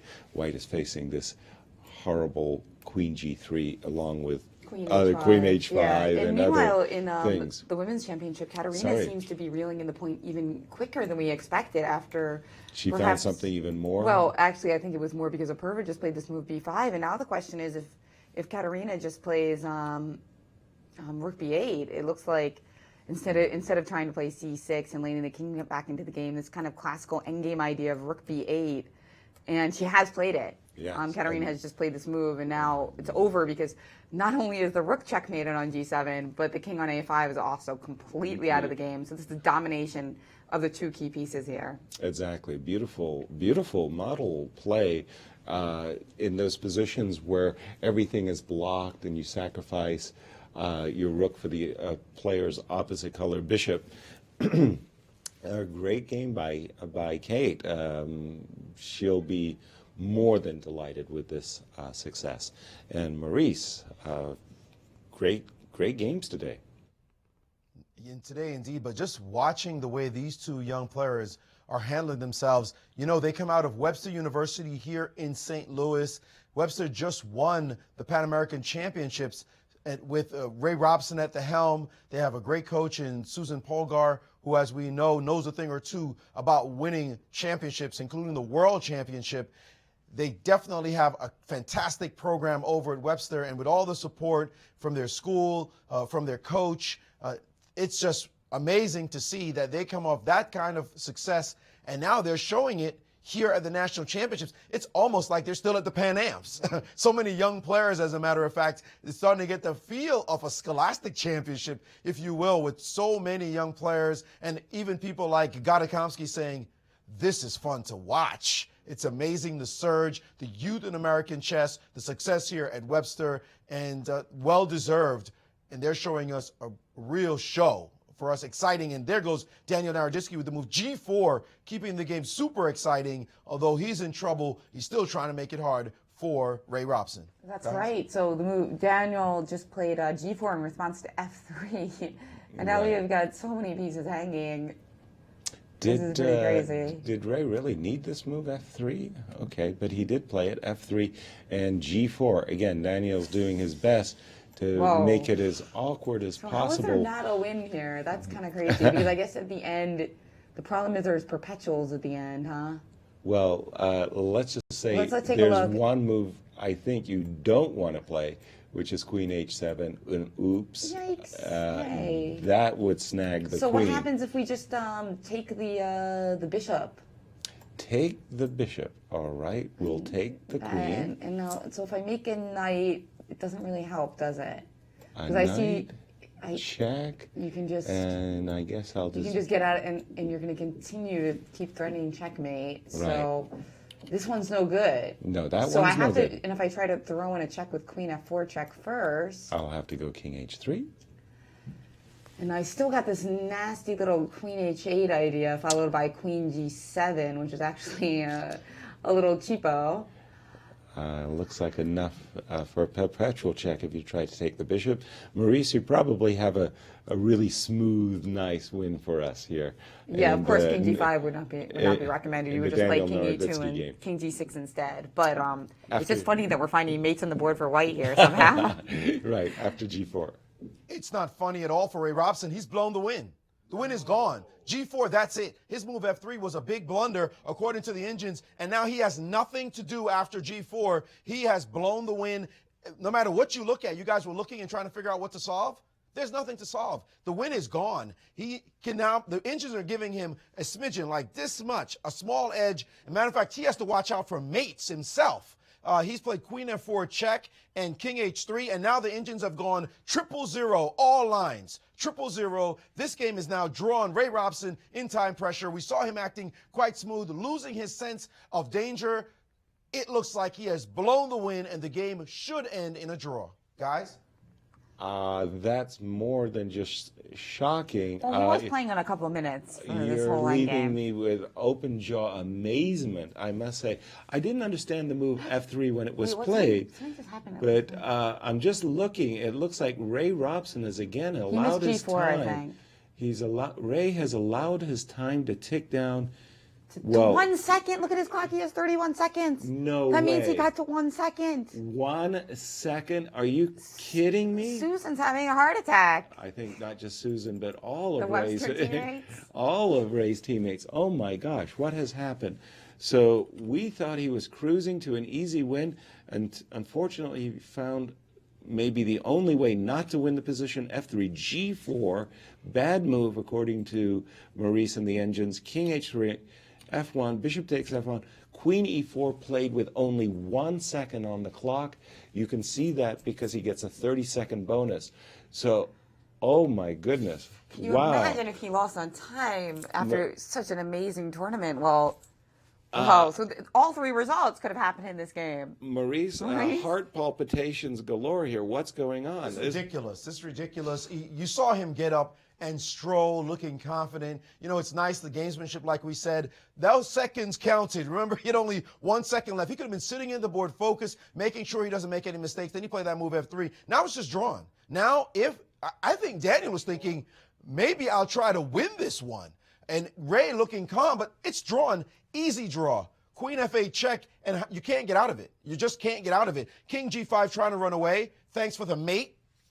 Game over. So that means you can't run after Queen F8 check. You've got to sit there and watch yourself get checked forever. This game is easily drawn now by white. No question about it. No way for black to win. The question is, will Naroditsky try to win the game? And you just saw Ray shaking his head there. He did not play queen to f8. He played queen h8. I don't think it makes much of a difference here. In fact, it does not. It just keeps the game going a little bit longer, but it's still dead drawn. Ray absolutely blew this game, showing his inexperience when the victory was right there. This is going to be devastating for him after working so hard. He's just blown the win. Queen h7 now, though, so at least now when we move our king. Why did Daniel allow queen h7 when he could have made a perpetual on the spot with queen f8? Yeah, I don't like that. Maybe Daniel is thinking, my opponent can easily blow the game here. He played the move queen h8 check. Queen h7 has been played. And now Daniel, has he made his move? I thought he was hovering for queen f6. Queen g6 have been played. And of course now with the 30-second increment, Ray out of immediate danger. Right. So there is still a perpetual to be had on the board after queen h8, because I think that after a move like king g5, maybe this is the trap that Daniel is hoping his opponent will fall into. After king g5, king g3. Yeah, big alert. Big alert. Don't want to do this if you were Ray. So Ray would most definitely step back with the queen. Just keep in mind that g5 check doesn't win because, oops, that's a check against your king. Ooh. Yeah, it's always cool to respond to a check with a check. Yeah. Doesn't happen that often. You see that in a lot of... He played king g5. Oh, my goodness. He played king g5. Ray, maybe flirting with danger here. And after king g3, so what's the problem after king g3? You're threatening me, but I have a move, right? Yes, you do. I mean, I could play queen h6 or something. Okay, but be careful. Don't You play do queen h6, not I'm want gonna to get play. mated. You do not want to play queen Yeah. h6, Jen. Okay, let me take it back. Okay. But what do you want to do? Oh my gosh. He must play queen f7. Only move. Queen f7. He must play queen just f7. to get room for our king to go to yes, d6. Only fine. Now he's in deep trouble. He might even lose this game if he doesn't find this move. Other moves are getting mated. Anything else he does, he's going to get mated. He cannot play any casual moves right now. He's in big trouble, is Ray Robson.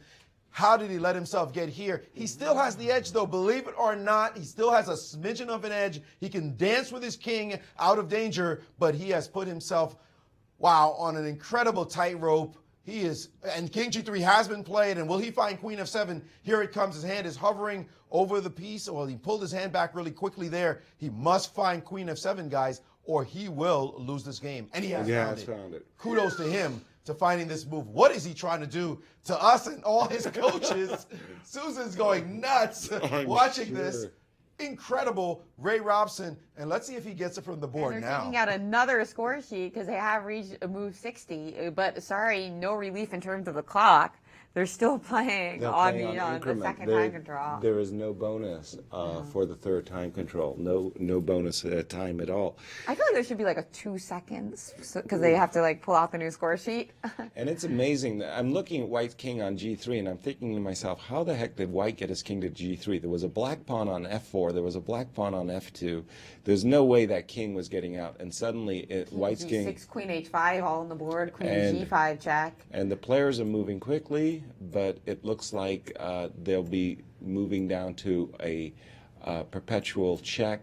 Queen h5 to g5 check was played by Danya, and whoa, time trouble, as Maurice is often quoted as saying, makes a fool of us all. And Ray nearly blew. Well, he blew a win, but he nearly blew it even worse than that. I mean, that was really. Really shocking. And has Kate won her game, by the way? She hasn't won yet, but she's definitely on the road to that. Apurva was forced to sacrifice her rook, and now not enough counterplay. And there's the handshake. Katerina and Nemtsova, brilliant tournament so far. Keeping a 1-point victory over, a 1-point lead, over six-time U.S. champion Irina Krush. Yeah, and Katerina knows that she has to keep playing this great forceful chess if she wants to have the best chance she can have to win the title. Because she does play Irina in the last round with the black pieces. A big challenge. Nothing is guaranteed. Absolutely, absolutely. And we will return to Ray Robson's game. Again, this is such a big, important result for the championship. We'll stay with this game until it is completed.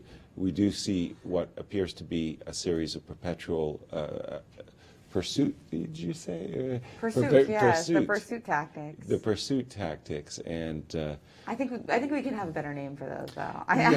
Yeah. Desperado's already taken. That's the problem, because that's like a specific type of tactic, right? Exactly, a very nice one too. So let me just get up to date with the play. Just a second. I will refresh my board, and it does look like the players are doing a perpetual check dance. Whew. A very eventful draw. Well, Nakamura should be pleased. That gives him a half a point edge over the field, which is pretty key right now. Well, again, lots of players nipping at his heels is Hikaru Nakamura. Hikaru, has said that he needed wins to put some distance amongst himself and his closest rivals. A resurgent Wesley So, a disappointed Ray Robson, and absolutely Sam Sevian. Still a lot of challengers for Hikaru in this U.S. Championship. Maurice. Let's go back to that critical moment during this game where Ray Robson blew the win. We didn't get a chance to look at this, but he had a couple of wins. In fact, the engines are giving him at least 3 wins. In this position right here, he played the move F4 to F3. That move was just terrible, and it gave his opponent all kinds of chances. He had a couple of wins. The most natural one was the move Queen H7. That's the move that just flicked in my mind right away. But the engine's saying Queen G6 is even easier. Like, we're threatening simple mate. That's mate on G2. We're threatening Queen G3 check. What are you going to do about it? In fact, it's saying the only move he really has is to trade here, which sounds ridiculous. If check, king up to G5, and you might think, well, how could we maybe bother him a little bit with this move? But now he starts to sneak in, and there's the king is gone. It's gone. It's going to head right into the heart of the position. There's no way to stop this king from just moving up into E4, and that's it. That's it. It's done. 3 moves. Just bring the queen back, dance out a check for a couple of moves. That's it. Game over. He missed this simple sequence, and instead of having a full point, he has lost a half a point, and that's how it's going to feel. And it looks like maybe, let's take a look at the position now. He is now playing, and somehow Daniel is kind of missing the point here a little bit. I'm not sure that it should be any worse than a draw, but there might be something to play for. It looks like the last couple of checks might not have been the most accurate. Is it possible that Ray might be winning again? Wait a minute. It looks like he can run with his king. And guys, he's just driving us nuts. His king might get away. It looks like Robson might be winning again. This is insane what's happening here in this championship. Wow. But how, how is White supposed to get a perpetual here? So where did he go wrong? No doubt. Earlier, but now. White had a draw, but now White seems to have blown it. Wow. I'm shocked by this constant turn of events, and these players are so good. They should not be making these types of errors, especially at such a critical moment as this one. My goodness. Is it because Danya felt that he had chances and he eschewed an earlier and much clearer perpetual? And has he allowed his opponent to escape from a perpetual that we thought was in hand? Where is this most obvious perpetual here? Right. Which one are you talking about that you feel like Daniel really screwed up by not taking? I'm not sure. Because this doesn't seem like clear at all. There was no clear. Running. There must have been one. Are you talking about earlier? Yeah, the much earlier. The earlier one. Yeah. Okay, yeah. Because once the King G3. At the same time, you can understand Danya's logic. Trying to set up that trap with King G3. Yes, of course. and it looks like there should be a perpetual anyway. But somehow this King is escaping it, and ever since queen f7, it's not entirely clear where this so-called perpetual was. Okay, Maurice, help clear the cobwebs, would you please? Clear nothing, yes. This is insane. This is actually shockingly brilliant. But when I show it to you, that is, I looked at the engine to say, what the heck is going on? Because this is just too crazy for humans to solve. The engine said, the way to draw this game, check this out. Don't try to perpet the guy. Put him in Zugzwang and play the move A3. Really? Really? That's insane. No way he finds that move. A3, make black make a move, and black has to disturb the equilibrium on the board. You're going to have to analyze quite a bit to figure this out. You can't have 15 seconds on the clock with 30-second increments and figure out that A3 is the best move. Not a chance. And look at that. The white queen has hightailed it back to its own camp. He has now played queen D2. We are still in a fighting game, guys, with a lot of game left to go. Insane. This is like, we talked about chess, alien chess. This is what we're seeing happen in this game. Absolutely incredible stuff going on. And by the way, look at that ticking clock. You see ticking down, 52 seconds left for Ray Robson. He's not going to let it go back down to 1 second again, is he? Oh. I put the line at 2 to 3 seconds. I think he won't let it go lower than that this time. I think it was Wesley who said that in his game with Ray Robson, when Ray was in time trouble, Ray let his clock tick down to 2 seconds, which was already worth a heart flutter. And you don't like it when they do that. I remember there was another event where you got quite upset. Yeah, that's just not. It's not so unprofessional. Right? And these guys are so good; they should not be allowing for this type of. So after this queen retreat, queen to Queen H8 has H8 been was played. Well, it was a strange move, Queen D2. Okay, A3 would have been wild, but. If anything, I had expected I mean, you white might play maybe A3 kind of by accident, because sometimes in time pressure it's good to play those moves, but I don't think you can actually solve that position with 1 or 2 minutes on the clock. It's impossible. No, for sure. The real question for me was, why Queen D2? Why didn't Danya play Queen C1 with the idea of Bishop takes C4? Maybe it's a bad move, but I mean, I think that's a very human Maybe he's reaction. trying to keep an eye on an F2 square. Okay, but am I afraid of F3, F2? I don't think so. Not right now. Right, Maybe if I move my king. So I don't understand this move Queen D2 to begin with, and Queen H8. What is Ray doing? Ray is anticipating Queen H1 or something like this. Queen H8. That move it looks quite weird, doesn't it? Strange to me as well. Seems like you're right, though. He must be planning on playing Queen H1. What other ideas does this move have? Maybe it's a good idea. It it looks.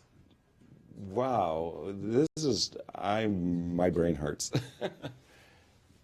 Oh my, queen. Because like suppose the white at some point puts his queen on F2, it's a horrible square, but how is black making progress on that file? Exactly. He's going to have to switch over to, well, we still have the C pawn. Well, let's go A3 because that's a move that we want to avoid, a bishop takes A2 sometime in the future. And if Ray goes for this invasion, Queen H2, let's just think here. How big or how dangerous is this Bishop G1 checking idea? Queen G1, yeah. Queen G1 checking idea. I'm not 100% sure myself. Okay, Queen F2 is a move, but then I release the C pawn. Yeah, the C pawn is the problem. Your queen is a little bit overworked. Well, let's see. Queen F2, C pawn goes, bishop steps up. Are we looking at Bishop B3? What do you think? This is... Well, how is the endgame for us? It's not. Well, this should just be winning. Enough. I beg your pardon, Queen G2, I'm sorry. Yeah. Cobwebs, lateness, Queen G2, that's an easy win for Ray. So if you can't play a Bishop B3, then the problem is, so suppose A3. Yeah, A3 is okay. Queen H1, maybe I have to simply move my bishop and hope that I can set up for perpetual checking ideas, maybe sometime with the move G4, G5 as well. Ray's queen has just made a big inroad into the position. Let's see. It looks like he rerouted himself to the D3 square. And we've got Katerina Nemcova in studio leading the women's championship and with some thoughts on this game. She's been playing great technical chess, so what does she think? Is Ray's technique up to the task today? We are joined by Katerina Nemcova, who is leading the ladies' championship after a fine win today. Katerina, you've been waiting patiently for us to talk about this, but obviously we couldn't go to your game really quickly with this exciting game of foot. Before we get to your game, what do you think about Ray Robson and his style? You've seen him in time pressure before. Is this a problem for him? I mean, if he's going to play the best chess in the world, like he obviously is hoping to, he can't get himself in time pressure all the time. Yeah, I think he used to get in time pressure more often. Now he's kind of handling it well. I mean, maybe not this game, but otherwise I think he's much better with time management. But this game has been giving us heart palpitations. It's like up and down, left and right. What are your assessment right now? I mean, none of us seem to be able to assess this game properly. Let me pull the current position up. And it looks like, wow, it looks like he's apparently winning in this game with just a little bit of time on the clock. What does it feel like when you're at 43 seconds? Do you ever get into this kind of crazy time pressure? How do you handle it? I try not to get to there because it's really difficult. You can blunder, you can lose it even though you are winning. But Ray is really used to that, so I think his technique is very good, and I think he will just win. Gambling Ray, we've seen that before. Let's try to get to your game really quickly. You played against Apuva Verkud. You got this position where this endgame is clearly winning for you, but earlier in the game you played this nice rook sacrifice. I believe it was here. You played rook takes c6 and went into this position. Did you feel like you were just going to win the game when you sacrificed there, or did you think you needed to do it in order to win?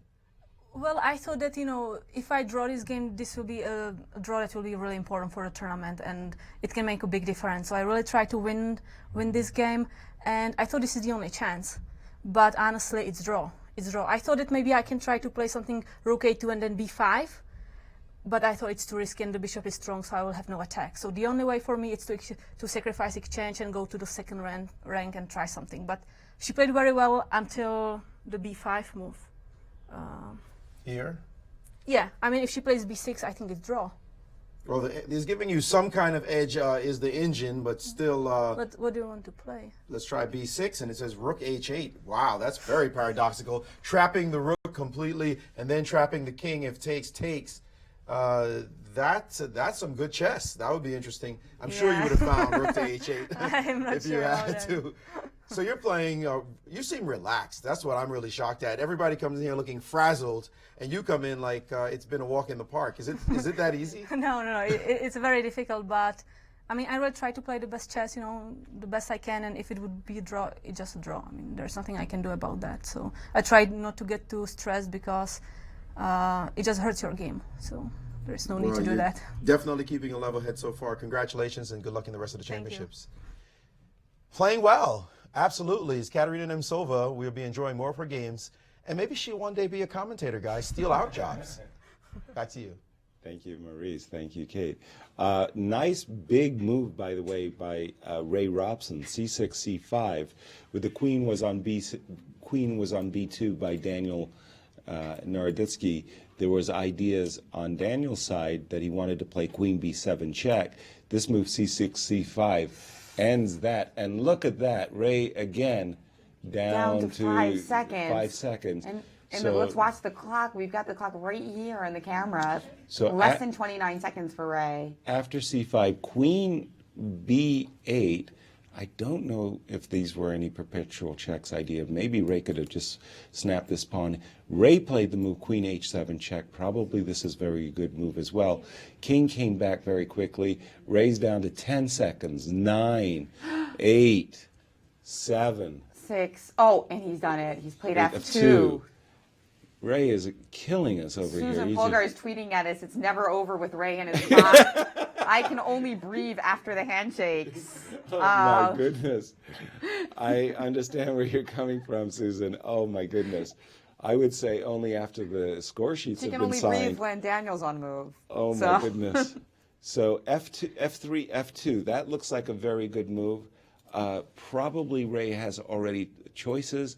I thought he might even just consider taking the pawn, but F2 has a very concrete threat of queen takes H3 check, followed by F2 f1 equals queen with check. So Danya in big trouble here, but it's all about the clock and the time management of Ray. And what has he done? He's made a move, it looks He like. played He played bishop f1. dropping back with his bishop, very sensibly sidestepping that threat while also keeping what he hopes will be some checks in reserve. But the question is what is Danya going to do if Ray just captures this pawn? Ray refuses Instead, to Ray capture. played queen to h1. Queen h1. You see this on the board, and this time he had a comfortable 11 seconds left when he made the move. A comfortable... I get nervous when I got a minute on my clock, never mind a comfortable 10 seconds. So this is resembling a blitz game for the lead in the U.S. Chess Championship. Wild stuff. That is absolutely incredible that, Ray could be leading the tournament after winning a game like this, just complete madness. Yes. He's driving us mad, that's for sure. So, because we're blessed to have Kate with us, Kate, again, you're a teammate. Oh, sorry, Maurice. Oh, Kate's leaving. Oh, no. Well, she's got to prepare for her game tomorrow. Okay, good luck, Continue Kate. her massive lead in the Women's Championship. And now, 1 point is pretty massive, right? Sure. And Daniel Naroditsky now with less than 40 seconds, too. Maurice, what's going on? Well, you know that humans can't figure this out. I mean, this ridiculous position. But at some point we say, it looks kind of good for me. And this position looks very good for Ray. He is, in fact, winning this game after queen h1, queen d8 by Naroditsky in time pressure. But this position is going to be all she wrote. All he has to do is play queen f3 check. And after the king moves, he can start to nibble on stuff by taking. And the perpets are gone. Their history, dominant position will he have. So he just has to play this way. But it's easy to talk about. It's easy to look at the engine and say, this guy's got to play it on the board with the clock ticking. And he has played the first move. We're expecting king h4. Will he, in this moment, play c takes d4? That takes guts. I mean, that takes heart of steel to be able to play that move, just to take the pawn like, so what? And it doesn't look like he's reaching for the pawn in this position. Yes, he is. And he has actually done it. Look at that guy. Wow, Ray Robson. Whoo, he really keeps us going. And as Wesley So said, when it's blitz time, it's Ray time.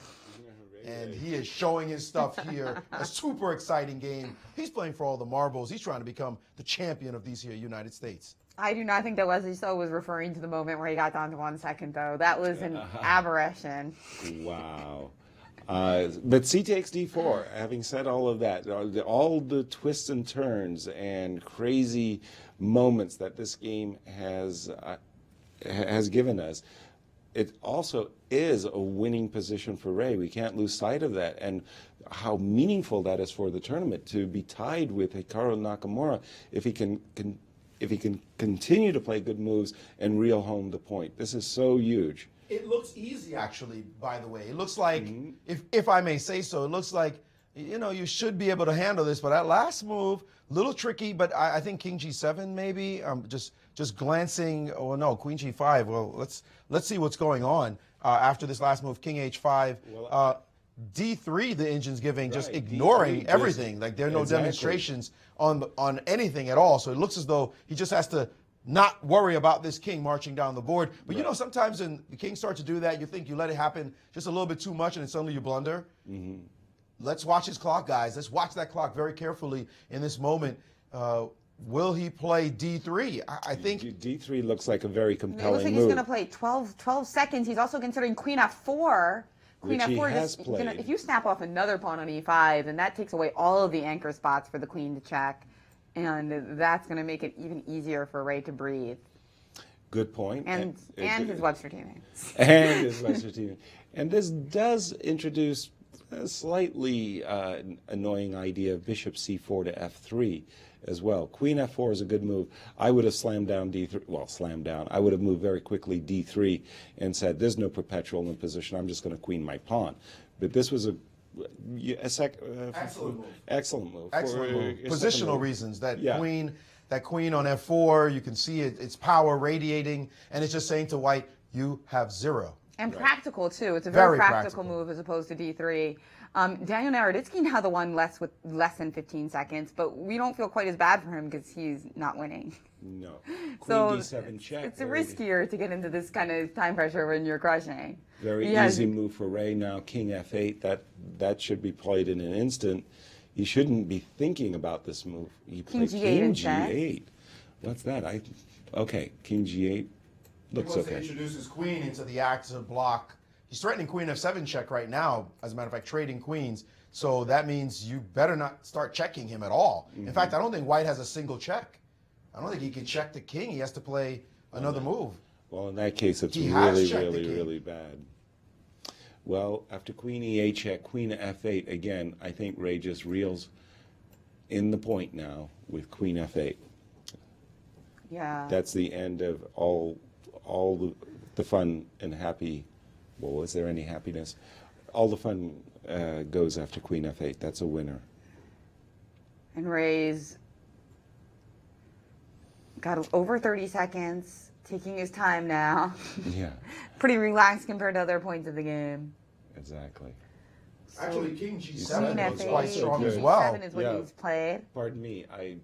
I agree. Suddenly I realize, well, King G7 is even a stronger move because you're threatening Queen H6 mate as well as Queen F7, forcing the trade of queens, and that will decide the issue. King G7, much stronger. Queen G6 check has been played, and all Ray will do is happily step back with his king. King back to F8, and there's no more checks Now there in the really position. are no more checks. We've called no more checks before, but now it's and for we've real. been wrong, yes. And Daniel quickly just played Queen to B1. Okay, well, he's playing on adrenaline at this point. The E5 pawn is hanging with check. D4, D3 by Ray. Just don't blow it. Don't make, some horrible mistake. It looks like and he's just grabbed the Oh, pawn. and look at that face on Daniel Naroditsky, that look of pain losing that pawn on E5. Sure. And he realizes that he missed a draw earlier. You see, he's absolutely crushed right now. Yeah, it's just really bad. Yeah. Yeah, he might have had a chance before that, guys. But when you see your E5 pawn go, you know you have no constructions to restrict the black king in any way, shape, or form. This is when the reality sets in. There is no way to create a perpetual around the black king. The black king feels very free now, can run anytime it wants, and any pushes, anything works for him. D3 just looks like a winner, or King G7, keeping the dark square connection with his queen. This is over. He can resign at any point. He probably will not. Just keep making moves, see what happens next. Look at that. G5 trying to get it back, but now he's resigned because he realizes he might even get mated. Daniel looking horrible there. A win for Ray, though, guys. A big win here in the championship. Right. He realized that worst case, we can trade queens off by force now with Queen F4, Queen F5, and there's probably mates as well. So exactly. This now is the time. And Grandmaster Ray Robson tied for first under 7 rounds of the U.S. Chess Championship with Hikaru Nakamura, but not as easy as he thought it would be. Wow, he kept us on our seat for 6 hours. I must say, this has been a heck of a slugfest. Poor and poor Daniel. Daniel came to these championships with high hopes. I just point out that before this game was played, Daniel had never lost to Ray. They had played 3 times before. Daniel had won 2 games, a single draw, and Ray upset that equation and hoisted himself into first place, a tie for first place with Hikaru Nakamura. And What as an painful as this looks eventful for round. Daniel Naroditsky, remember he is a current champion, but also he's a future probable champion of the United States Chess Championship. Oh, without question. But this has just been, it's one of those things where can anything more go wrong for Daniel Naroditsky in this event? It's just been a very, very, very tough event for him, and he knew he had a perpetual check in this game. But he was getting, a little enterprising. I don't want to say Without greedy, question. but because Ray was playing down to 1 second. Of course, that's got to be exciting. Well, knowing, and then you have this idea to give a checkmate. Right, to and set up a trapping position. Totally But understandable. 1 second. It's understandable for Daniel's point of view why he went down that road, because it really looked like Ray was on the brink of collapse. Right. Yeah. And what a finish to a very eventful round 7. Ray is joining us. We'll get him set up. This is just too exciting. I mean, and tomorrow, because Caden Truelf, he didn't realize that he's going to be playing Hikaru Nakamura. Caden's going to be white against Nakamura in another exciting round. Wow. We've got Robson with white against Sam Shankland. So also a key game again. Well, for the standings. And what about Wesley So? And Wesley Slo's black against Conrad Halt. Ooh, Conrad has been vulnerable, and that is opportunity there for Wesley. Gana Kemsky also with some opportunities playing against Varuja Nakovian with black. Who seems to be Father Santa Claus of late, giving some points and pieces away. So every game tomorrow is actually pretty interesting. Wow. Also Sam Sevian against Timur Gurayev. We're going to be wanting to keep an eye on that as well. Just very exciting round 8 in store, isn't it? Yes, I do think so. It's going to be a good one. And you're not joining us, no, right? I am. Oh, you are? Yeah. Oh, good. Yeah, I'll be here. So we are going to, we're going to see lots of fireworks tomorrow, guys. Today, we had 5 decisive rounds, 5 decisive games in each championship. And the man of the hour, Grandmaster Ray Robson, now tied for first in the U.S. Chess Championships with Hikaru Nakamura. Grandmaster Ray Robson, who keeps us entirely bored during the games. We're asleep watching him. Ray, what happens when you're sitting there and your clock is ticking down to 1 second? I mean, what are you feeling in this moment? Is it adrenaline, is it excitement, or are you thinking, why am I letting myself get in such time pressure all these games? Yeah, you're right. Again, I had little time for a lot of the game, and well, I was a little bit faster this time, but still. You had 1 second left on the clock at one point. Yeah, I almost flagged. I think at that point, I think I just messed up, or maybe he just found a miraculous resource. I'm not sure, but at that point, I thought it was a draw, and I was just looking for any desperate way to avoid the draw, but I didn't see one. And then for some reason, he didn't make the draw. Maybe he thought he always had perpetual, and he missed some move. Maybe it was like Queen F7 or something I had, which kind of avoided the draw, and I was able to keep playing on up a pawn. That was incredible. I mean, you had the position like totally busted, and then you played this move F3. Actually, the computer says was your mistake to play this move instead of some queen move, back queen. I think H7 was the winning move, or queen G6. But the game was so topsy-turvy. Did you think you might even lose this game, or do you think it was just always within drawing bounds? When he played king G3, for example, were you worried at that moment? Well, I think I wasn't in danger of losing towards the end. I think because, I was up a pawn and I had all these passed pawns. But in the beginning, I wasn't so sure. I thought I might have been worse. But once I was able to put my king on F7 and rook on G8, I felt very solid on the king side. And then after that, I kind of started to try to play for a win. Well, we saw his look at the very end. I mean, he was really quite devastated. You and Daniel are the same generation. You guys play together. What are your thoughts seeing him react in such a way at the board? Well, I'm sure it's not just because of this game, but because he's having a really tough tournament overall. And I mean, it's really disappointing for him. He could have made a draw finally, but that's chess. Chess is really tough sometimes, and sometimes it's good. Well, what are your teammates? I mean, your coach. Grandmaster Susan Polgar tweeted us about how it's never over with Ray until the hands are shaking at the very end. Do you often leave this reaction for your teammates, for them to worry about you? Yeah, especially at the Millionaire, I had so many games where I was in trouble and it seemed like I was probably losing or at least not going to win, and somehow I turned things around, and this was kind of a similar game. So I actually prefer when it's not as stressful. But somehow I seem to end up doing okay in these really crazy games.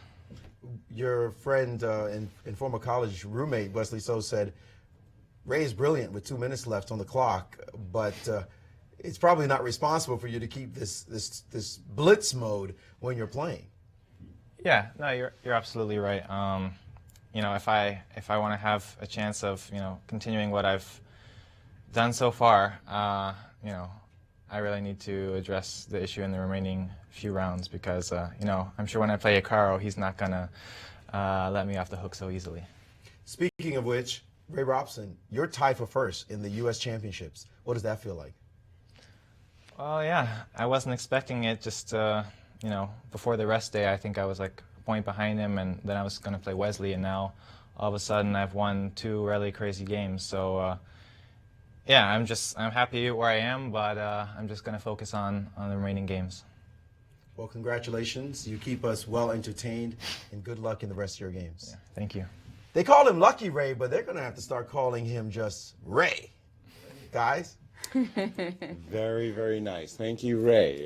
You do bring the entertainment, and wow, what a round. I think I need to go home and rest. This is just, wow, Jennifer. Can't believe what I'm witnessing Two here rounds at the in a row. 2015 U.S. Championships. Very exciting indeed. And let's take a look at how this very bloody round with 5 decisive results has affected the standings. Well, in a big way, Hikaru Nakamura no longer the clear leader. Instead, Ray Robson joins him. Wesley So just half a point behind with 4.5. He's lost 2 games in this tournament, but he's still right up there. Having won 4. That's Yes. right. Hayden Trope, Gata Kempsky, and Sam Sevian further back, but still within reach. Over in the Women's Chess Championship, we've got Katerina Nemtsova playing wonderful chess, and she's a point ahead of the field, 6 out of 7. That's the kind of score you expect people like Irina and Anna Zatansky, if she were playing this tournament, to be posting. Yes. The fact that Katerina has that, wow, she is very underrated. And she's playing really good chess, too. It's the quality of her game speak for her result. Like somebody earlier said today, she won't be underrated for long. Because she's going to pick up a lot of rating in this tournament. I think it was about Sam Sevian, but yes, exactly. It was so on Sevian. Yeah, exactly. She's not going to be underrated much longer, is she? And we've got Grandmaster Maurice Ashley for a final thought on today's play. Wow, what kind of day did we have today? 10 bloody games, wild chess, mistakes galore. Even the draws were entertaining, particularly in the case of Sam Sevian and Hikaru Nakamura. This is what we live for. I think this is the most exciting U.S. championships we've all been a part of as a team. I've been a part of just watching. Incredible. With 4 rounds to go, we're seeing fighting chess. All these players well within reach on the men's side, clearly in the open section. Anybody could win that tournament, especially now with Wesley So and Hikaru Nakamura not destined to play each other anymore. That means they have to fight to keep an edge as So chases him down and also chases down Ray Robson. These 2 Webster students showing great play. Katerina Nemtsova, what can you say? I mean, she comes in and she looks like she was outside in the sun just sitting down when she shows up for interviews. What a fighter she is. Incredible chess, guys. Lots more to come here in these championships. Well, I had fun today, and I know you guys did. I can't wait for tomorrow. So stay with us, and it's going to be tomorrow. The round will start, as always, 1:50 Eastern Time, and that's 12:50 here local in St. Louis. We hope you join us in person, but if not, make sure to tune in.